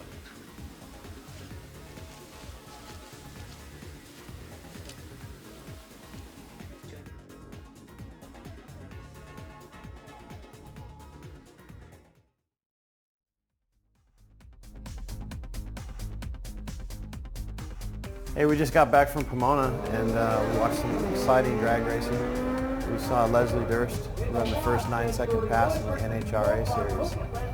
She ran I think it was a 993 at 134 miles an hour. Very impressive, and she's also a woman, which is definitely going to put her in the Hall of Fame someday. So now that we're back, let's go over the next project on our transmission, or the next thing we're going to modify. We're going to actually take this stock open diff. As you can see how the spider gears work. It's a peg leg, only one wheel will spin. The axle actually connects to this one. The right axle connects to this one, and the left axle will connect to this one. You can actually see that only one will spin. These are fairly weak. Oops, a couple bolts fell out. We loosen these bolts up. These are the diff bolts. The interesting thing about these is they're actually left-hand thread. So when you loosen them, you would actually turn it the direction that you would tighten a normal bolt. So when you loosen these bolts, you're actually going to be turning them clockwise instead of counterclockwise. Don't forget that, otherwise you'll just snap the head off and then you'll have a whole slew of problems. So let's go ahead and take this off. We're only taking these off because we need the bolts for our new diff, which is right down here. Now this ring gear right here is a Type R ring gear from Japan. It's a 4785 ring gear. This one has 67 teeth. And it has a 4.785 ratio. This one has 66 teeth and is a 4.4 ratio. The ratio actually comes from taking this number and dividing it by the number of teeth here. And that's how they get the ratio. And this is our 4785 counter shaft. We already went over that. So, and then here's our Type R LSD. Let me see down the barrel of that, Steve. As you can see, there's no shaft in the center. This is a torsion type LSD. There's several different types. There's a clutch type, torsion type. Then they also have some that are solid. Those are called a spool or a locker. It's really not recommended to run those because both wheels will spin at exactly the same speed. You'll end up destroying your axles in a short amount of time, and it's not very easy to make U-turns. Definitely not a street application for a spool. These LSDs, they actually slip. They have different amounts of lockup. I'm not sure exactly what the Type R lockup is, but typically they're about 50%. So if this wheel was spinning at 100 RPMs, this side would have to spin a minimum of 50. And that's kind of how they work. So it'll drag the car.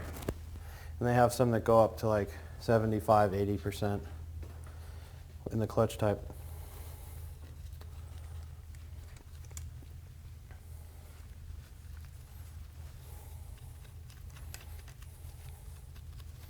Now the bearings on these Type R LSDs are a little different than the bearings on the B16. Actually, the center part is about 1 millimeter wider. So if you're going to reuse these bearings, you'll actually have to reshim the transmission with the shims. They go in here, well, on the other piece. Not on this side, but the other side. There'll be a shim that you can put in here, and that shim will actually take up the difference in space. Yeah, it's really a good idea to buy the Type R carrier bearings. It'll make life a lot easier for you. You'll have to do a lot of measurements otherwise. So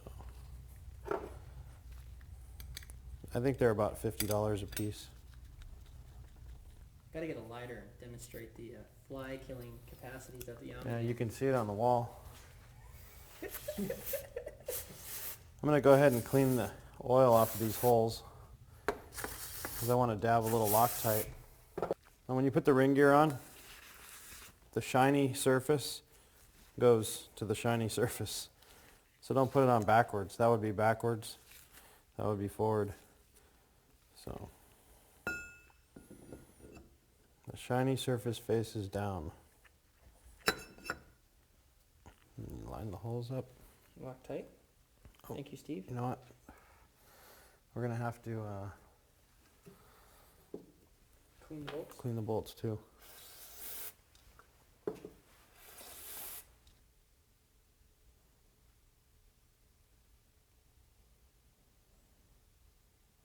We've actually Loctited all these bolts, so now we're going to go ahead and put them in.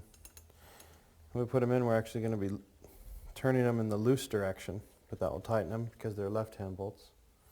Don't forget that. I've seen a lot of people break these.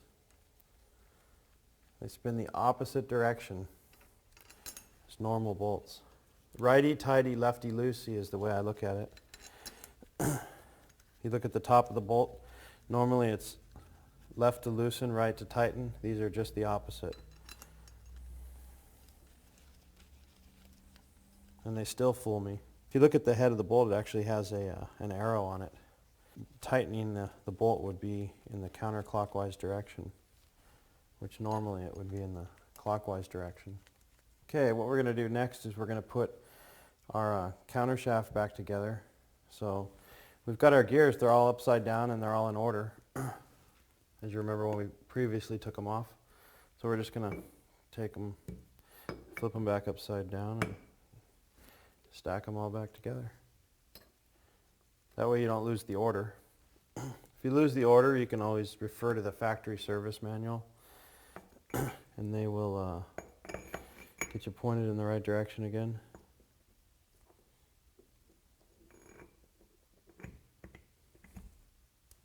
Nice tight fit, huh? Yeah, this one's... What we're going to do is this synchro collar, our sleeve, our slider actually, has a little bit of a burr. So we're going to go ahead and get that torch. Warm it up a little bit. It's only a small burr, no big deal. It's a little tight. Just give it a little bit of heat.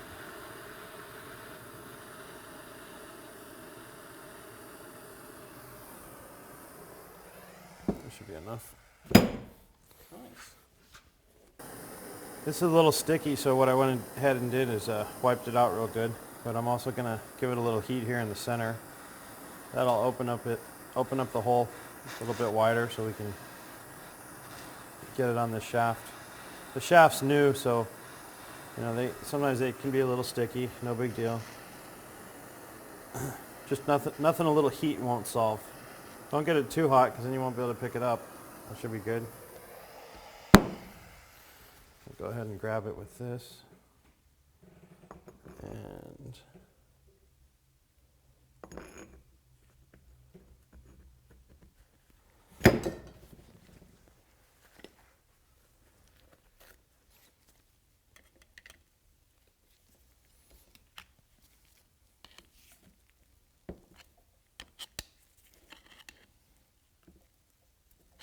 now we're going to put the second gear collar on. If you look, there's two that kind of stick down a little farther. You can see it better from this way. Those two stick down a little farther. There's actually 3 sets of 2 that have a little extra bump on them. And then if you look at this piece, there's 3 dots, or there's a dot right here that has those 2, and then you just line it up. You want to make sure that your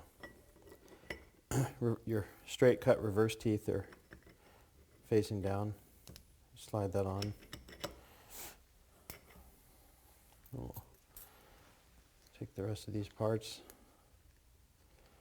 We just literally just pick them up and flip them over and stick them on. If you look in here, there's another little seal, and it's got 3 tabs. Those 3 tabs have a little spot to go on the synchronizer. So we'll go ahead and put those in. Just kind of line them up. Try not to get your glove caught in there. That would be engaging second gear. That would be first. Second, first. And that would be out of gear. Now how these work is real interesting. I'll take a moment and explain it here.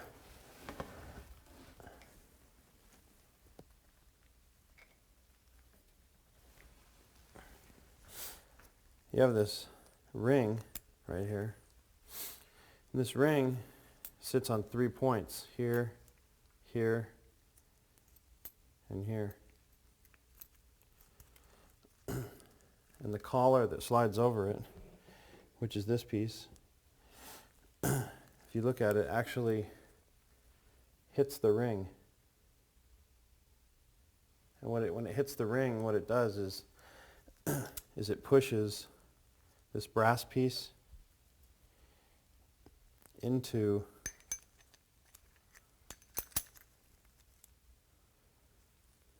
you can see how it's tapered. And what it actually pushes the brass piece into the gear, and it slows it down. It's like a brake. And it happens instantaneously. When you push the clutch in and you're in neutral, this gear can actually be spinning at a different speed than it's supposed to. So what it does is it matches it with the shaft. I see. You see what I'm saying?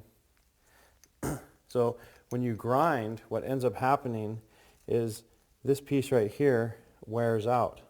This little piece right here wears out, and then after this wears out, the car starts grinding, and then these teeth right here wear out.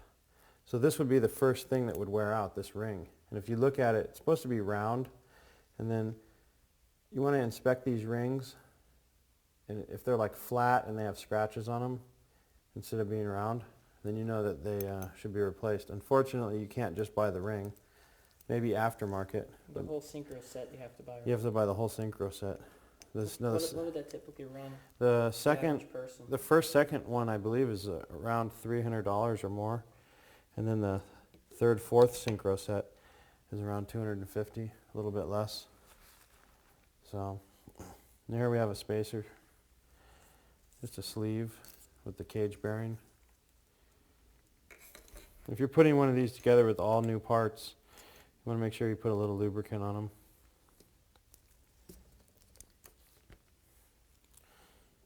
And here we have the third gear. Now this third gear is probably going to be a little sticky, so what we're going to do, we're going to set it up here like this, and we're going to add a little heat to it, and it should fall right on. And we'll go ahead and drop it on.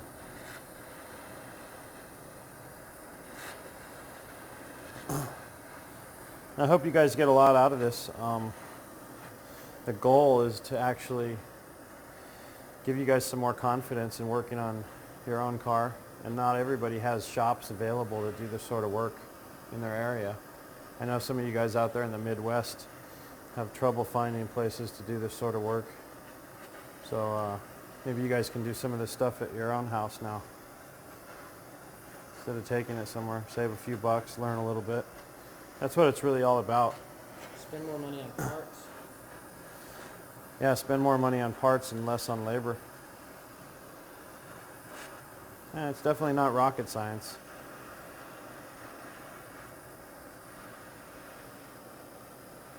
Not unless you're Rocket. Yeah, not unless you're rocket, that's right. We saw him again today. Yeah, he was at the track.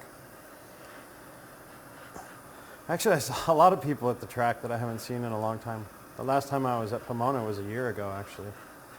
All right, that should be enough heat. Probably a little too much, but you don't need to get it steaming hot, just enough to drop it on.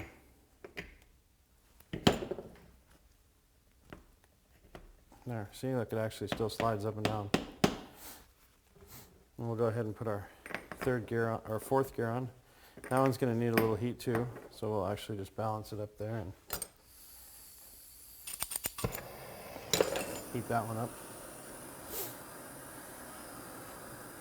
It's actually not a bad idea to heat both gears up.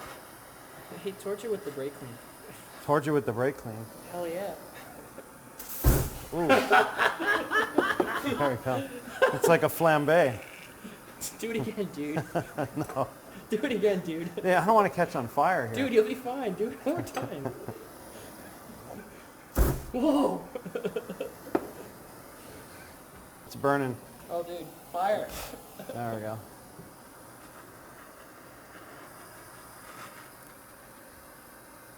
All right, that should be good. I'm sorry, that was cool. It'll just fall right on here. You just got to line up the splines and hopefully.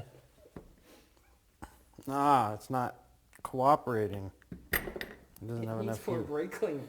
It needs more heat. The brake clean probably cooled it off. Yeah, you're right. It looked good though. It looked good. Turn off the lights and do it again. So.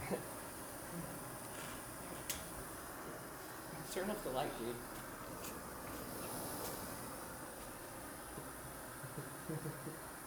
Okay, you guys are pyromaniacs. Yeah, well, what about you and your avatar? See? There we go. Oh, that's right. My avatar has the Pyromania Def Leppard cover on it. Actually, you know what's funny is a friend of mine put that on there. One of my friends goes on my screen name once in a while, and he gave me an early Christmas present.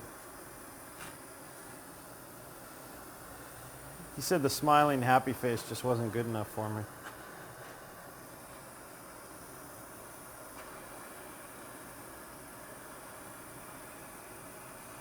What, you had the trial user avatar? Yeah. Yeah, the trial user.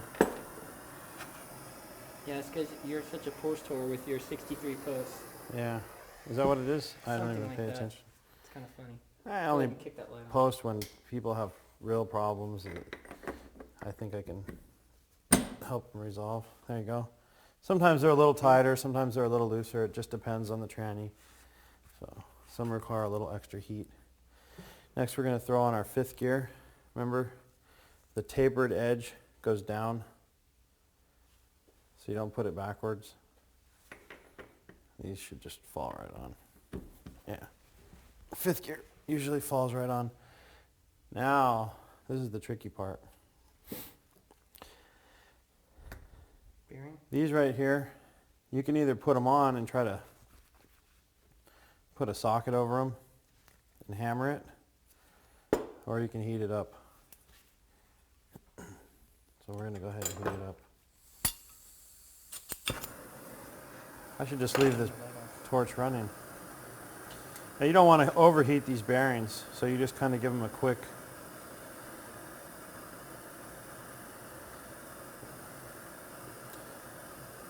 quick once over. Make sure you concentrate on the center because that's the part that you actually want to heat up. So don't heat them up till they turn blue.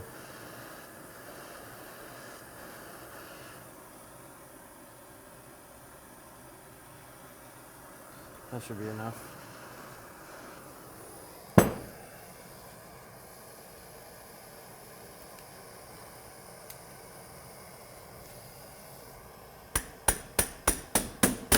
There.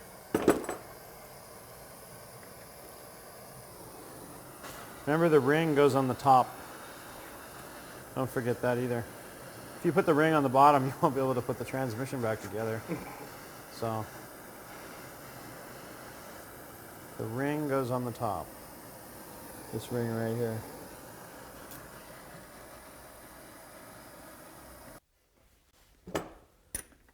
I got it cocked a little bit.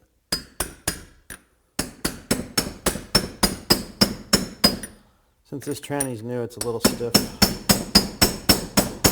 And then the shaft got heated up from the other bearing. Okay, we're actually good to go. So now what we got to do is put on the bolt.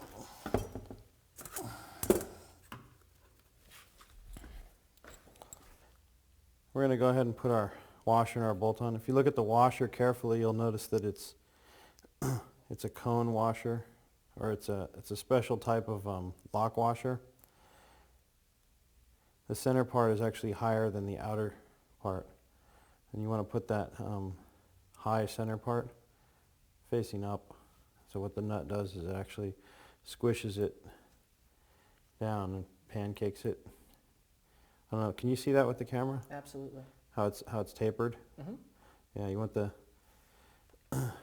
want the upward center sloping taper facing up. We'll drop that on, and then we're going to go ahead and torque this to spec. You can refer to your factory service manual.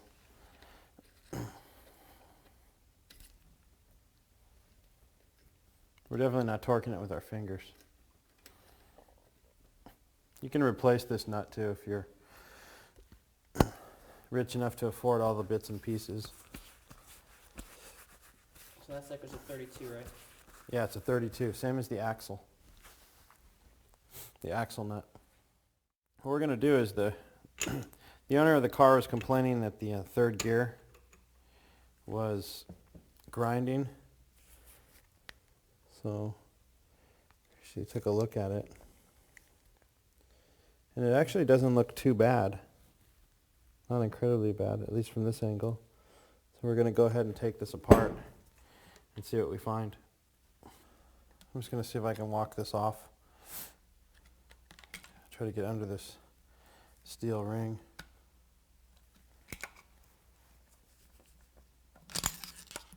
Ooh.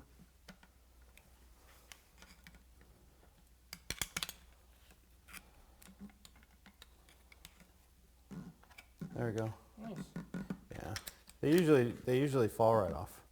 But every now and then you get one that's just a little tight. Plus I got greasy gloves on. It's actually very light pressure. There we go. Now everything underneath is loose? Yeah. They're usually Go ahead. They're usually fairly loose. Come right off. We just proceed to disassemble it like so. Real simple. Anybody can do this. The only thing is you just don't want to lose your order.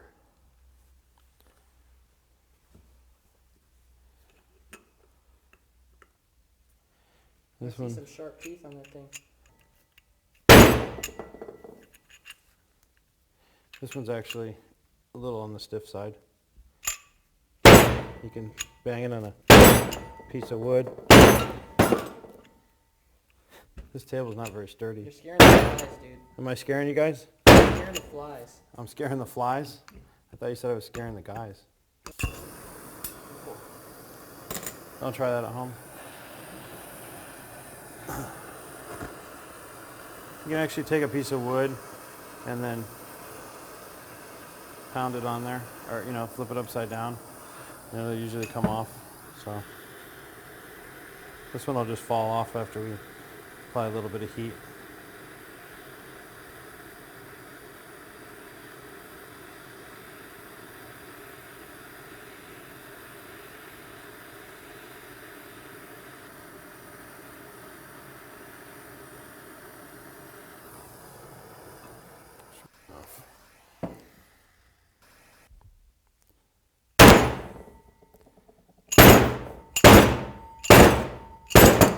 There you go. Don't worry, you're not going to hurt the transmission shaft by pounding it on wood like that. If that hurt it, you'd be breaking transmissions every time you shifted. This is the third gear, fourth gear synchronizer, or you know, slider. And we're going to go ahead and inspect this. What happens is these teeth, they get worn down, and sometimes they can't find their way in. This is the third gear synchronizer. It's very, very exciting. You're going to love it. Yeah, but a lot of guys hate it. Yeah, I know, because it goes out a lot. It's because the second to third shift is an awkward shift. No, it's because of Ooh, addiction. see now what we're going to see here is there's a lot of wear. You can see the little wear spot that it made. You need to flip it around so the camera can see it. That's probably why he's missing the gear. You see it? Yeah, you can tell there's some going. Now see how it's raised? And it's sharp. The edge is raised right here. Mm-hmm. What that's probably doing is catching on this piece. It's probably catching somewhere, and that's why it's hard to get into gear. Now you'll notice, see this right here? See how these go all the way through, and this one's got a little wall? Yeah. Well, whoa. What? See the wall? Yeah, I see it. Yeah, see that wall is there because, see this right here? See it? See it? See it? Now you don't see it? Okay. You're killing me. All right, I'm sorry. I can't work like this. But what we're going to do is look at, oh, there it is right there. There's 3 of these little spots. See how it's that little doohickey? Yeah. It's all by itself, little tiny baby one. See, so this would actually go, well, this way. Ah, I see. See it only goes in one way. You can't put it in this way. Ah. See, it stops. There's no passage. So. Find something? No, just normal. Okay.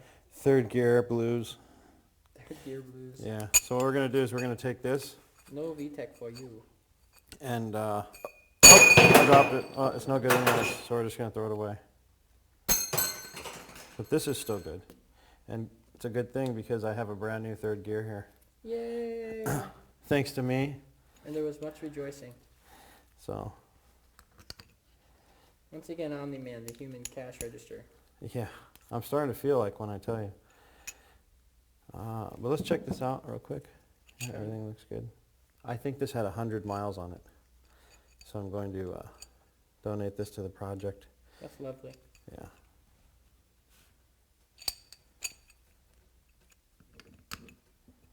But it's in excellent condition.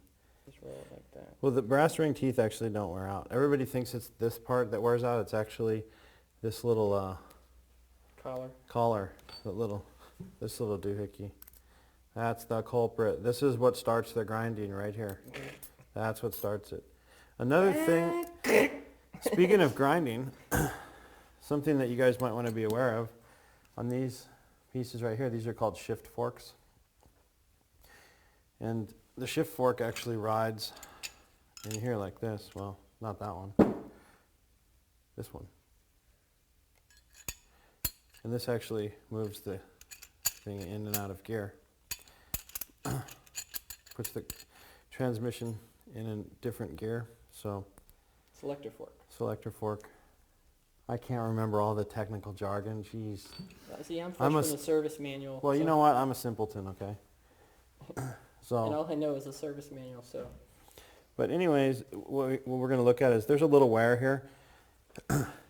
For those of you that have to leave their hand on the shifter while you're driving, you're actually doing a disservice to your transmission, because this is spinning like this, but this is not moving.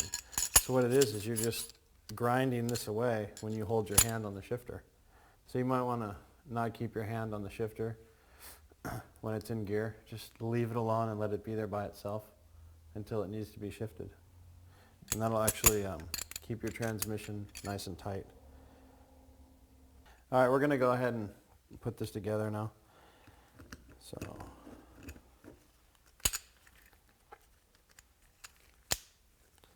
perfect. See, it just falls right on. Now, I'll stick this right here. Maybe this one will go on easier than the other one. Oh, the third gear falled. It fell on. Falled. Yeah, that's a new word. Falled. Fold.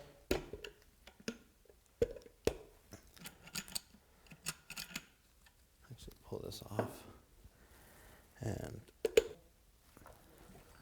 there's 3 tabs, and there's a little slot. You can kind of see how it looks like it would go in there. But one thing that we forgot to do, actually, because you guys distracted me. Is that what we forgot? Yeah, we forgot the cage bearing.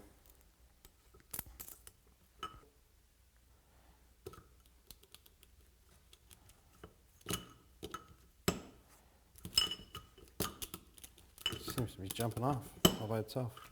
Unfortunately, what we're going to have to do is apply a little bit of heat to this, because it does not want to go on. And where did my ring go?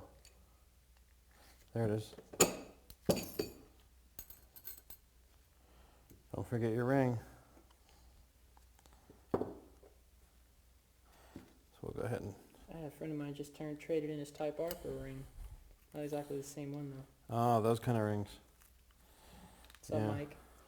Those kind of rings in California are kind of temporary. I guess that's a good word for it. I have a feeling this one's going to last a while. No, this one's going to last a long time. We're going to give it a long, long life. So now what I have to do is I have to heat this up. Actually, I think they make gear pullers and stuff for this, but they're kind of hard to use. This just seems to work good for me.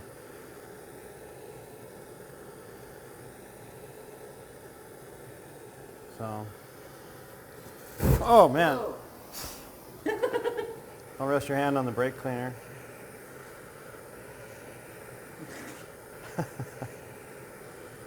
Torch victim thing. We got the little ring facing downward. And oh, it just fell right on. That's there we lovely. go. I love it when they fall on. Put this on. Should line the teeth up. Sit that in there. And next, yeah, it's a little warm. I'll put this on. And you can see there's a cage bearing in this one too, but the sleeve is actually over there. So we're just gonna put this whole thing on here. This on.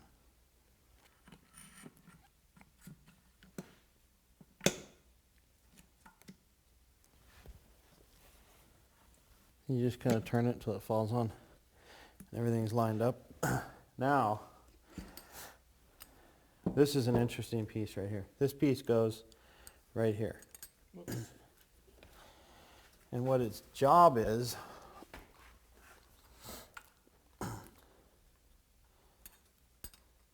well, its job is actually to hold this piece in place so it never ever spins. It's never supposed to spin. So what it does, this little piece and this little piece hold it in place. And you have to actually angle this part right here to right here. You have to face it.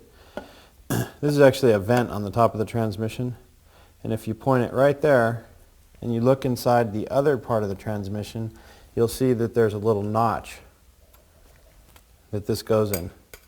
And that notch is about right here, in between these two bolts. And if you don't line this up right, you won't be able to get your transmission back together. So don't forget about this. It's very, very, very important. If you actually, it will go back together. You can force it back together, but then you'll damage your transmission because you'll have this preloaded at an angle. And you'll wear out your synchro and your fifth reverse side, and you'll screw up the cage bearings, and then all kinds of stuff will happen. Just bad, horrible stuff. So make sure that's faced, it actually faces straight up. So like if the tranny was on the car, you know, the cylinder head would be like on this side, right, you know, right here. Top of the block, it just faces straight up. No big deal.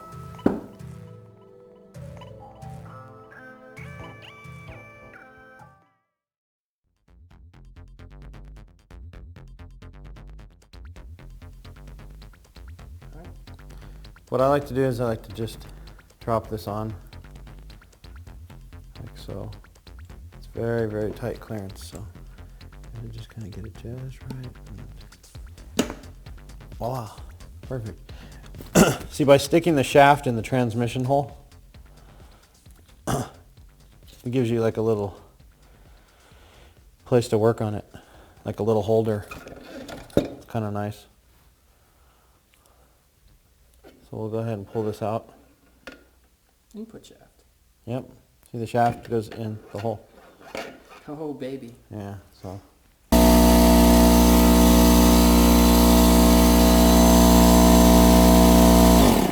that have VTEC? No, it's a 1-speed, 1 RPM transmission. Do you think my neighbors can hear that? Yeah, right.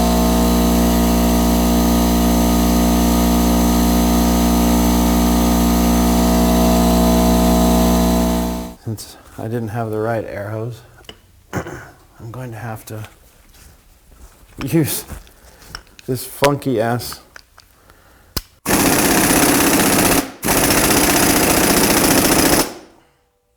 perfect. We know we've torqued it correctly because it landed basically in the same exact spot as it was before. Not to worry, bearings, they spin.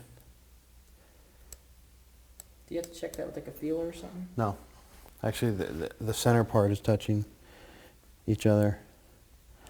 This is supposed to slide a little bit. Hey, what are those two little shims over there? One thing that I did notice, what shims? Those two. These two shims, these shims actually go right here. Oh, okay. And the small one goes down. There's a big one and a small one.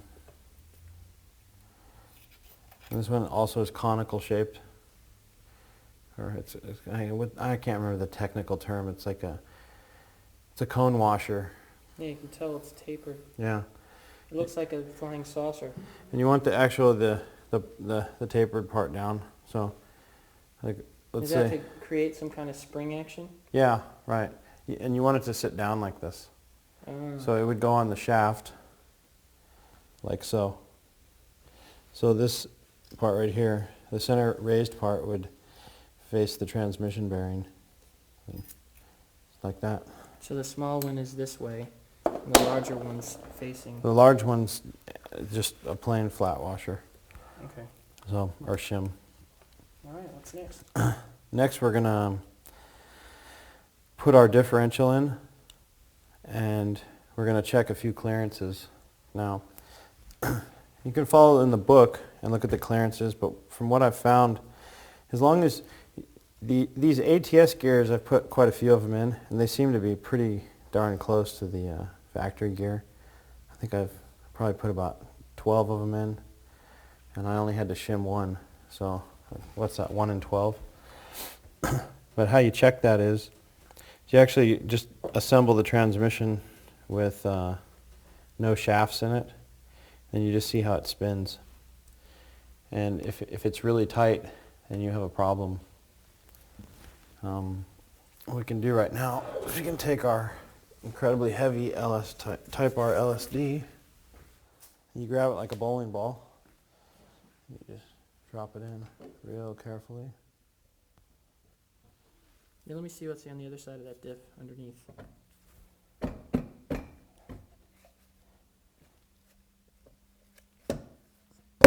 There. It's probably real easy. It just goes right in there. Cool. Did you hit VTEC? No. You know, they've been keeping me on a VTEC diet lately. Well, that's good. So, stick this in. It slides right in, no problem. Oh, you know what? You have to actually assemble these two together. So you have to like put them together like this and then drop them in their holes. Now, there's one thing that I want to show you here. Every transmission has a little magnet, or every B series one. I'm sure most other ones do too. And that magnet collects just normal metal particles that that's fun. collect in the transmission from wear and whatnot. And that's near the drain hole, I see. Yeah, it's kind of near the drain hole. And the drain hole is actually about right here. Oh, is it? But it's on the other side of the case. Oh, I thought that's true. You can't get to that. So you can like pull this out or you can wipe it out and clean it off. So it's always a good idea. You see like big huge chunks of metal in there, like gear teeth and nails and other metal shavings. You can better give your transmission a good inspection because there's probably something wrong with it. So that's how we assemble our B series transmission. Next, what we're going to do is go ahead and clean the case so we can reseal it. What I can do is I can show you how to do that real quick.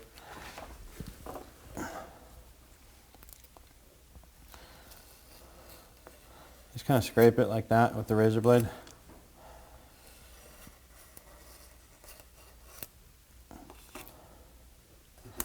Don't use silicone gasket sealer. I think that's gay. Personally, my favorite sealer, and I'm not even getting paid to say this, but my favorite sealer is Loctite 518. It's red. It's about $10 a tube, maybe even more, 15 depending on where you go, how much they jack it up. But that's my favorite sealer. It's the easiest to apply, and it's definitely the absolute easiest thing to clean. When you put silicone on there, man, you got to scrape that stuff off. It takes forever.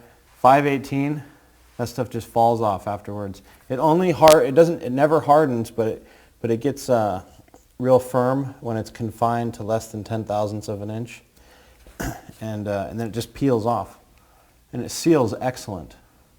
It'll last for years and years and years and years, and probably by the time you sell the car, it'll still be lasting and not leaking. But that's my favorite sealant. I actually don't have any right now, so just so you know. Honda Bond is also very good, but it's also very hard to clean. So if you ever plan on taking it apart again, use the 518. If you're never going to take it apart again, then use the Honda Bond. Now we're going to bolt the cover on, and we're going to see how everything spins. This little piece right here actually lines up, right? Okay, you see the light. It lines up in this little slot. Lovely. And if you don't put it in that slot, you can see that it's kind of recessed a little bit. Yeah, it'll just knock It'll those preload teeth on out. this, and it'll just cause all kinds of problems. Don't forget about that. I see a lot of people do good tranny rebuilds and they forget about that, and then I get their tranny and I get to make money off them because somebody made a mistake. Speaking of money, how much would it cost a technician to do what you're just showing us to do? I charge about $300 to do what I just did. Now that doesn't include pulling the transmission out of the car. That's about another $275 to $300. So you're looking at, like, if you bring your car in and no parts, just labor, about $600 plus parts. So you can save yourself quite a bit of money if you do it yourself. For $600 you can buy a lot of things. Well, it just justified the price of the Go Fast parts in this training. You know, one of the things you could buy with $600 is you could buy a set of cams. You could buy half a high-tech header. True. Um, You can do half a head. you can get about 3 ports done on a cylinder head. You can get 2 intake manifolds at least, maybe 3. You can get valve springs, retainers, and valves. Clutch and flywheel. Clutch and flywheel.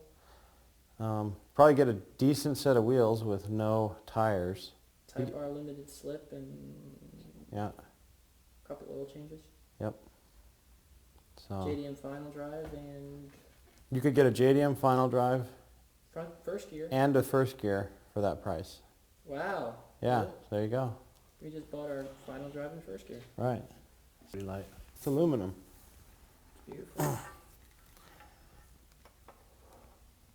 So, we're not fully reassembling the transmission right now. What we're just going to do is we're going to check to make sure Oh, look at that.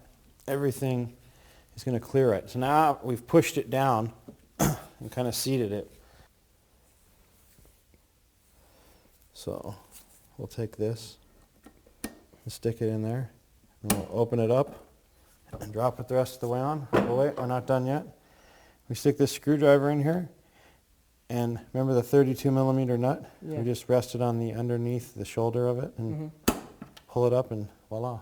Wow. See how that works? Now that we've assembled our transmission back together, it's not fully assembled, it's a mock-up.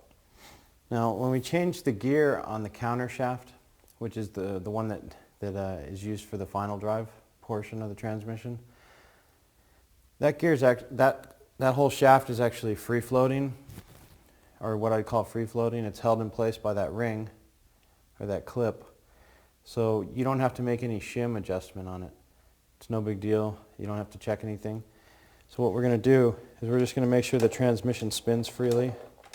As you can see, it does. We didn't do anything to this shaft except change the synchro. Sometimes if you change the synchro, this shaft might get tight because the clearance is different. You want to make sure that it doesn't have any play in and out. It doesn't. It's nice and solid and it spins freely. It actually feels real good. Then we'll look in here, the diff hole, or the LSD, and we can see that spins when we spin the shaft. Okay, we've got our transmission mocked up and bolted together. So what we're going to do is just check to make sure everything spins good. It does. There's no in and out play, which is good. If this is tight and you can't spin it like this real easy, you see how it keeps rolling? Then there's something wrong. So we're good to go there. Didn't have to add any shims. One of the things we wanted to do also was check to make sure that the carrier bearings were clear. The carrier bearings, tongue twister, were clearanced correctly. One of the ways we can check that is you can see if it'll slide back and forth. We checked that on the ground. Didn't have any back and forth slide. And we were still able to spin it when we spun the main shaft. So as long as this spins with the main shaft and everything's nice and relatively loose, or free spinning, you're good to go. And these run basically about zero clearance. You don't need any preload like the tapered roller bearings. I don't actually have a tapered roller bearing transmission with me right now, but maybe we can go over that in another episode. So now we're ready to finish assembling the transmission. So what I'm going to do is I'm going to pull the case back off, and we're going to put the reverse gear in, the selector shaft in, and the reverse gear shift fork, if you will. All right, now we've checked our clearances. Everything seems fine. We didn't actually check the clearances, we felt the clearances. They actually have a procedure for checking them, but I found that more often than not, just changing a synchro or the first gear, you should be okay. If you change shafts, sometimes you'll have to change the clearances. The counter shaft, the one that the final drive rides on, or the ring gear, That one's free floating, so you really don't have to worry about that one. You can change anything you want on that shaft and not have to worry about clearances. This one right here. This one, if you change stuff on it, you might have to change clearances. There's a shim up here at the top that goes on the inside of the transmission case. That's why when we spun this, we wanted to make sure it was free spinning. If there's too much preload on it, it'll be real tight. It felt really good and it didn't have any play. So we're going to go ahead and put it back together. So what we're going to do is just grab these shift forks. We're going to put them back together.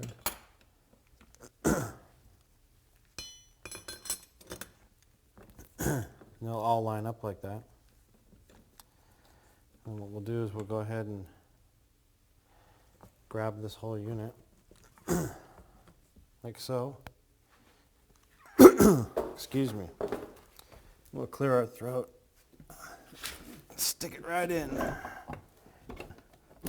So you actually have to line up 5 pieces in 5 holes. You have to line up this, this, and these 3 into their corresponding holes. And then now you're ready to put the rest of the transmission back together. So what we'll do is first we'll grab our reverse gear. The reverse gear has a little pin that sticks out. This is how the reverse gear is assembled, with this part down. So we'll go ahead and put this in. The reverse gear has this pin right here. This pin goes in this little notch in the hole. You can kind of see how it lines up. So we'll go ahead and stick this in. It just drops down in. When you put your car in reverse, you always notice that there's like a deep knock sound. Sounds like that. That's what that is. It's this reverse gear. It normally sits up like this. When you lock it into reverse, that's what you hear. It actually slams against the case.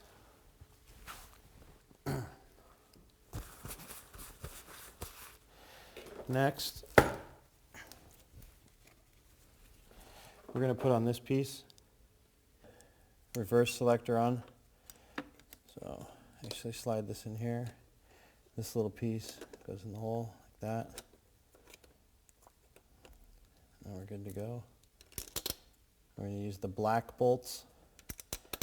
There's 4 black 10mm bolts and 1 like gold colored 10mm bolt. Both the black one, 2 of the black ones go in here.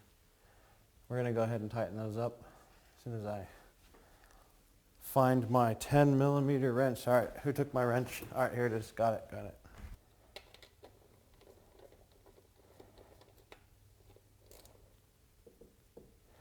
You want to torque these to about 7 foot-pounds.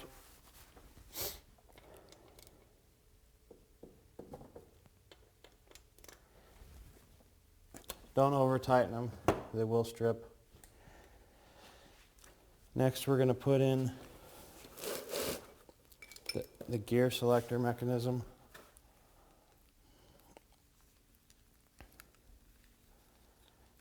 This part right here actually is what changes your gears. I've broken that. This little tip came right off. Really? Yeah, and I couldn't. It felt like I was just flopping my shifter around. It just sunk right into 4th gear and got jammed. Oh yeah. And I had to ride my clutch into 4th gear to my mechanic's house to help me out. Thanks again, Chris. Make sure this shaft is all the way in. And we'll go ahead and set that in here. Yeah, that was a fun night. Now there's 2 ears right here, and they actually go. One goes here and one goes there. So make sure those go in their corresponding spots. Then you can reach down here and lift up the shift fork.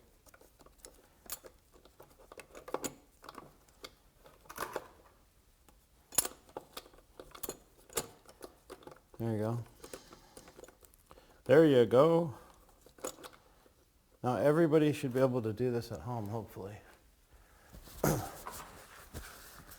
We've unlocked the mystery of the transmission. Yeah, we put that ATS in there. Yeah. Would have been nice to have an ATS final drop, huh? Yeah, a 493 would have been about perfect, but we couldn't quite afford one, so we had to settle for the JDM.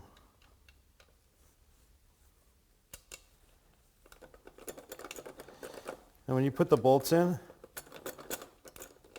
the 10mm bolts, the gold one always goes here. The gold one's a shorter one than the black ones. And the reason is because the holes that the black one go in are actually countersunk before the threads start. So the threads actually start deeper than the hole. And this one, the threads start right at the top of the hole. So you want to make sure that you put the gold one in that spot right there. Again, you don't need to have these super tight. They only torque to about, I think, about 7 foot-pounds would be fine. Pretty much anything 10mm, all the 10mm bolts are about 7 foot-pounds.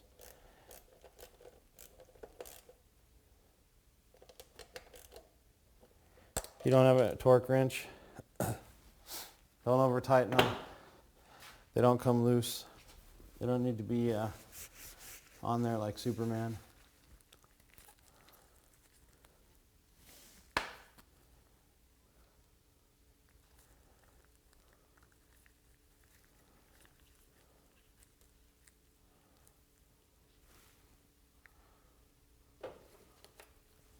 Well, we got this blue RTV silicone.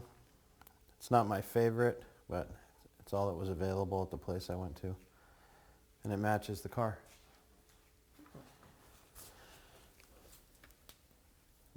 You don't need to put too much on, just a nice little bead. You can angle cut the tip so it makes applying it easier.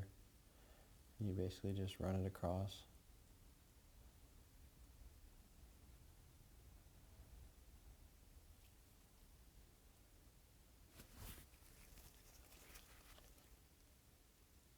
You got to make sure this surface is really dry. You should wipe it with like brake cleaner.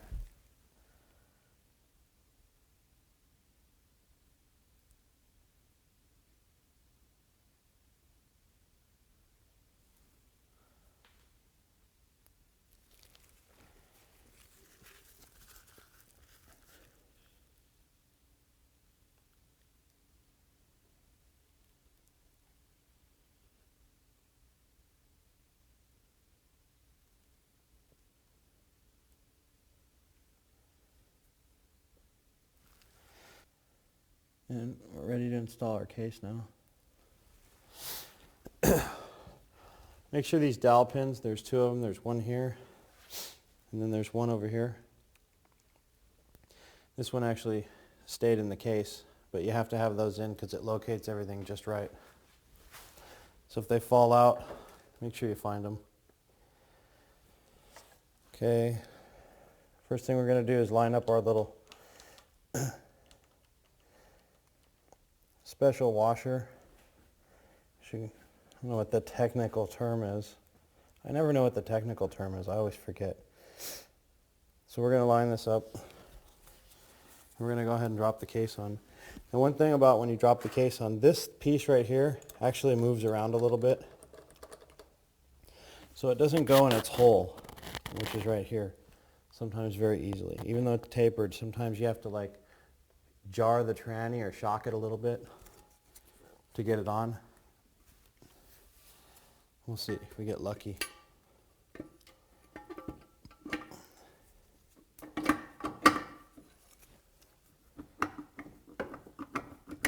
See, we're hanging up, so what we're going to do, we're going to take a hammer, and we're just going to tap this corner. I think we got it in.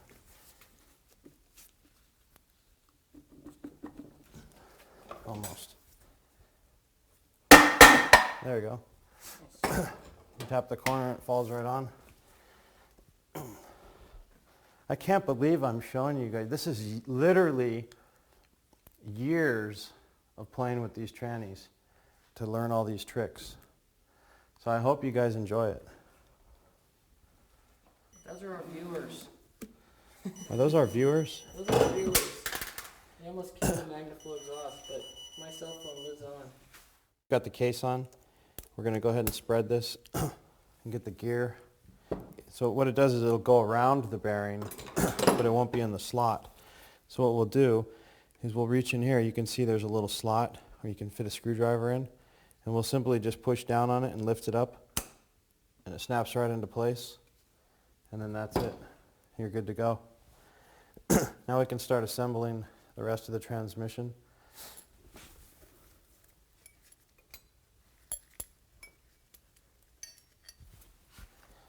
'99 SIs have this piece.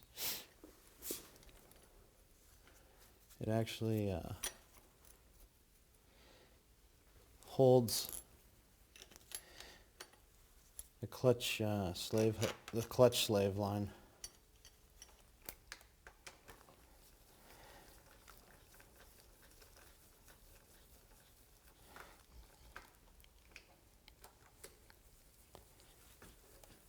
You know, I actually had this call the other day, a technical call at work.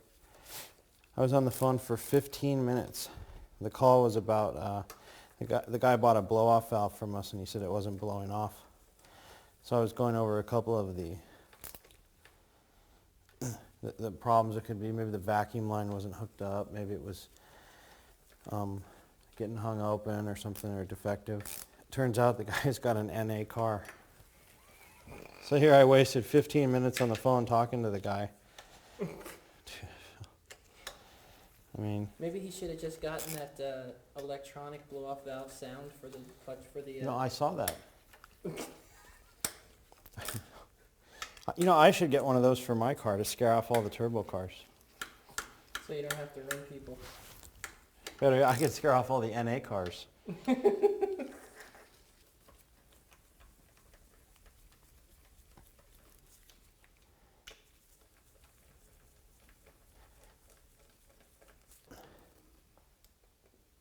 We're going to go ahead and torque the bolts in this case to 19 foot-pounds. We're going to go in a crisscross pattern.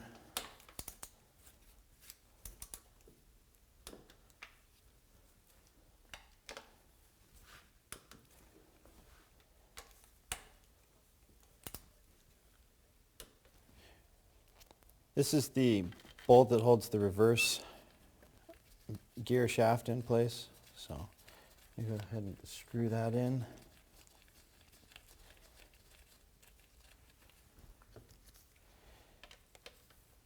Tighten it up.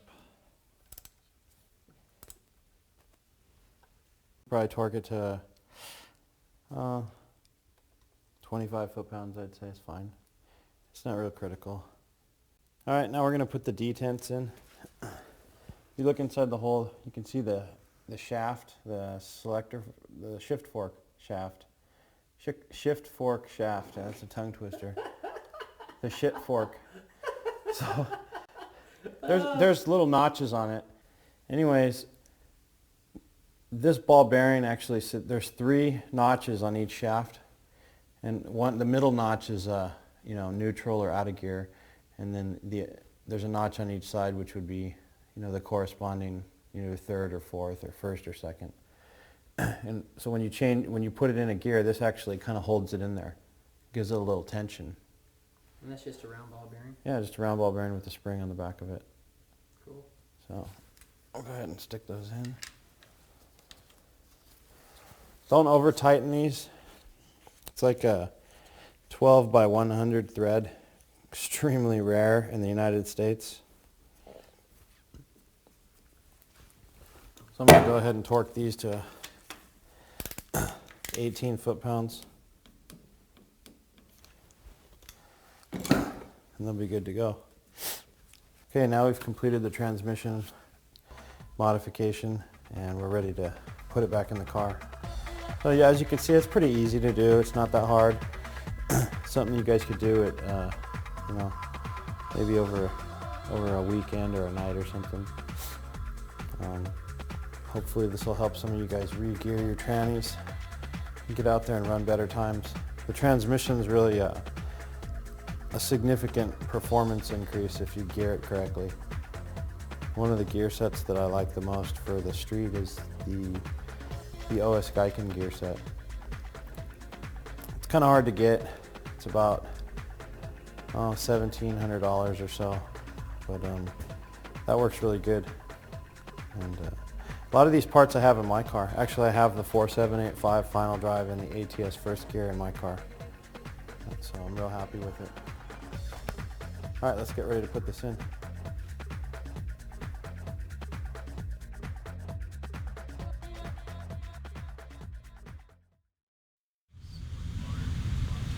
Yes. A healthy dose of VTEC per day doesn't hurt anyone. That's right, that's right. It's a nice hitter. Yeah, it's high tech. Yeah. I like their flanges. It's a pretty simple setup. Looks all stock. So the dyno session is for tonight sometime? We're gonna go to Trackmasters and we're gonna do some cam testing. And then we might borrow like a standalone so that when we tune the EF1 cams, because those are more of a more aggressive cam than what's in here right now. I see. And then we'll see how those do. They actually feel really good on the top end. Steve, how's that car running anyway? It's really good. I know the injectors seem to be the right size. Yeah, we actually gave it a little seat of the pants tune-up, and so we're going to go over to the dyno and Well, the dyno's important. yeah, and we're going to take a look at the power curve and see what areas we can address. It's got a few flat spots, and hopefully with some tuning we can figure that out, and we'll adjust the cam gears. You got a lot of camshaft in it? It's a decent amount, but not, it's not the biggest cam available. It's something right in between. Is the cam possibly causing the flat spots, or you have a fuel delivery problem? I think it'll be cam timing, more or less. Yeah. Because we've just installed the cams, but we haven't actually adjusted the cam timing. Yeah, well, there's a lot you can do with the twin cam. That's neat. Yeah, absolutely. Yeah. So you're going to give us a dose of the VTEC, or what? Yeah, absolutely. I'm going to take John here on a little ride. And don't scare him. Okay. Hopefully we don't get a ticket. No, don't do that. So.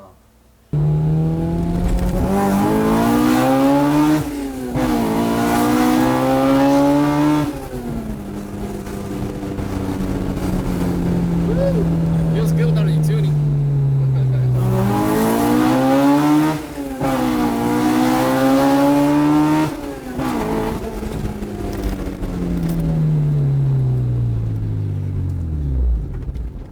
It's not bad for a 16, right?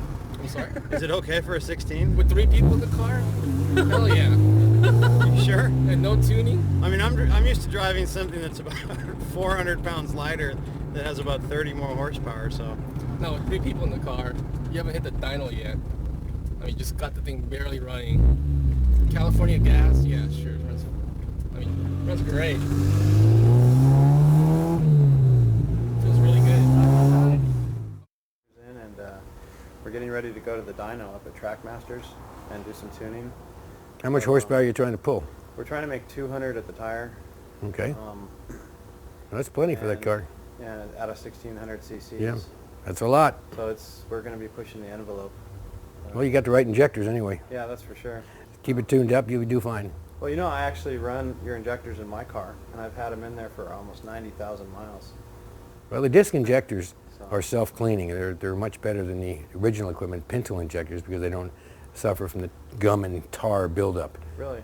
Yeah, they're constantly turning. So when we sell you disc injectors, we guarantee them for almost ever. And anytime you have problems, send them back and we test them, and they almost always come out perfect and send them right back. I think a couple of years ago I actually sent them in to you when I was doing some work to my car. And you guys checked them for cleanliness, and John here. They're probably fine. Yeah, they usually are. The pintle injectors that come in the OEM applications are they're cheaper to make, and they're not stainless steel inside, so they suffer some rust every once in a while, and they seem to gum up with varnish and tar. I see. But we can clean them, so yeah, we always bring them back to life. Yeah, I'm really happy. So yeah, I'm sure this motor is going to be happy too. Yeah, well, we've been. I was telling Mike we've been in business 35 years, and the first fuel injection stuff I started with was back in the early 60s. It was all mechanical injection then. And then when Honda first came out with mass-produced fuel-injected cars, that's when we jumped on the bandwagon, because we were producing, we built hundreds of motors, you know, and all of American Honda's motors, and Mitsubishi factory motors, so all the Honda factory racers and factory supported racers used our engines and then our peripheral equipment and tuning, and that's when we realized that we had to get into the injector business, you know, on a full scale, and that's what we do now. It's nothing but injectors and some fuel pumps and fuel rails and peripheral equipment, but our business is fuel injectors, and we're the largest in the country for a good reason. You know, we have excellent service, 24-hour turnaround on most cleaning. You know, everything is in stock. As we're moving to a much larger facility, so we can have even more inventory, and we have a reputation for it's in stock. I mean, if it's in a catalog, it's in stock. Yeah, It has to be, because the racers want it right now. They want it today. Right, You know? absolutely. And we have to be able to provide that service, and we have always been able to do that. And we also try very hard to educate our customers. I mean, nobody really wants, I don't want to say dumb customer, but nobody really wants to deal with customers that aren't able to install the product correctly and use it correctly. And even more important, how do they choose it correctly? And we turn down customers every day that want 550cc injectors for a stock car because somebody else used them. So we work very hard, both on the website and all of our phone people, work very hard to sell the customer the correct product the first time. And we very seldom fail. Right. You know what's funny is I was just thinking, every single race that a motor I've built has won has had RC injectors in it. Well, we sell a lot of injectors. And that's the honest truth. Yeah. So. Well, we strive for perfection, and it's injection perfection is our nickname, or our slogan. Right. And we'll do that till the day I die. You know, a lot of guys in racing, they, especially the professional classes, they keep a lot of secrets. And then one of our goals with this program is to release some of those secrets to the street guys so they can apply it to their street car. Because, you know, street cars, they're not competing against each other. You know, they're just, guys are out there to build their street cars up just to have fun. You know, there's really nothing at stake. And so that's one of our goals with this project, is to release some of those secrets so that guys can apply them to their street cars and, you know, maybe have a little bit more fun. So. Well, that should be a lot more fun. You know, the secrets in racing, all in 35 years that I've been racing, there are many people would have so many secrets. You know, they covered everything up. Right. And I think they were afraid of their ability to compete on an even keel with each other. Right. But RC engineering, even in the motorcycle days and to this day, we don't keep secrets. If I learn something on the flow bench or about a new injector, like these new injectors we're coming out with, right, I want everybody to know about it. Of course, I want to provide that product to them, but I need to provide the product to an intelligent audience. So the more my customers know, the more you guys know about fuel injection, and the more you know about what we can provide you for your fuel injection needs, the better customer you're going to be, the better racer you're going to be, and you're going to be a heck of a lot happier. You know, so it's our job to educate those of our customers that need to be educated. And without beating it into their heads, many of our customers, all of our professional racer customers, and most of the professional racers do use our product, they come back and tell me things about what happened with this particular computer program, or at this particular pressure, or as we spoke before about different voltages, system voltages. Right. So that now enables me to go and test our product at different voltages, different pressures, and under different circumstances to see exactly what I need to do to provide a perfect product. Right. And that's my goal in life, and it has been all of my life. Right. Well, you know, like a lot of ideas in racing, they trickle down into like streetcar applications, but some of those ideas are kept secret. You know, actually Honda's VTEC system came from Formula One. I know. And so, you know, and that trickled down into a street application, which, you know, thank God for that. You know. Yes, yeah. Thank God for VTEC. That's right. They've set us free. I had a design to in the old single cam Civics to two hydraulically controlled rollers on the timing belt to move the cam forward and back at different all you could do was advance or retard the cam timing because there was fixed lobe centers on a single cam. And I built some little test tooling, and then I realized, well, we couldn't run it in SCCA, we couldn't run it in IMSA. The only place it really would have been applicable is to the street racer. And I don't know that it was that, because it was a single cam fixed lobe center, lobe separation angle, some guys want to call it, it really wasn't practical, but it was a thought, you know. And then, of course, when the twin cams come out, the thought came back, but there again, it would have involved quite a bit of machinery and paraphernalia on the engine that would be visible to everybody. So it wasn't really applicable to the racing programs that I was involved with at that time. Hey, did you tell them about our block? A new block? No, our block actually, the customer purchased this car from a friend about 5,000 miles ago. And I had dyno tuned the car, and that's how I met the customer. And I'd only dyno tuned the fuel portion of, you know, I just adjusted the VAFC that was on it. So I didn't spend any time under the hood. When we got the car to my house, I found out that the engine had been replaced, and it was actually an 89 automatic B16 Gen 1 motor. Bet you that surprised you. Yeah, that surprised me. So the cylinder walls weren't in the best of condition because we didn't actually pull the block out of the car. We did an in-car rebuild. And so you know, that's going to be a little bit of an obstacle, but it seems to be sealing up pretty good. So You need a tight bore. yeah, you definitely. You got to keep that juice in there. That's right. Yeah, anything you can do there. What kind of rings are you running? We're going to run OEM rings. Okay. We're running OEM. Mr. Honda made piston rings for Toyota before the Second World War. That's where we started, actually. Yeah, that's right. And Honda has always had exceptionally good rings. Right. And I've had many other engine builders comment on that.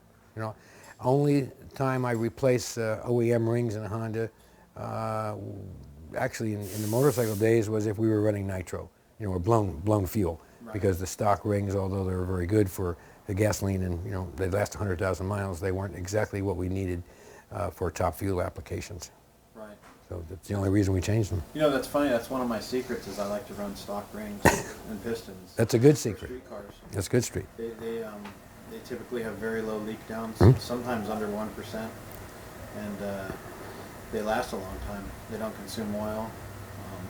Where some of the forged pistons, they tend to have a little bit more oil consumption, and some of the rings that are available aren't quite as good as the OEM rings. Well, I don't see any need for forged pistons on the street at all under any circumstances.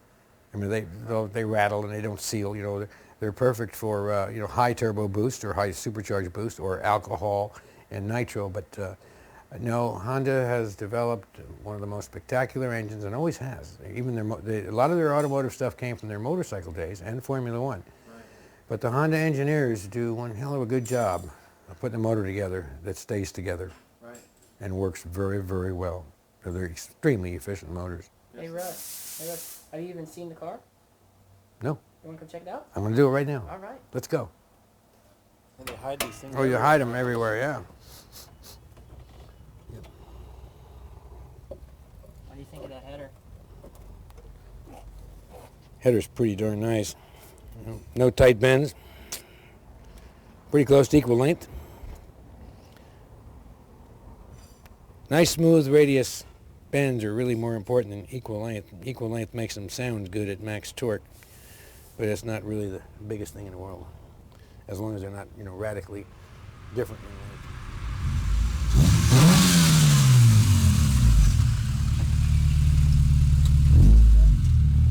Quite nice. Yeah, that's quite nice for a street car. You know, I was really impressed. You've done a good job. Thank you. Thank you. Thanks for using our product. And I'm glad we could help you. Let's head up to Trackmasters and do a little dyno tuning. The winner gets a singles. Now watch, everybody will have like 220 horsepower street motor.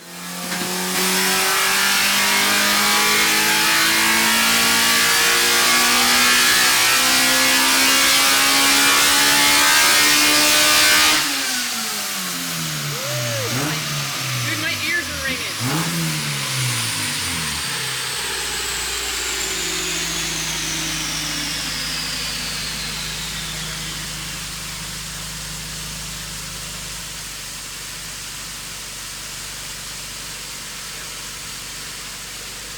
How we doing, Bubba?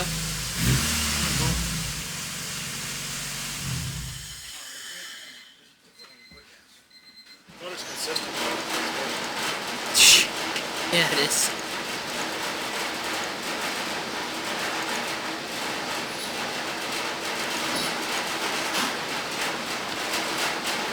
With the Honda, we might need a bigger injector.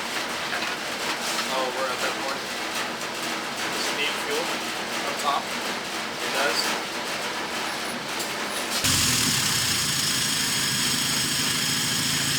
About 2 psi. Let's see if I can get a little more.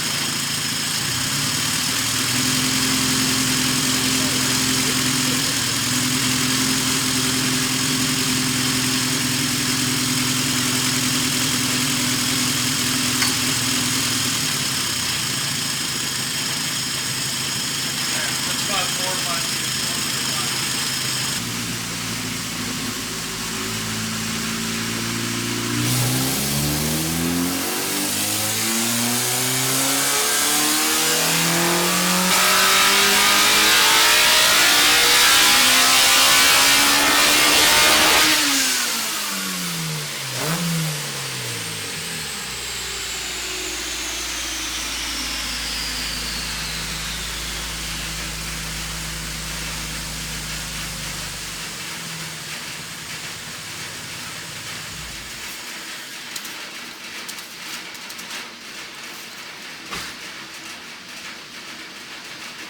$195 now. 119.7 torque. Oh no, what's that? So we're clearly over the base right now. Yeah. It's one of those toss-up things. Yeah. It's clearly making more power. Yeah, oh, definitely. And that's 2 degrees of timing.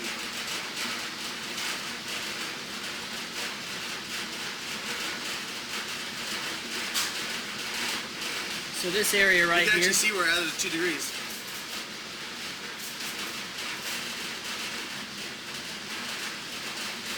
It's almost the top, doesn't even need the timer. And that's the corrected horsepower. Right, but go uncorrected all the way to the bottom. Should be like 180 something. Uncorrected? Yeah. For standard? What's standard? I don't know.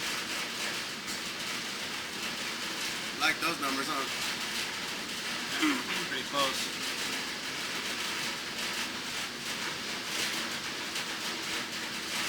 Not uncorrected, should be like 180 something, I think. Oh, 189.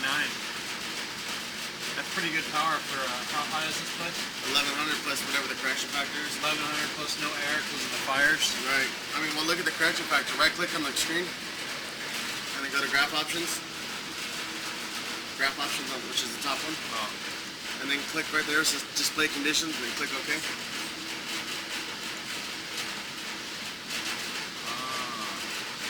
And then go to change it to SAE. 103 correction. 2%, yeah.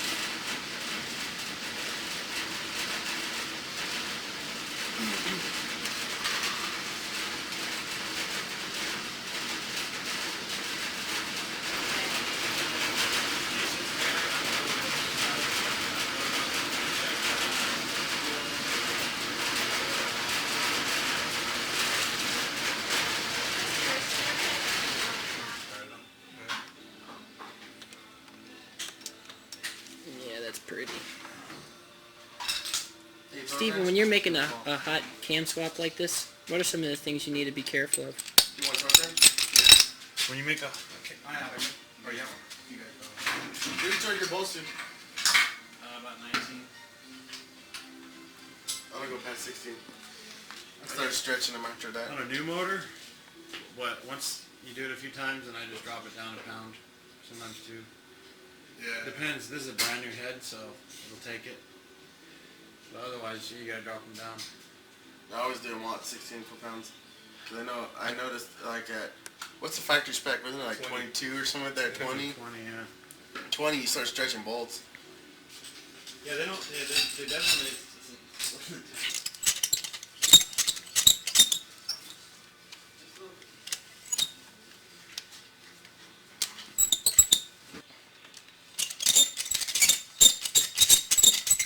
Steve, you got to feel pretty good right now. Yeah, I feel okay. Yeah, the crank turns in the middle now. Here, now she's pissed at me. You fuck around too much here. What do you mean fuck around too much? Right here, now she's mad at me talking to her. Why?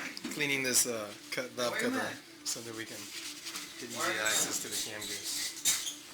Dude, Easy have you access to flipped the other? Have you seen the other side? I want to show you something. Dude, it says ET. We're gonna make some otherworldly horsepower out of this thing. It actually looks like ET. Hey, is that a snap-on torque wrench? That's a snap-on torque wrench. That's the same one I have. I guess it's used only by the best. Well, that's really pretty. That's right. It must be real accurate too. Oh, hell yeah. Yeah. Unless you drop it, then you gotta buy a new one. You found that out too? You know which one's the cheapest one? No, the one that, the SP2 one. SP2? The one that Aaron Schneider's family makes? Right. How are we looking?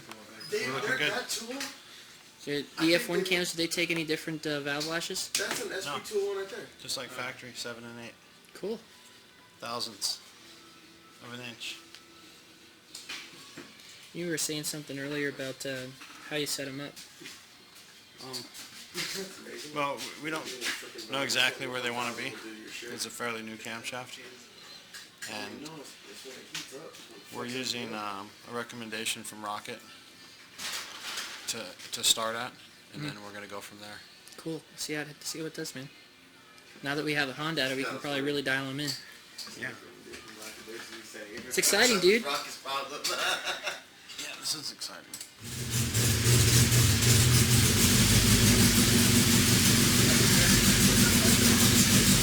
Nice, Bubba.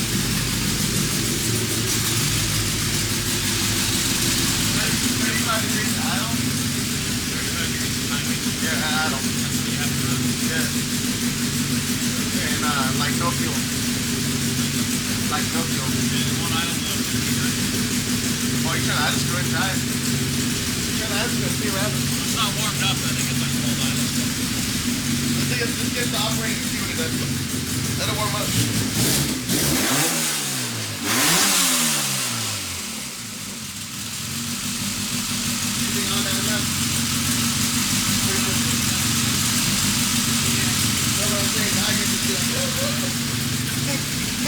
Enter. Send it to the computer. This thing sounds like gnarly race car right now. It don't sound too bad now.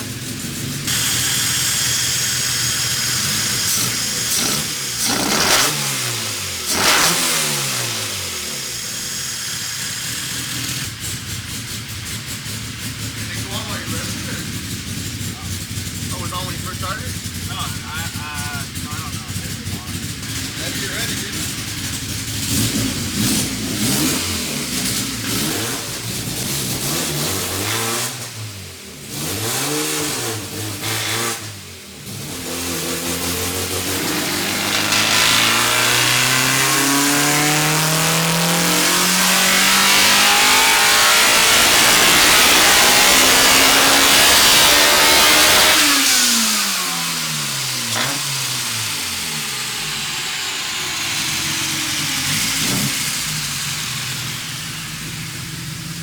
Oh my god.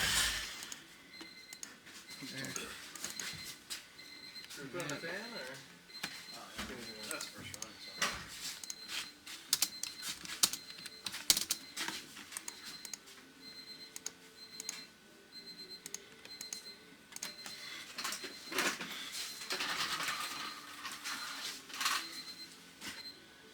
You want to adjust them right now?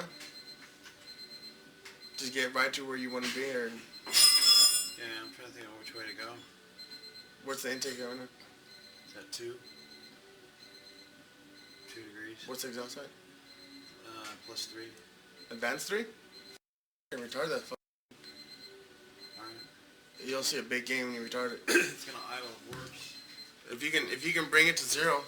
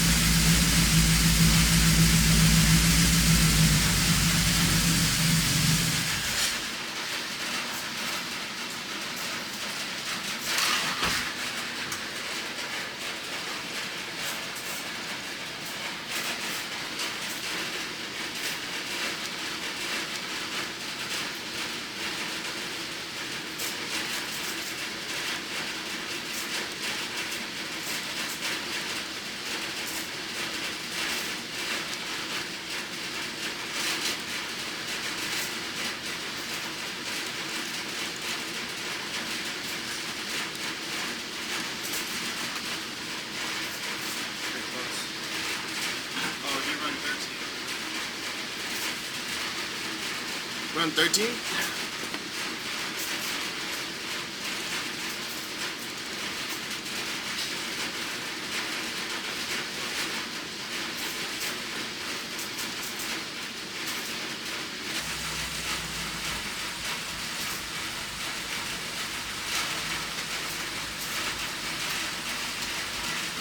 I need more torque. Compare that to a 99 SI. Like one of your 99 SI curves. Is that like a B16 99? You made more power almost everywhere. I mean, that's the only little spot, and that's back there. Shit. It's actually almost the same, a little hotter that day, but the same correction. See, remember I was telling you the correction will still stay up over here? Yeah. It's that damn humidity. Hey, Bubba. What? Can you put it up in horsepower just so I can shoot it? What do you mean? This thing starts making power with RPM. Yeah.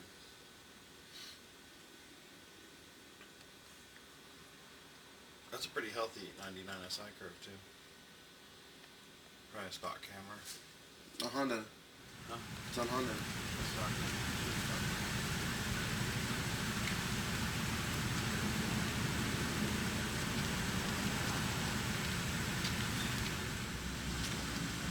Hey, take care, Rocket. We'll see you, buddy. Bubba, take care, dude.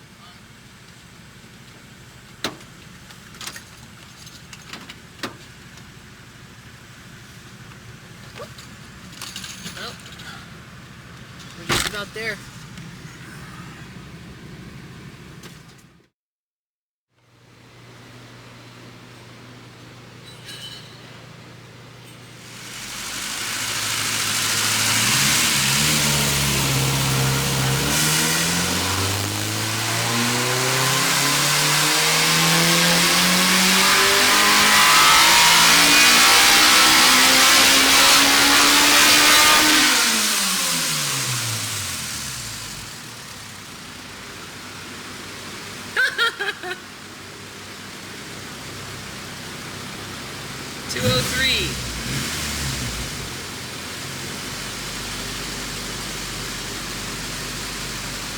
Sweet, baby.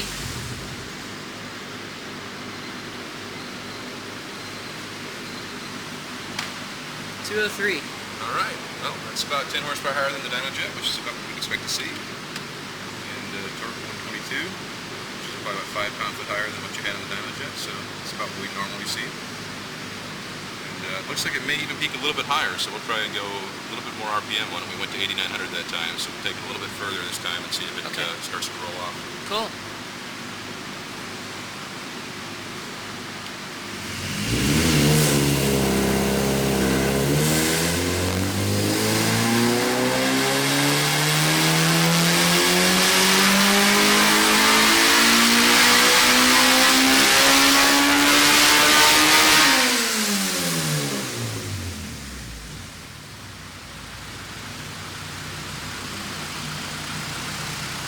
What'd you do? 206.5 horsepower. Hell yeah. Cool down there. Cool down always helps. Yeah, I made more power pretty much everywhere, so you can tell. We had to find the right temperature. It's happy medium. Probably had to warm up. We had it sitting. Try to help out. Was it?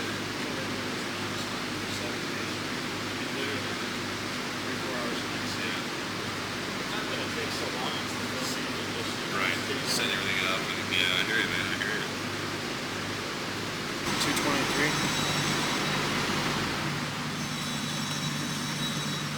223 torque.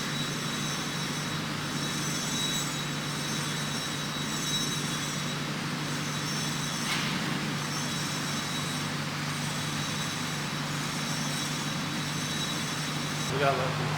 So now this, what header is this? Is this a Type R header? Or? That's actually the high-tech header. Oh, okay, I didn't even see the logo on there.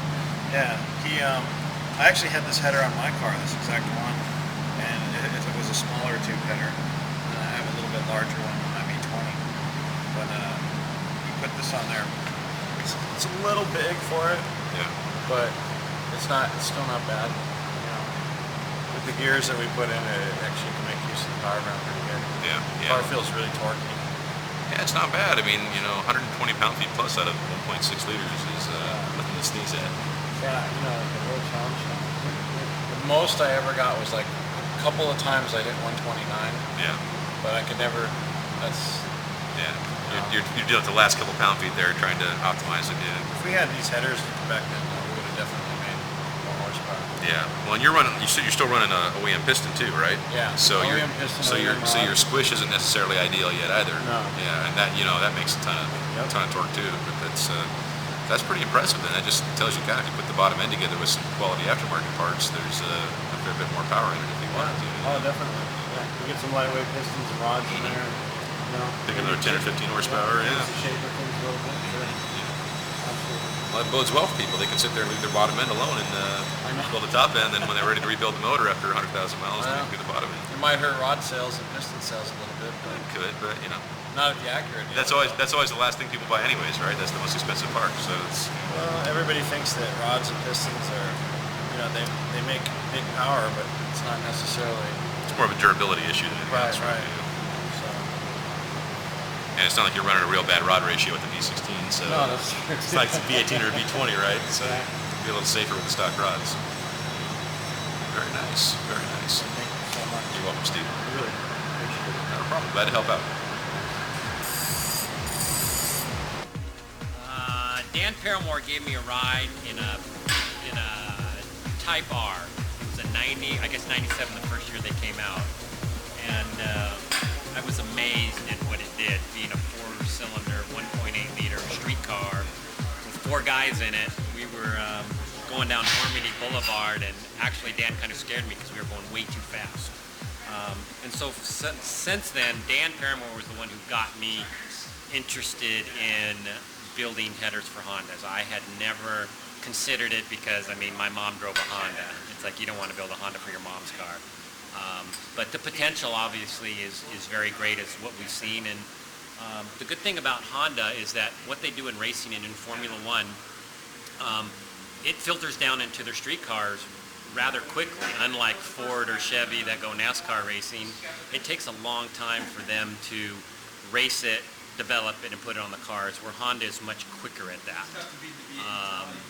And I think that's why puts Honda in a different market than basically the American manufacturers. I think their American manufacturers are way behind. Even the European manufacturers are behind. I think, who builds a potent power plant, like a Honda, like with VTEC?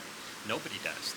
There's nothing close. That's a naturally aspirated engine that can deliver the kind of power and acceleration that these little motors do. Back when I was growing up, I would have died to have one of these little engines in a car because of the potential. And it's the wave of the future. Everything is getting, the motors are getting smaller, the mileage is going up, but the performance is also going way up. Back when we were building our V8s, if we could make 300 horsepower out of our 289 cubic inch V8, that was a lot of power. And now we can do it with ease in some of the bigger, 4-cylinder motors. So it's come quite a ways, and it's nice to be on the leading edge of the technology where I can be involved in helping develop some of these products along, and that's what does it for me. Being able to develop products that actually work, and I can make a living at doing it the same thing. That's the big kicker for me. It's a passion that that we do here, and we don't do it to make a lot of money. Both John and I are very passionate about racing, and it shows in our past experiences. What we've done, John, did NASCAR and IndyCar, and I did a lot of amateur road racing and semi-professional Toy Atlantic. So it's in our blood. It'll always be in our blood, and we just enjoy doing it. So for us, it's a labor of love.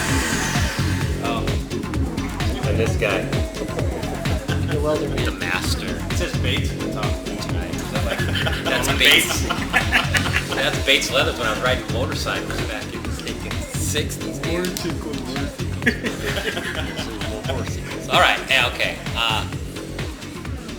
What do we do? Come on, get going. Thanks for helping us out. I appreciate it. Oh, you're quite welcome. We're happy to help, and we couldn't have done it without John Harper. Absolutely. And check us out on InterTuneTV. Yeah, check us out on InterTuneTV. We're there.